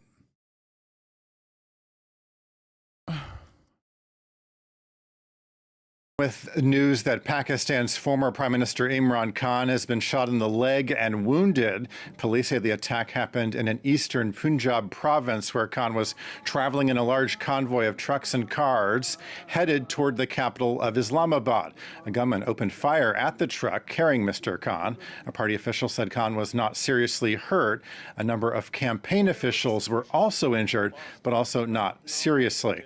Let's cross to our Pakistan correspondent, Shahzaib Shahzaib, what exactly can you tell us? I know we're still learning new details. Well, chaotic scenes broke out in Gujranwala after gunshots were fired at the former Prime Minister Imran Khan. He sustained bullet injuries on his leg. According to the police, the suspect who opened fire on Khan has been arrested. Imran Khan was leading a long march towards the capital of the country, and for now it has been confirmed that 2 members of his party are also injured. At this moment, the former Prime Minister is being shifted to a hospital in Lahore, and different sources from within his party have said that Imran Khan's condition is out of danger and he remains in his senses. He has been on the roads protesting since a week now. The long march that he was leading began from Lahore, which is the capital of the Punjab province. The route he's taking to get to Islamabad normally takes about 5 to 6 hours, but his march has been moving slow, mainly because he wanted to mobilize crowds on his way. So he has been making stops in every town on the road and doing speeches. His main demand for this march was to pressure. Is this guy a CIA puppet or just the average politician? I'll just say this much: Pakistan is a CIA client state for the most part.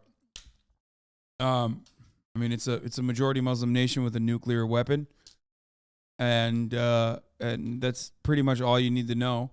Imran Khan, on the other hand, is it's hard to describe it. It's complicated. Imran Khan is not exactly super favored by the same powers that basically run Pakistan, the Pakistani military, the Pakistani CIA, and the generals.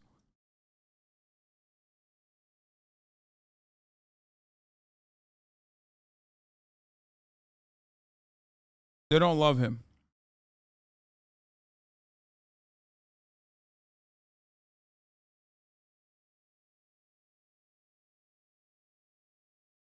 Pressurize the present government to call for early elections.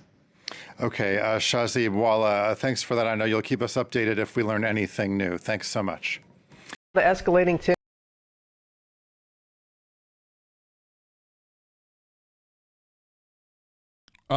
The Pakistani military runs the country. Pretty much. And if the generals are no longer fond of you, then you're fucked. Yeah, North Korean missile launches trigger evacuations warnings in Japan. This is much better context. Hello, I'm Julia Chatterley, and we begin with breaking news from 2 locations. North Korea has just launched another suspected ballistic missile. We'll have more on all the details on that in just a moment's time. But first... Yeah, he came to power through their blessing and was forced out by the same people. Exactly.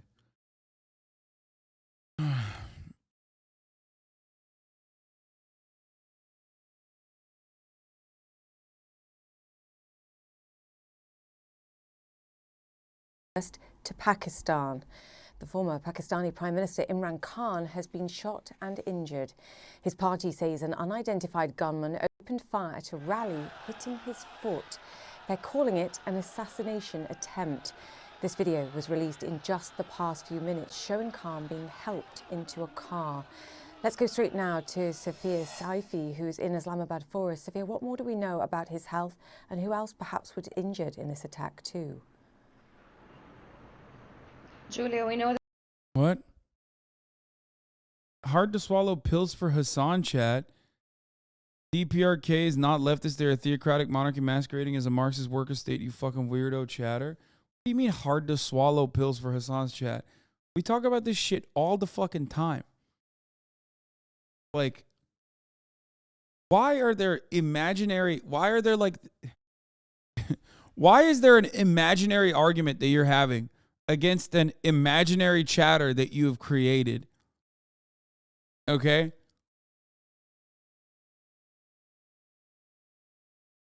Like, North Korea as a country, the Democratic People's Republic of Korea as a country, has unfortunately been fucked by imperial powers from the beginning, from its inception, I guess, if you want to call it that, all the way to this day.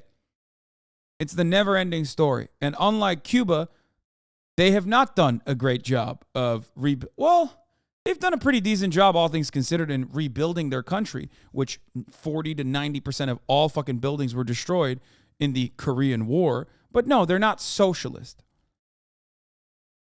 Okay? They're not. They're not like a socialist worker state. That's just not a real thing. Okay? You don't know shit about the DPRK. Nobody does. They don't release info. That's not true. Bush is a war criminal, says bad take. No, stop.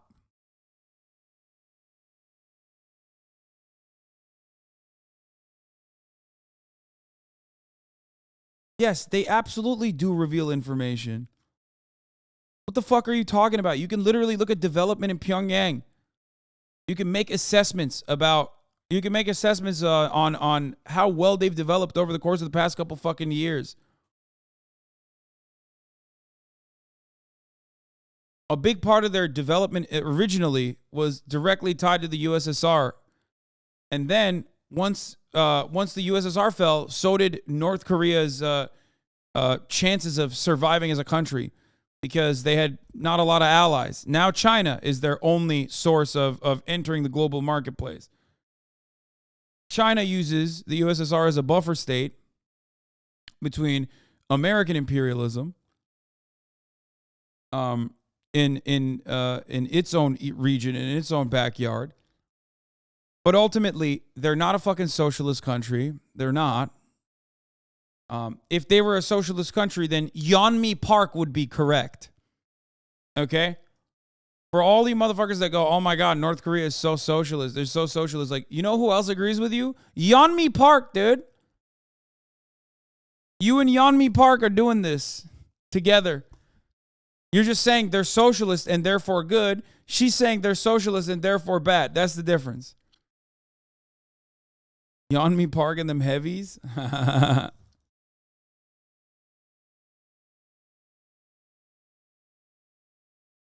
Socialism can have markets. Socialism is different for all people. Yeah, dude, that's what's going on. Yeah, I love looking at a fucking authoritarian hermit kingdom that unironically took Marxism out of their fucking constitution, that quite literally just revolves around Jusha, which is not like anywhere near scientific Marxism, and just simply is self-reliance, self-existence, principles of self-reliance that have nothing to do with dialectical materialism, and has been built around the charismatic myth building surrounding one fucking singular family that is functionally a monarchy, a theocratic monarchy. Okay, that's the socialist country.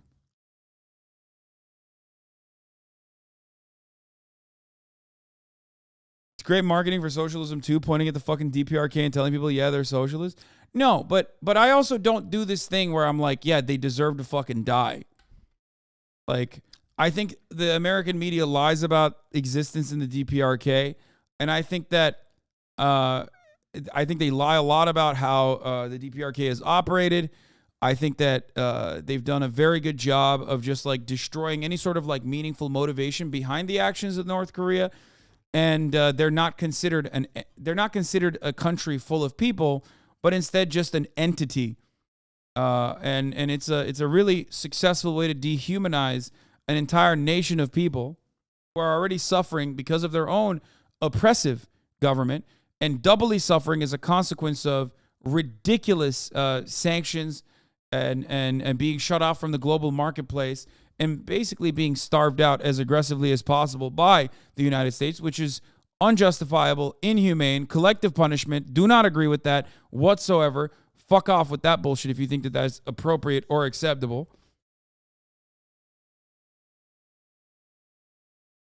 You said they're theocratic. Do they believe in God? I thought their leaders were seen as God and religion was banned, or is that trying to... No, dude, that's what I'm saying. They're theocratic because they're a theocratic monarchy because, like, it's basically a religion built around the fucking family. That's why I said it's theocratic functionally. Hasan defending DPRK. How disgusting is it that American piglets consider you defending a fucking nation and its people when you say, hey, we shouldn't starve them out? You're just a fucking horrible piece of shit pig, okay? I'm not defending them in any meaningful capacity. But there are still human beings living there that are getting shafted by their own authoritarian government. And also on top of that, they're getting shafted by American imperialist forces that starve them out. Okay? Motherfuckers go, how is America starving them out? I don't know. Go do business with North Korea. Can you do that?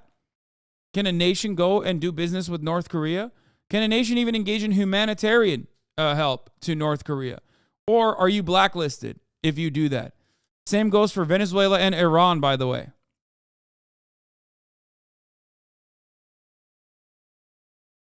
But because of what I just mentioned, and Cuba. Oh, I forgot. I can't believe I said I didn't mention Cuba. Because of the reasons that I just mentioned, Americans cannot make the distinction between the people and the leadership because of this very successful way that the media has manufactured consent for American imperialism and American crimes. Okay? So you can't even fucking think about the humans that live there as individual, unique human beings worthy of emancipation. You just think like it's just one fucking unit. It's like a beehive that you need to, push away from your mailbox. You need to like prod it with a fucking stick and deal with it. You need to pest guys to come in and kill them off. Conversation is going to go down with people who don't understand what you mean. It's not that they don't understand what I mean. It's that they're hearing something that conflicts with what they've learned their entire lives. So in that first moment, if I've developed enough goodwill, okay?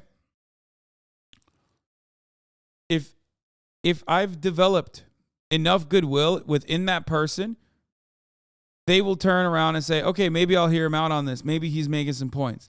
If I haven't, they're going to say, oh, he's a propagandist psycho who probably defends North Korea, even though he keeps saying he's not defending the North Korean administration or government. Okay? But unfortunately, American entitlement and the America First attitude that people have is so powerful that they will never, it usually wins.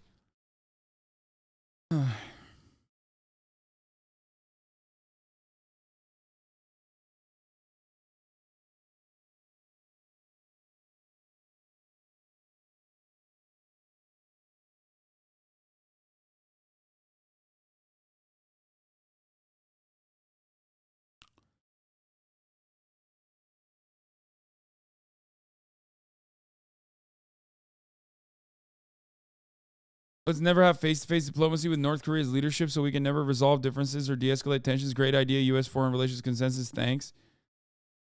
Like, North Korea and South Korea came closest to unification since the war for the first time under the Donald Trump administration. And now that blew the fuck up. And it was only because Donald Trump was just like not really that interested in whatever the fuck was going on there. Like, he didn't care about maintaining the State Department attitude towards North Korea. That's it. And maybe because he like personally kind of likes dictators a little bit. You know what I mean? He like saw a little bit of what he wants to do. He saw like a fat fail son and was like, that's me. That's my shit. Fat fail son with bad hair. I'm about that lifestyle. Like,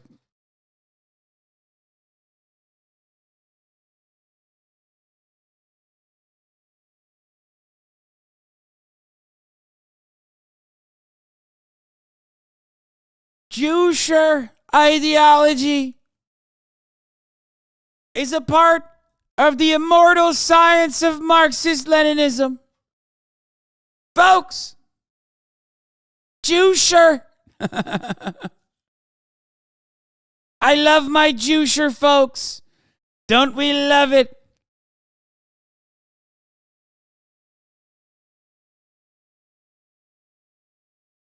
I used to think you were being a little too hard on the average liberal. What a fucking idiot I used to be. I mean, it's all good.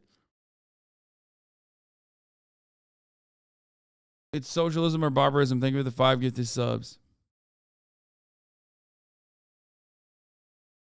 You're in the rookie hole, I said to Jewisher. Big Jewisher, I said to him. You love to see it, folks. Believe me.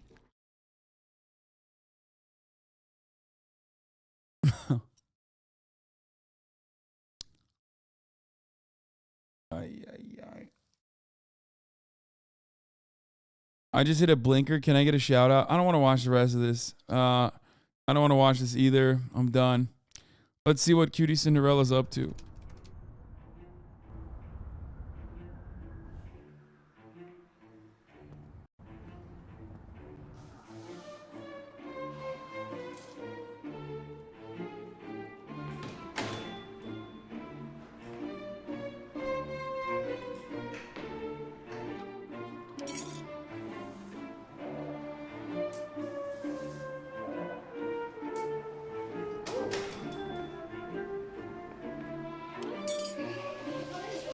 Is every dictatorship America's fault? Not every single one, but most now, yes. What a silly question. America is the most powerful nation on the planet.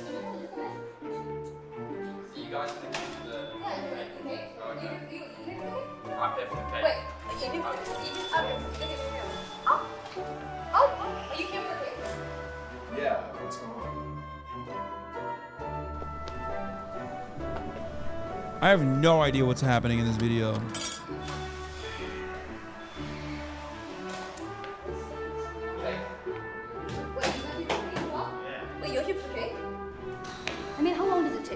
Like, I don't understand. We're a bit close. Stop. There we go, finally! Sorry about that. What can I help you with? You know, does it usually take this long? You've been here for a while, you know, we've Bro, there's no fucking way they did not have lob mics for this. been waiting. A long time? Yeah, a long time. I mean, how long have we been waiting?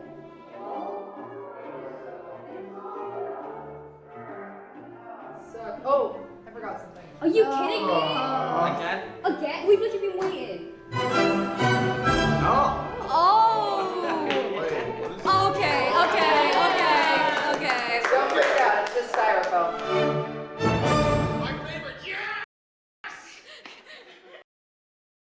EU audio, Zoomer audio. Cutie Cinderella has joined Misfits Gaming. A lot of the people that were on that, this is all Minecrafters, I think. Including, you guys might have recognized Rambo at least. Friend of the show, Rambo.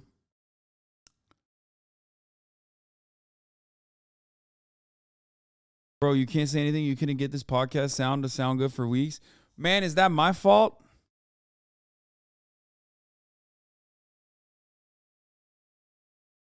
Incredible things are happening in China. Is Yilong Ma back? Hi, everyone. I'm Elon Musk. Bro, he's literally hotter than Elon, too. Like, Elon Ma is straight up hotter than Elon Musk. Like, way better looking. Money. Give to you. Hi. He's back, baby. He's back. I love him. I fucking love him, dude. He's better than Elon by every metric. Everyone. I'm Elon Musk.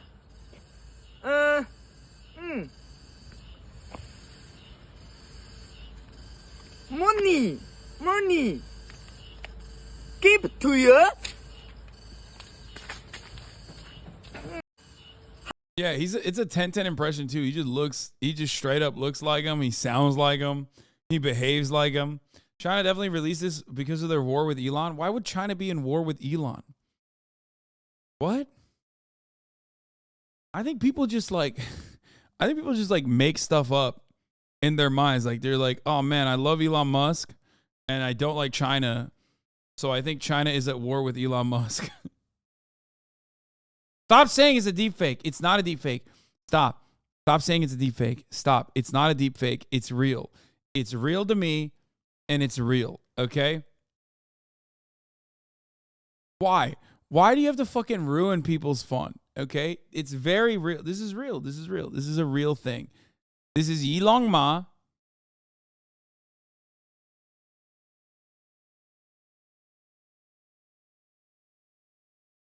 I'm not talking to nobody for a month. I'm taking a 30-day cleanse, a verbal fast, no alcohol, no adult films, no intercourse. In God we praise. Amen. But my Twitter's still lit.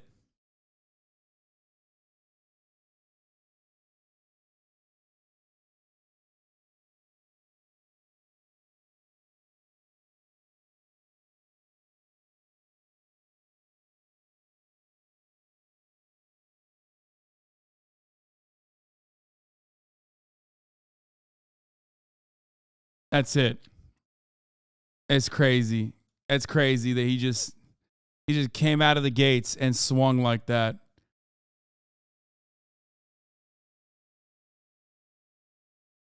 God wants you to do No Nut November. That's what Kanye West said today.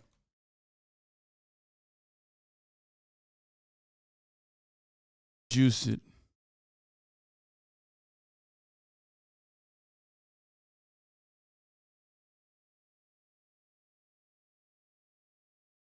Elon Ma draws a picture.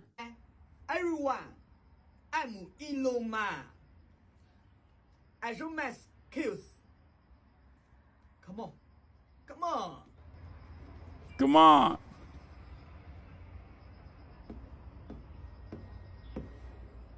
Are you doing No Nut November? Fuck no, dude. What are you, crazy? I nutted last night. inside of your mom. Just kidding, I jerked off. But inside of your mom, oh, double bind, double whammy.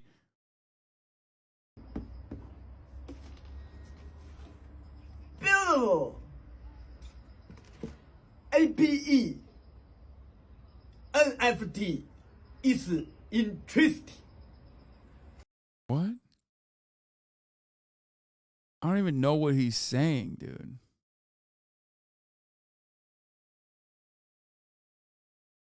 What? Oh, it's an NFT. It's an ape NFT. That's what happens when you try to be like Elon Musk too hard. All right, let's watch bail reform.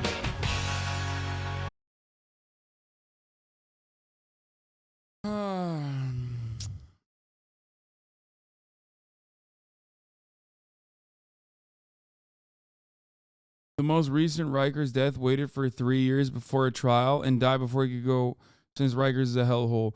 Another person died at Rikers Island yesterday. Gilberto Garcia was detained without conviction for 3 years, waiting for his day in court. He's the 18th person to die in New York City jails in 2022. The median wait for a court case in New York City was 542 days. Remember, people are jailed for 542 days before they get to trial. Like, those people are innocent, dude.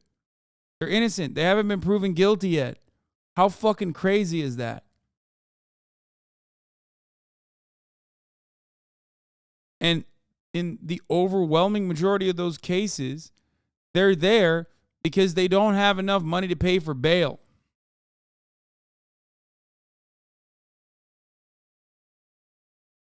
Like, that's bananas.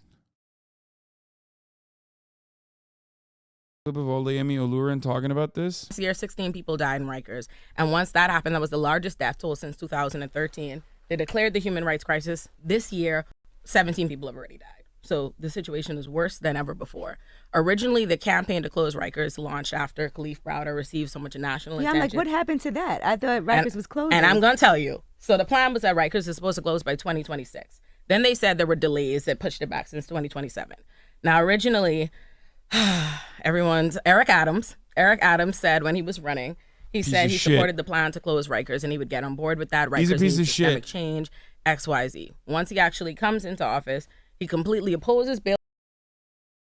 By the way, on average, there are 12,287 inmates incarcerated at Rikers Island facilities on a day-to-day basis, and it costs the city $460 per day for each of them.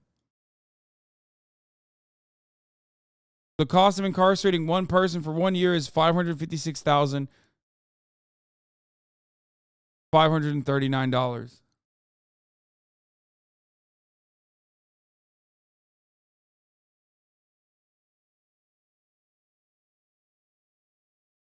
Eric Adams is such a piece of shit, dude. I mean, he is, of course, he's a cop. Of course.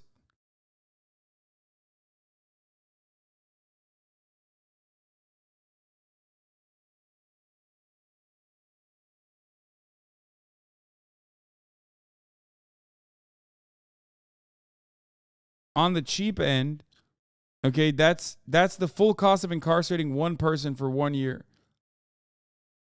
Okay? On the cheapest side, just the city, like the cost of the city alone, means $168,000 a year.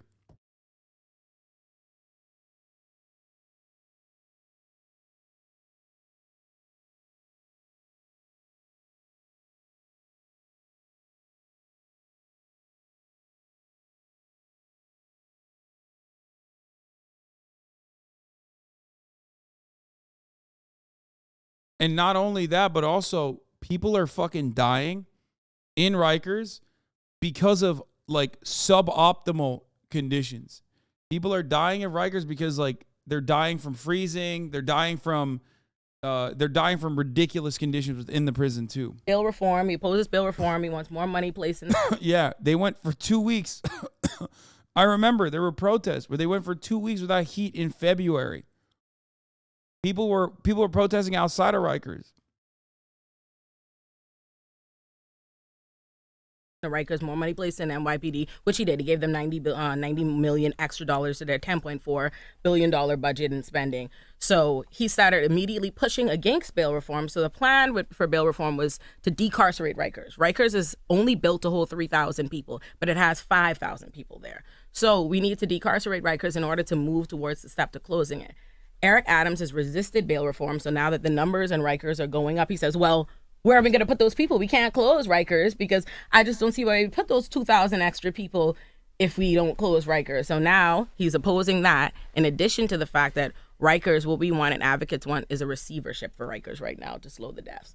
So a receivership is basically them saying Rikers has been under federal monitor for the last 6 years. There's a judge. They periodically do updates. She issues mandates, says do this, do that, so that we could get Rikers in compliance. Rikers, they have failed at every single step. Earlier this year in April, they determined that over 12,000 medical appointments were missed by people incarcerated at Rikers because the corrections officers don't take them. So the neglect is at an all-time high, and there's going to be a hearing next month for receiverships. But Eric Adams is pushing against that tooth and nail. He says, why? Why is he We need resisting to get bail Eric Adams reform? up here. Listen, to because discuss this. And But he does have a background working with the NYPD. He's a cop. He is a cop. Eric Adams is a cop. That's just the truth of the matter. Mm-hmm. And he was a transit cop, which is exactly why when he first came into office, the first thing he did was rail against the subways 24/7 and hire 1,000 new officers there because that is his bag and that's where he was at. So, but uniquely, also Eric Adams is a cop, but also regularly spoke out against racism within the NYPD. So other cops fucking hate him too. So like they also despise him because he like spoke out against racism within the NYPD. So now you would think though, he had promised, he acknowledged Rikers needs systemic change. Rikers is out of control. If Rikers was out of control when 13 people died, if Rikers was out of control when 16 people died, Rikers not out of control when 17 people died. And I think under the you? problem is, as mayor right now in our city, there's been such an uptick in crime. You want to see photos from inside Rikers Island? Here. I'll show you. Gruesome shit. So trigger warning again. Today, Rikers Island claimed its 18th victim this year. The death toll in New York City jails is at its highest since 2013. People are not just dying on Rikers Island. The jail is killing them through a combination of mismanagement, racism, and horrid conditions. Is a hellhole. That's what happens when you shove 5,000 people, an increasing number, into a prison that is meant to hold 3,000.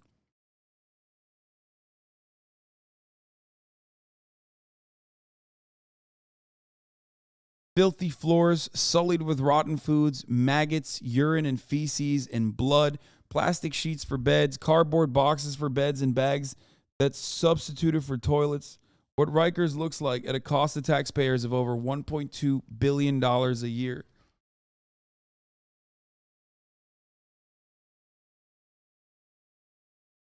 This is why I'm so fucking aggro about criminal justice reform, by the way. Because this only happens because Americans also have this fucking uniquely horrifying attitude towards crime and punishment. Uniquely draconian.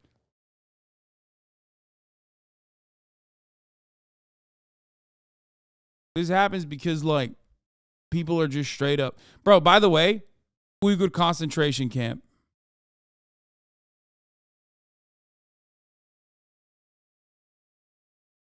Like, they had genuine re-education camps in Xinjiang. They did, okay? At least half those motherfuckers got to go back home.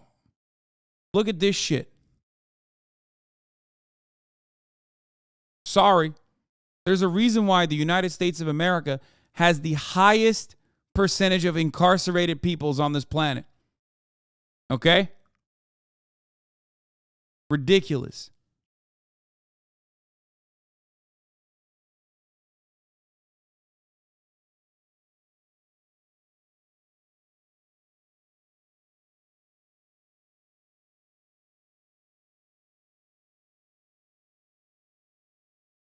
This is how people are living. Last year, 15 people died on Rikers Island due to blatant institutional neglect and inhumane conditions. Already this year, 18 people have died while courts hold the jail in contempt for its failure to provide medical care, and New York City fights the federal monitor. A detainee locked in a caged shower for nearly 24 hours before he injured himself and incarcerated people dragging sick people to medical care, even administering chest compressions themselves because the assigned officers weren't present.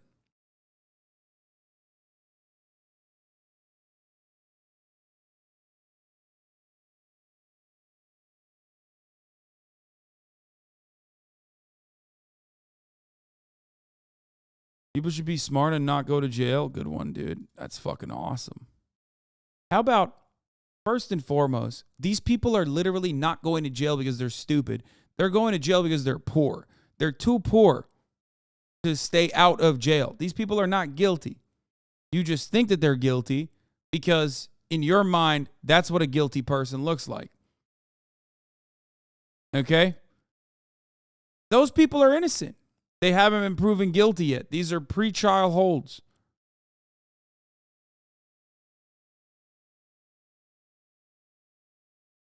Are you fucking for real? What do you mean? You think I'm lying to you? No, these are people who are being held because they are not rich enough to be able to pay their fucking bail.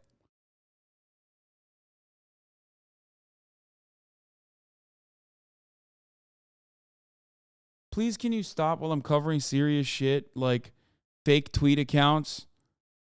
Can you please not do that? Like AI tweet bot memes while I'm covering the atrocious conditions in Rikers. Chatters, time and place. Come on.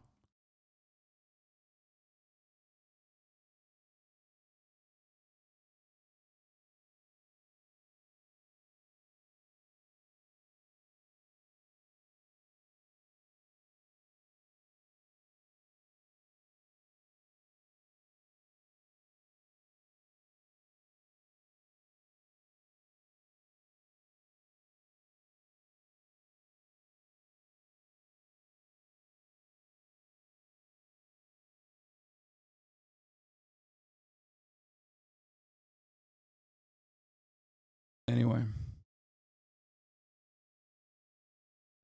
Drunk in public, fistfights, unpaid traffic fines can land you there. Really low-level offenses. Yeah, I mean, we just saw Khalif Browder. They said he stole a backpack. He never even had the backpack. They never found the backpack. There was no proof that he had stolen the backpack. They just said he fit the profile of a person who steals backpacks. He was black. No conviction, no trial. He was held in solitary confinement. He tried to kill himself. They released him, and then he actually did end up killing himself. They robbed him of so many formative years of his life for petty theft that they claimed he did when he had there was no proof whatsoever.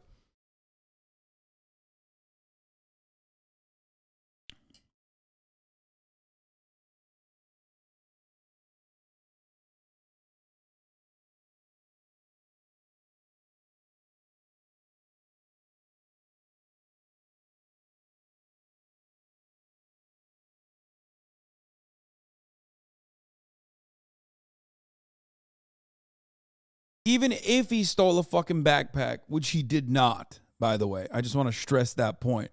You think it's justifiable to put him in this condition for 3 fucking years? No one should be held in this situation.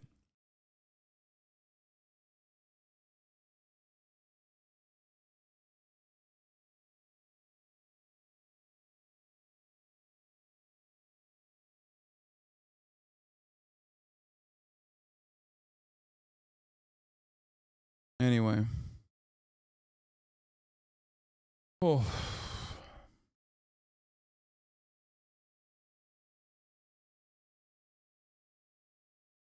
It is cruel and unusual punishment. It's disgusting. That the Band-Aid on the problem is always, let's hire more cops. Right. But the problem with that is sound a bit Nazi? What? Bro, we have some of the weirdest motherfuckers in here. We've gotten some of the weirdest chatters in here today. I'm talking about criminal justice reform, and motherfuckers are coming in here to be like, you sound a bit Nazi.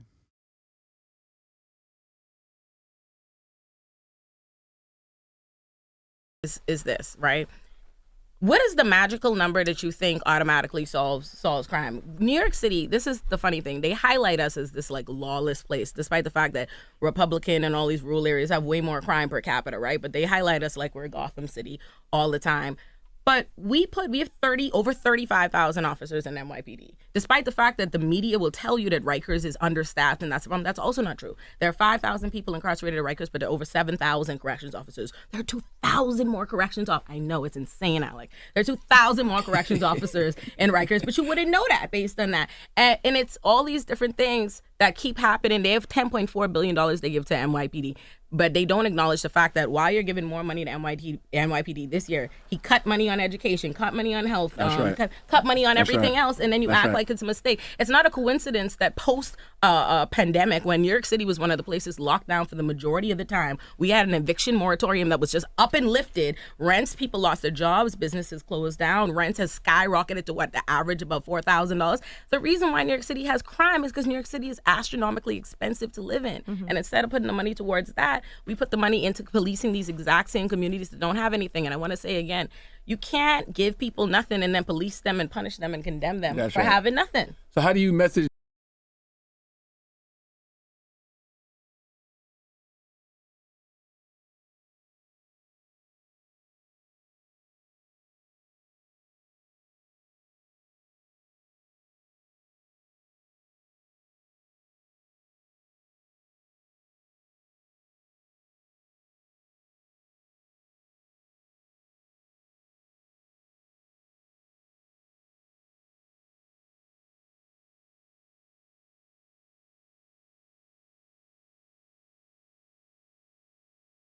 Sorry, I had to go pee.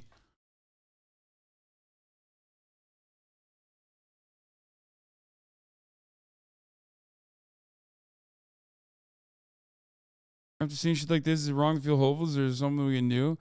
I mean, you could just keep on trucking. You know what I mean? I don't know what else to say. You just keep pushing through. I don't know.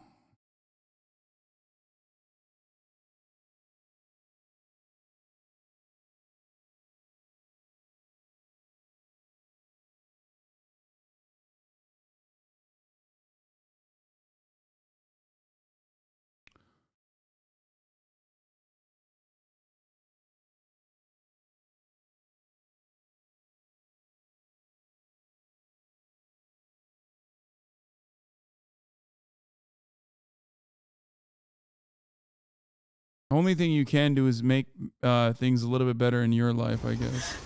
Yeah, Ragnarok reviews are fucking bananas, dude. It's gotten like 10/10 from everybody pretty much.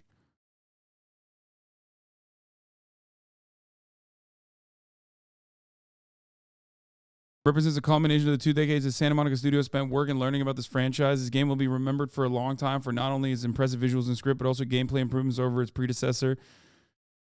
Oh my god. Let's see. Did anybody give him like a bad review? This guy gave it an 80. Let's see what this is. Giovanni Colantonio. I experienced the thunderous action game's first real moments of quiet. From a long excursion from Spider to Fan, from his way to 2 chatty companions, Kratos walks to his bedroom. Oh, okay. Are there spoilers in this? I don't want to look at this. I don't want spoilers. It's saying it's more reminiscent of the jump between the original God of War in 2005 and God of War 2, offering a largely similar experience down to his plot beats. The larger scope makes for a messier story that loses some of his previous games' intimacy, but the trade-off is even sharper combat that further establishes the franchise of God of War action games.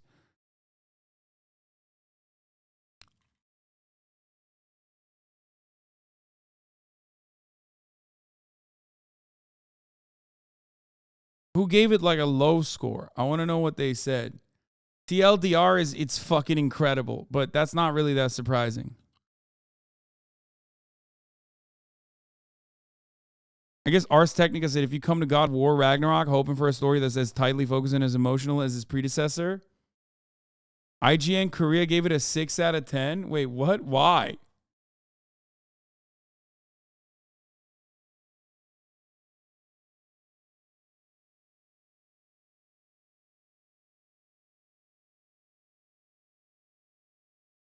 They said too much blood? No. No one gave Cyberpunk a low score on launch. That's not true. Cyberpunk's scoring was also super tightly held too. They literally fucking, they definitely gave it low scores, way lower than this. This is like universal acclaim.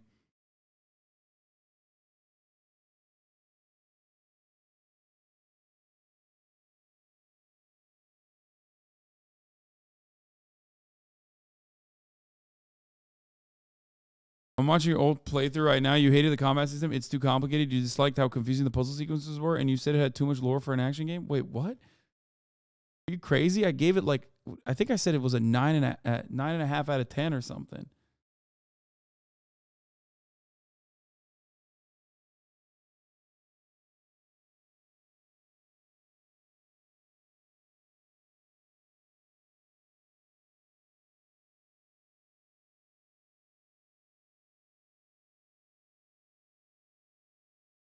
Also, Cyberpunk in and of itself, if you have a PC, if you had a PC that could like withstand it, if you had a PC that was actually like able to run it, was a good game. I said it too. The lore was incredible. Like there were so many insane fucking issues aside from the bugs, but my game wasn't buggy at all. I played it through top to bottom. I mean, there were some bugs actually. That's not true. But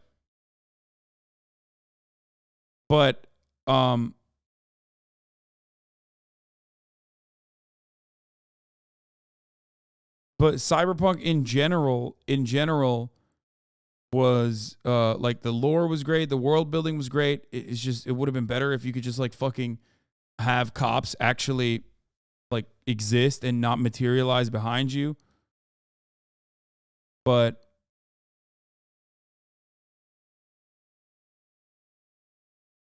I waited for Cyberpunk to get optimized for Xbox Series X and it was great.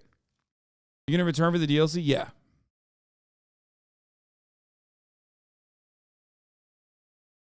The whole Cyberpunk world felt like central hub for quests. It was just great. I loved it. I played it nonstop. I mean, I played it to like, not to completion, but I played I played the shit out of it. You guys remember? I was doing like fucking side quests off stream. Like I was really, really captivated by it. It was so immersive, but also I admitted that I am a sucker for world building. Okay, we're gonna do something that I did last time around. I'm gonna play one game of Valo, and if I win, I'm gonna play Mortuary Assistant. If I lose, I'm done. I said scary game, and that promise is still here. Promises made, promises kept. Ain't no way, ain't yes way. The fuck do you mean? Well, I want you guys to root for me. I want you motherfuckers to root for me. And you never root for me. Okay?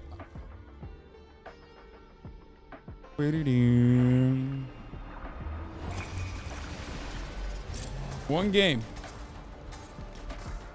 Let me pull my monitor closer to me. Okay, it's sweat time. It's sweat time. Okay, gotta check the store, obviously. Okay, that's from last night. One game. Open up the Gamba. If I win, we play Mortuary Assistant. If I lose, stream's over.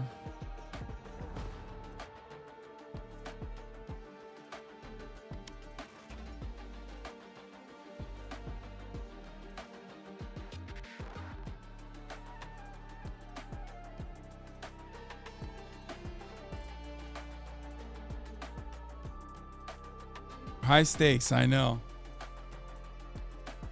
I know. Just the way I like them.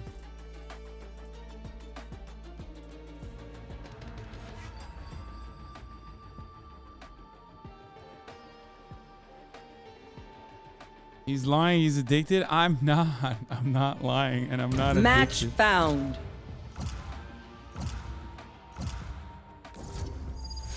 I'm just gonna throw. No, I would never do that. Are you kidding me? I would never throw. I would never throw. Yes, I pumped. Okay, we got 3 fucking insta-locks. We're on bind. We got 3 insta-locks. We got a KO. We got a Sova. Bro, are you serious right now?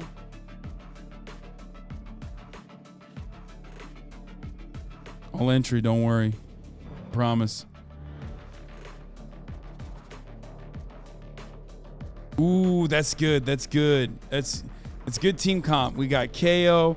We got a Sova. Is it okay, Baba? What the fuck?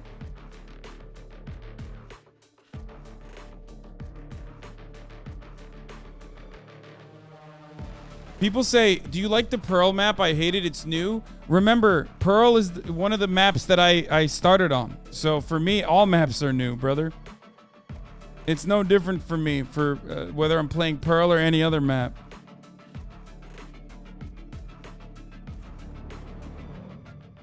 We got this, boys. Oh my God. Their team comp is identical. What the fuck? Except they have a brimstone instead of the... What the fuck? Bro. What the fuck? That's weird, dude.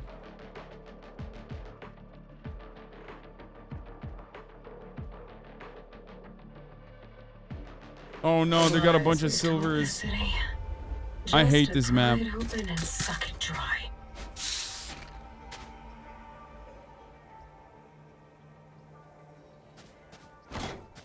Oh, they have a Killjoy. Never mind. It's the best Raze map. Wait, why are you guys throwing Huz? What did I say? I don't have good lineups.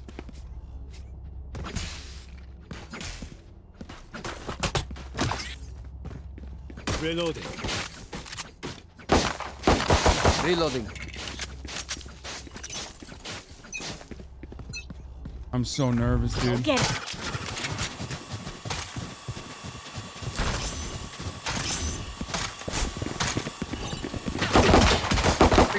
Reload. Grenade!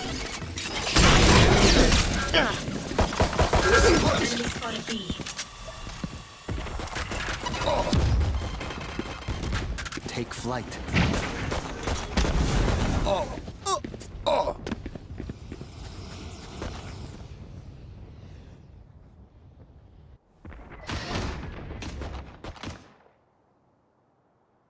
What the fuck are they doing? I have the spike. I have the spike. Oh no, the KO DC'd. Oh dude, what the fuck? Okay, this signals danger for all of us. At least he dropped the spike before he fucking DC'd. Revealing area.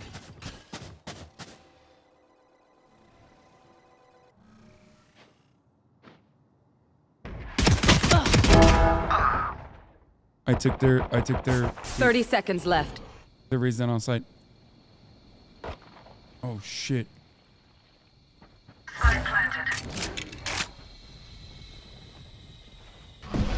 Oh! Brim's near TP on B. And I think that... Oh! Let's go, Viper. You got this.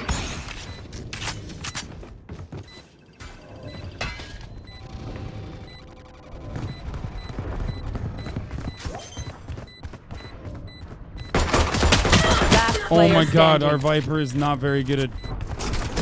Our Viper is not very good at aiming. Someone track down their brimstone. Cut off the head of the snake. Type remake? What do you mean? What is remake? Reloading. Guys, this is one of the... I'm saving. Saving. Remake if you have a DC? What does that mean? Try not to die. Oh. Wait, what the fuck? Since when?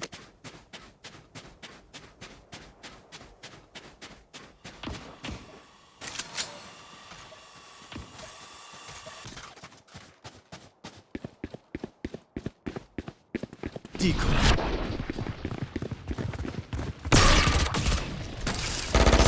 Scanning ahead. Idiots. Grenade!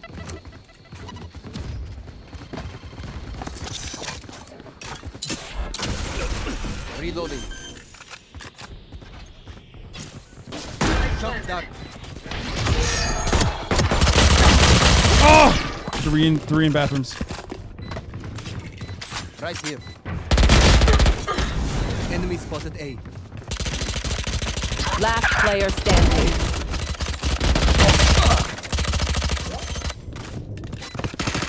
Showers, whatever. Wait, so how does remake work?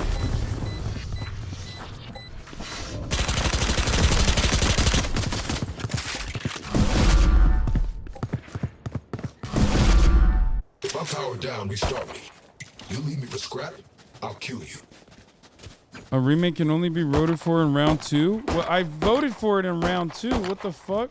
Oh, he's back. Oh, that sucks. He's fucking back. I wish...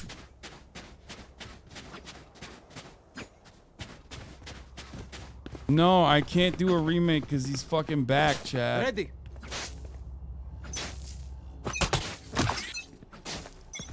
Go get him. Suppressing.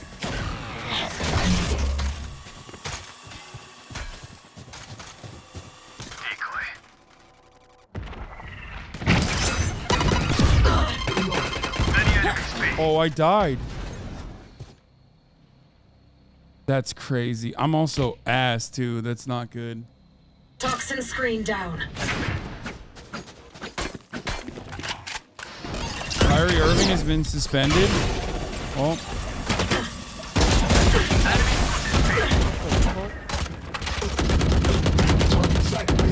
Reloading. Right here. Kill confirmed. Right here. Reloading. Toxins going up. No shot. Poison orb. Toxin screen down. Spike down B. One enemy remaining. I don't even know what game this is, but Last Hasan player sucks. standing. Haha, L.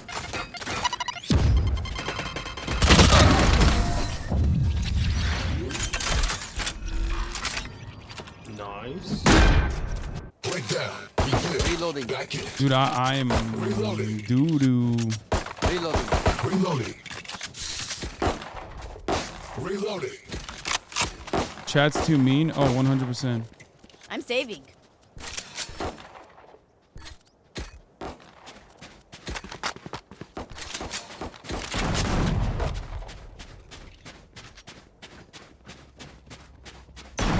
Reloading. Suppressing. I'll handle this. Enemy suppressed. Drop.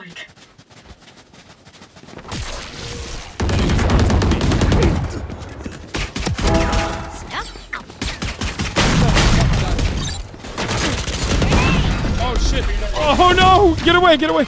Sorry. Reloading. Revealing area. Reloading. Deploying drone. Enemy.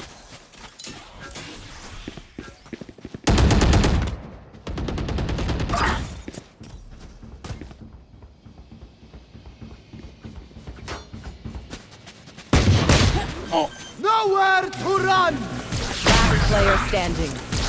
Spike down B.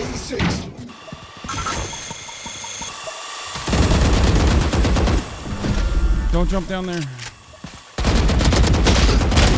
Kill.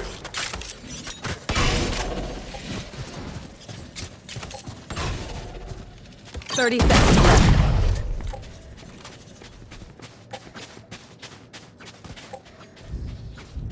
I'll shut them down. Until then, survive. That was not a bad save round. That was a good save round. Back to bronze? No. If I lose this, I don't go back to bronze. I'll just I go back to 0 though. I want to see you crawl.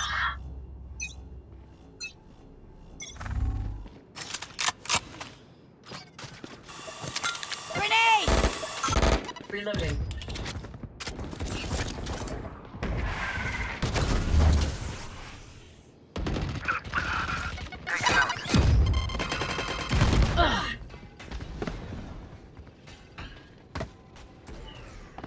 There they are.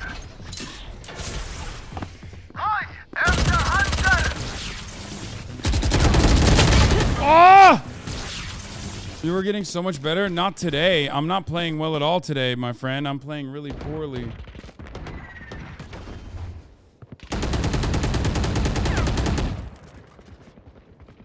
I can't even spray control.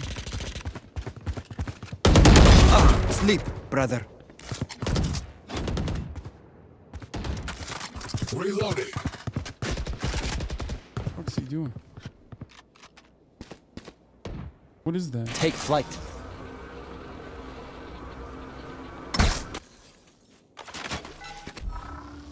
Scanning 30 seconds left.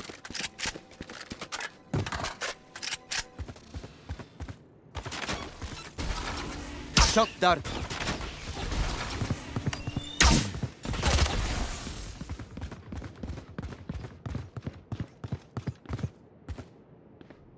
Last player standing. 10 seconds left. Team Ace. Come on, bro. You need to represent the comedy. Stop aiming at the ground. What do you mean?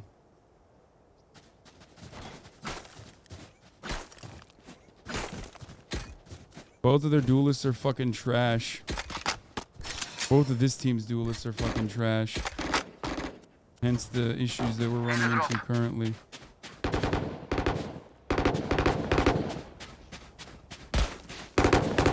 No more games.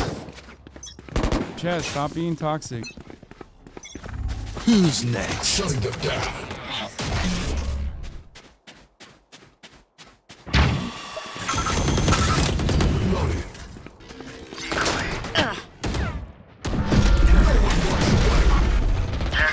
Spike carrier's down. Spike down B. Oh, I hate this gun! Stinger is worse than the fucking ghost. I should just always Last player standing. I should just always use a ghost. I literally would rather use a ghost than a stinger. It's so good, but I just don't know how to do spray. It either helps me because I aim at the foot and then it sprays up to their head, or it's the worst gun on the fucking planet. Cutting through.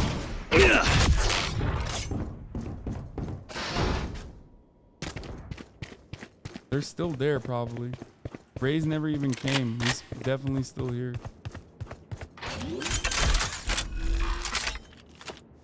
Spike planted. Carry Yoru. Oh, he's above. He's above you. Does he not hear him?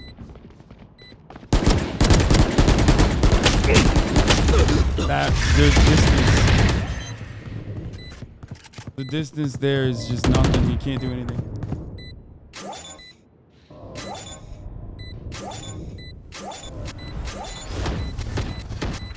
Oh, that gun you can ADS, right?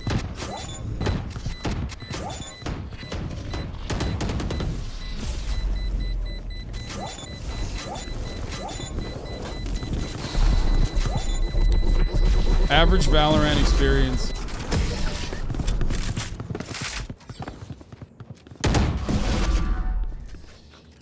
They're going to scatter from my stuff. Enemy Super team easy to BM, pick off. most likely. Look, I'm at the top of fucking Valorant on Twitch right now. When we play fucking Valorant on stream, this is part of the problem. You know, people do it regularly, but I never have this kind of experience. Into the unknown. I never have this kind of experience when I'm playing fucking Valorant off stream, surprisingly.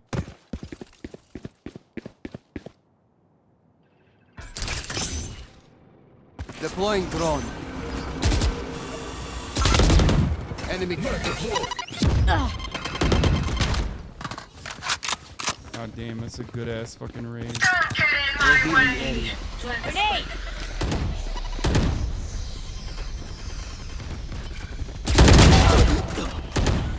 Prepare for hellfire! I got Spike down A. Enemy spotted A. See ya! I'm right here. One enemy remaining. Wait for me. Plant the spike. Why hasn't he planted yet? Spike planted. Is he fucking stupid? Reload.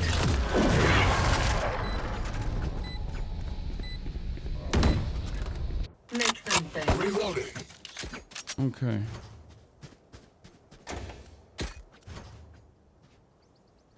That was a good round. We gotta run it back now.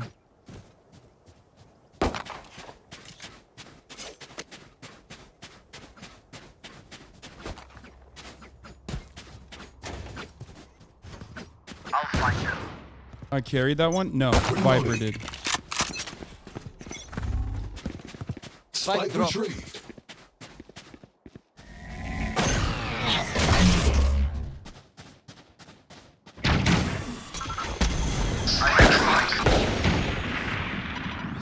At least they grabbed it.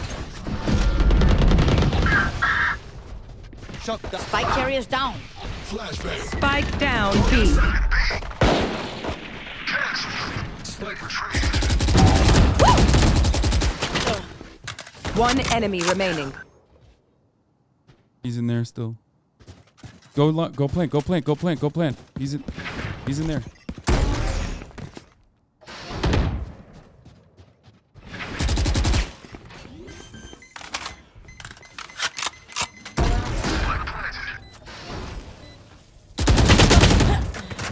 Raise 70. He's in hookah, but you guys are fine. Just hide and look at the bomb. Okay, maybe he's not coming from hookah. He might be coming from Come on, bro. Cutting through. Last player standing. That's crazy.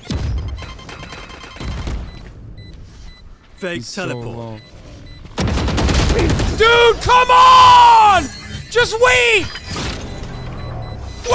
Wait for her to fucking touch! Clutch. Come on!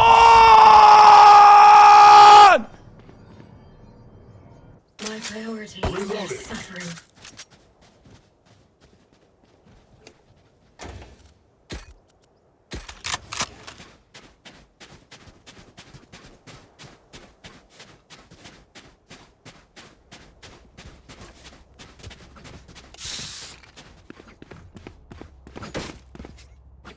I'm gonna still be I nice need to drop. in communications. The team is better. The team is alright. Yoro has more fucking frags than I do, so I can't talk shit.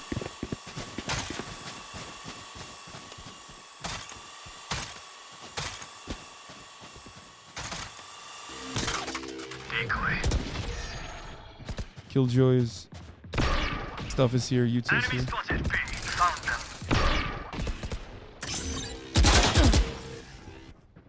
Take flight. No! Nowhere to run!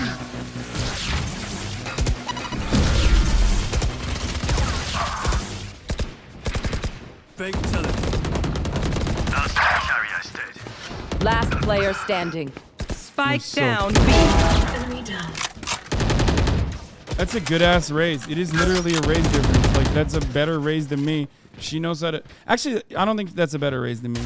She just knows. She just knows how to use util better than I do. That's it, pretty much. Toxins going up.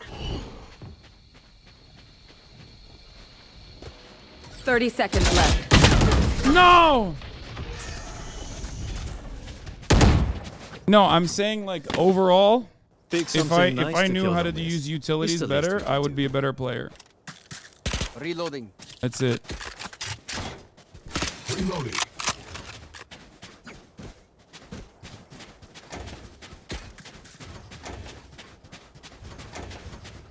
Should I not buy up? Are we saving?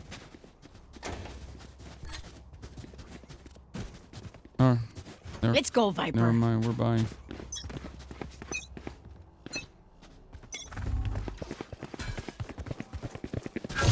I'll handle this. Reloading. Enemy spotted B.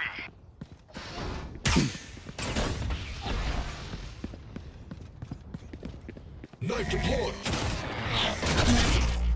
Decoy. ATP. Enemy spotted B. I think.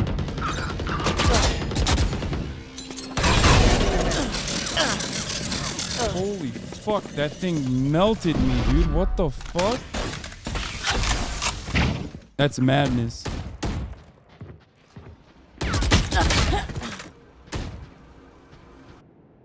Stands in AoE? I don't know what that is. Is that the Killjoy?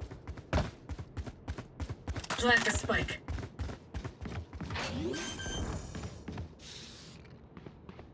Spike planted.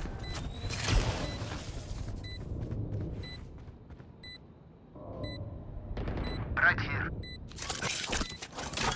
Oh no. Poison orb emitting. Toxins going up.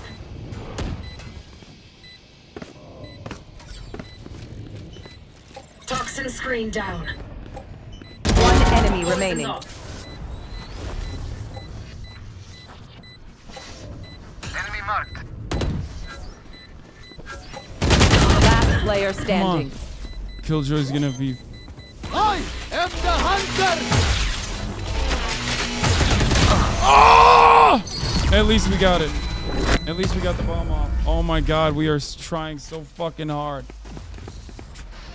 We're trying so hard. What do you say, bro? Ready to stretch your wings?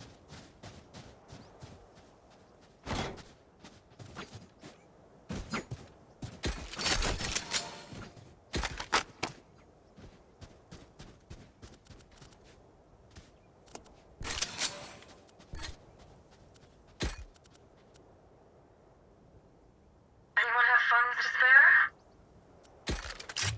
Okay, I'll go light, I guess. Fuck it.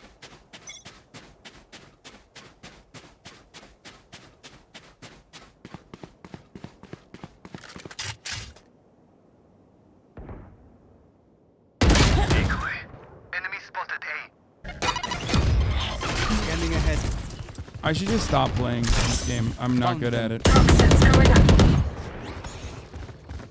Chuck that. Don't get in my I should just not play ever. Shot down. Plant the spike.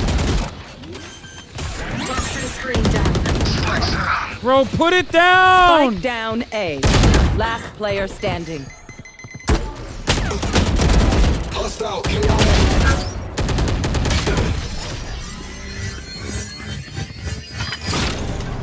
Team trash? That has nothing Last to do round with in the half. my team being trash, which is not even, they're not even that bad. My team being trash has nothing to do with me literally getting out-aimed by the Euro as I peeked up. That's literally my fault. I'm just bad. I'm not good. That's not a sniper either. It's my fault for not warming up before going in. It's not the end of the world. It's whatever. It's a fucking video game. You know what I mean?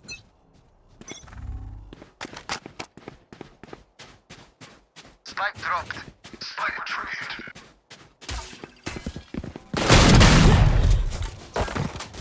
Before bring hookah. He's in the back corner. There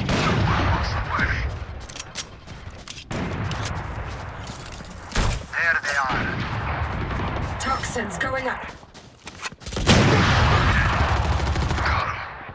Who's next? Our spike carrier is dead. Spike down B. Last player standing. Why do I buy a shield instead of guns or skills? Because I'm bad. I know that I'm going to get shot a lot. Switching sides. Move in after I strike. That's when they win. Well, it's not even my fault, really. Everyone gets shot a lot in this game.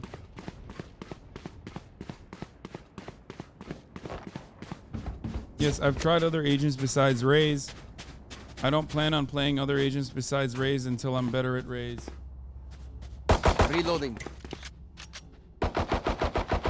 9-3 curse incoming. 9-3 only works when 9-3 only works when you have when you're not getting dominated.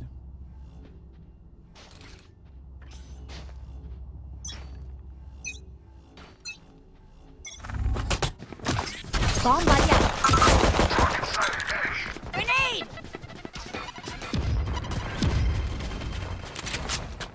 Neutralized. They're all hookah. They're all hookah. Turn down. Out of charges. Enemy.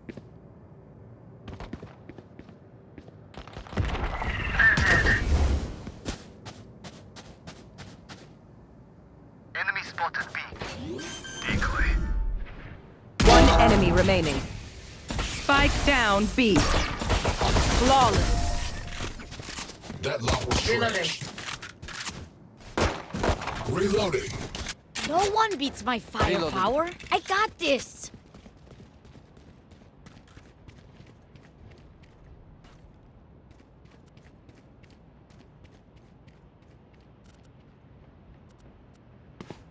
I hate buying up. But the team did, so I have to as well. Now use them.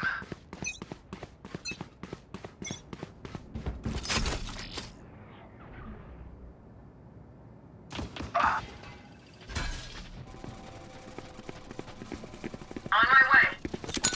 Grenade! Oh! Oh, I got down, two. B. Oh no, I didn't. They're already on site B.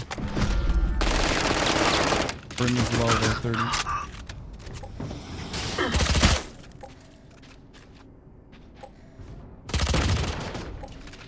Target sighted B.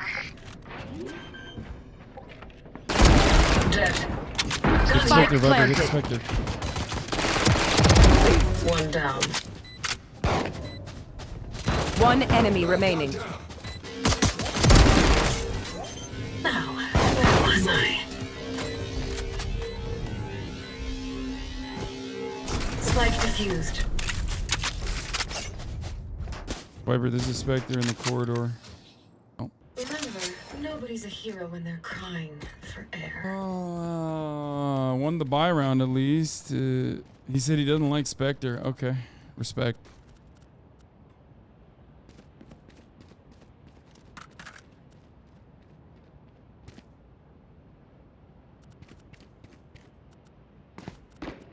Time to jump. Let us hunt.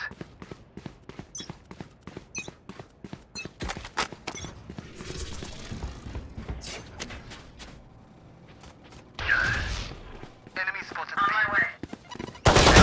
Shit! Fuck! I got caught on the fucking thing. Decoy.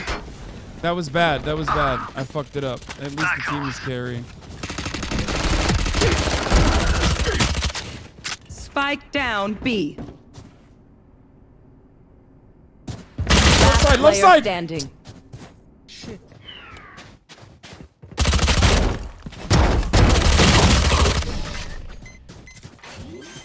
I'm not throwing, so I don't play horror game. If you know anything about me, you know I never want to lose a Valorant game. With brimstone, so don't embarrass me like that, please. That wasn't a bonus round, chat. That was a round for me.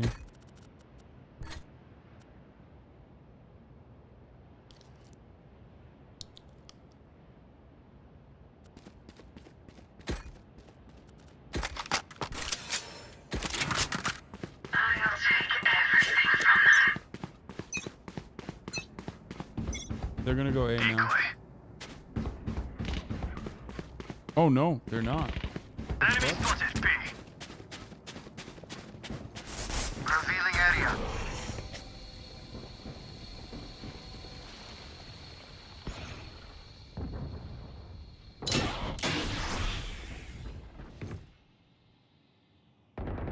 Spike planted. I knew it. On my way. Oh, what the fuck? You're...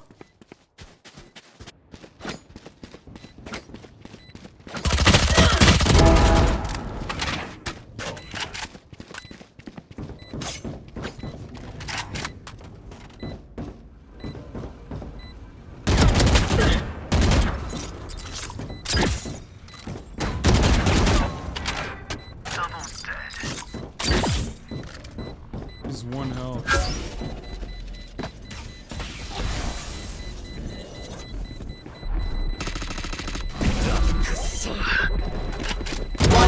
remaining.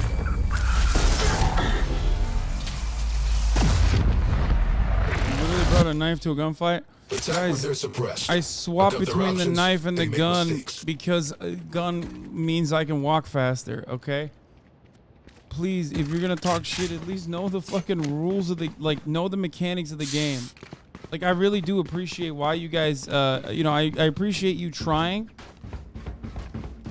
But like, when you literally say that, you're just admitting that you don't know what the fuck you're talking about. Like, you don't understand the game, like the fundamentals.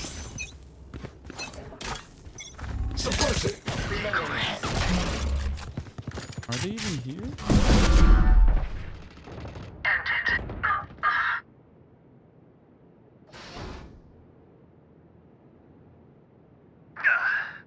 I also don't know what their movement patterns are like at all. Fire in the hole!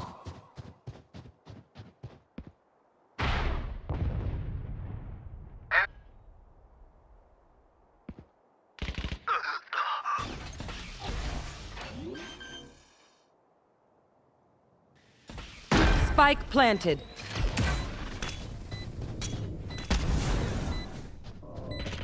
No more. A fine death. Who's next?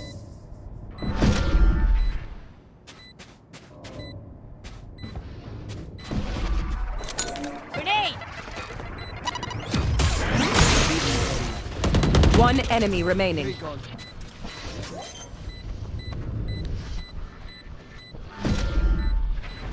Prepare for hellfire! Last player standing. Stuck it though. I hear them scurrying. Can I get a drop? Can I get a drop? I need a drop. Bro, we're not that far off in kills. Come on, Sova. You got 12, I got 8. That's 4 kills. It's 1 round. Sova, do you have... Sova. There ain't no fucking way he's not buying right now. That's crazy. He has 6,000. He just maxed out. I'll handle this. He literally maxed out for next round. Many enemies, B. On my way. I am the hunter! Enemy spotted. He just maxed out for next round. I'm not even kidding. Spike down B. Reloading. Here.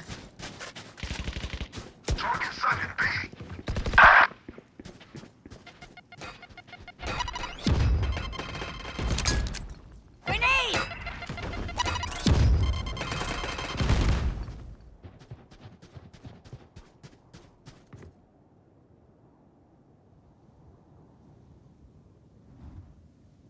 One enemy remaining. Enemy attacker spawn. They think they can kill me?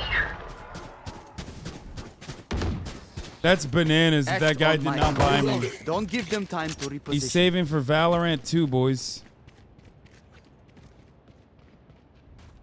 I'm gonna ask again. Can I get a drop? He's maxed out. He's literally maxed out. Is he AFK? What is he doing? Let's flush them out. He is saving for Valorant Time to too. jump. Oops, I just left that here. Decoy.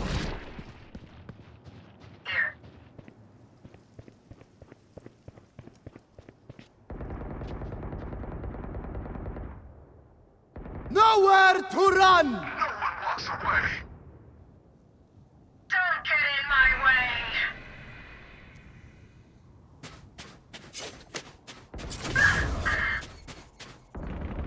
Target dead. Enemy spotted.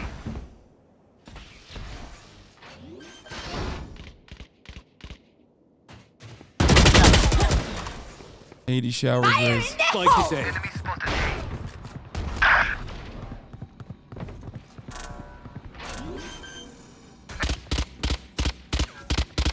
Spike planted.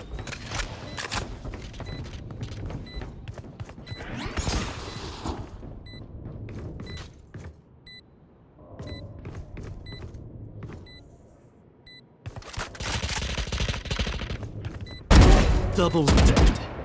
Scanning ahead. Last player standing. Found them. Too low. One enemy remaining.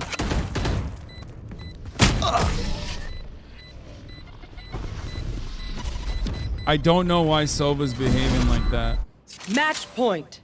None of my stuff has malfunctioned yet. Not Can me we clicking celebrate and that? trying to switch cams.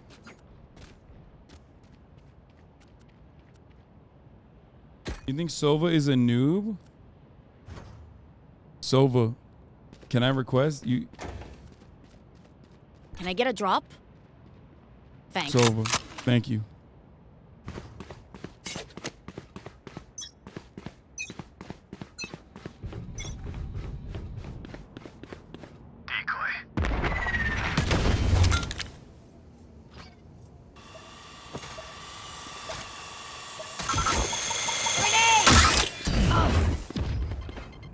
Fuck.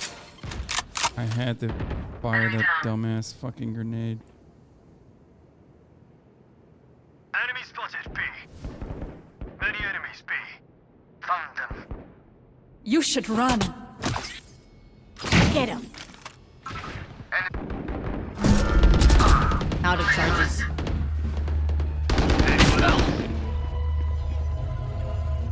I'm stuck.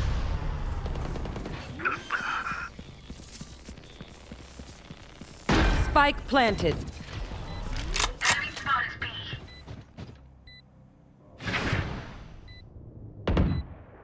Prepare for hellfire! Here comes the party! Last player standing. On the other side. One of the enemy remaining. Could have gotten a double kill there. Try again. Holy shit. Let's make a plan, then execute.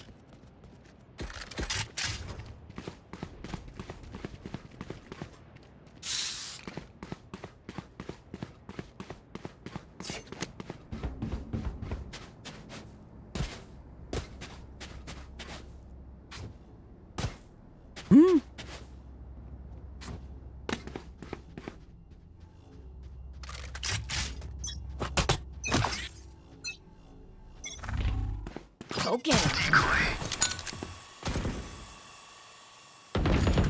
Lights out. Enemy spotted A. I'll handle this. Ah! Fuck! Why did I hit the TP? Spike is A. Yours also coming in, man. Last player standing. Stop! You didn't need to do that. No. Attackers win. Okay, well, promises made, promises kept. I said I wasn't gonna play fucking scary game, and I'm gonna fucking end it. I'm ending the stream. Sorry.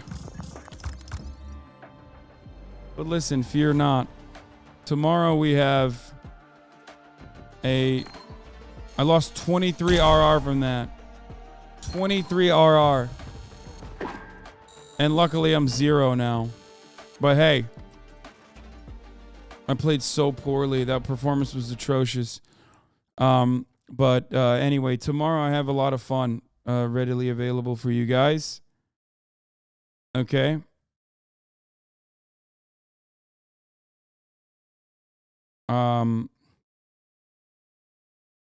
I will be I am going to be playing It Takes Two with Carl Jacobs tomorrow.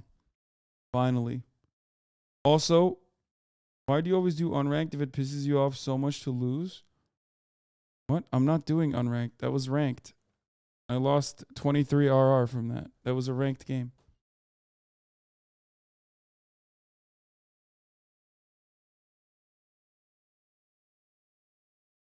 Anyway, I'm going to be playing It Takes Two with Carl Jacobs tomorrow, I believe. Sorry to all the believers. I apologize. I thought we would win this one. I tried. Anyway. But, you know, sometimes it doesn't work like that. It wasn't in the fucking cards, everybody. Oh. Sad.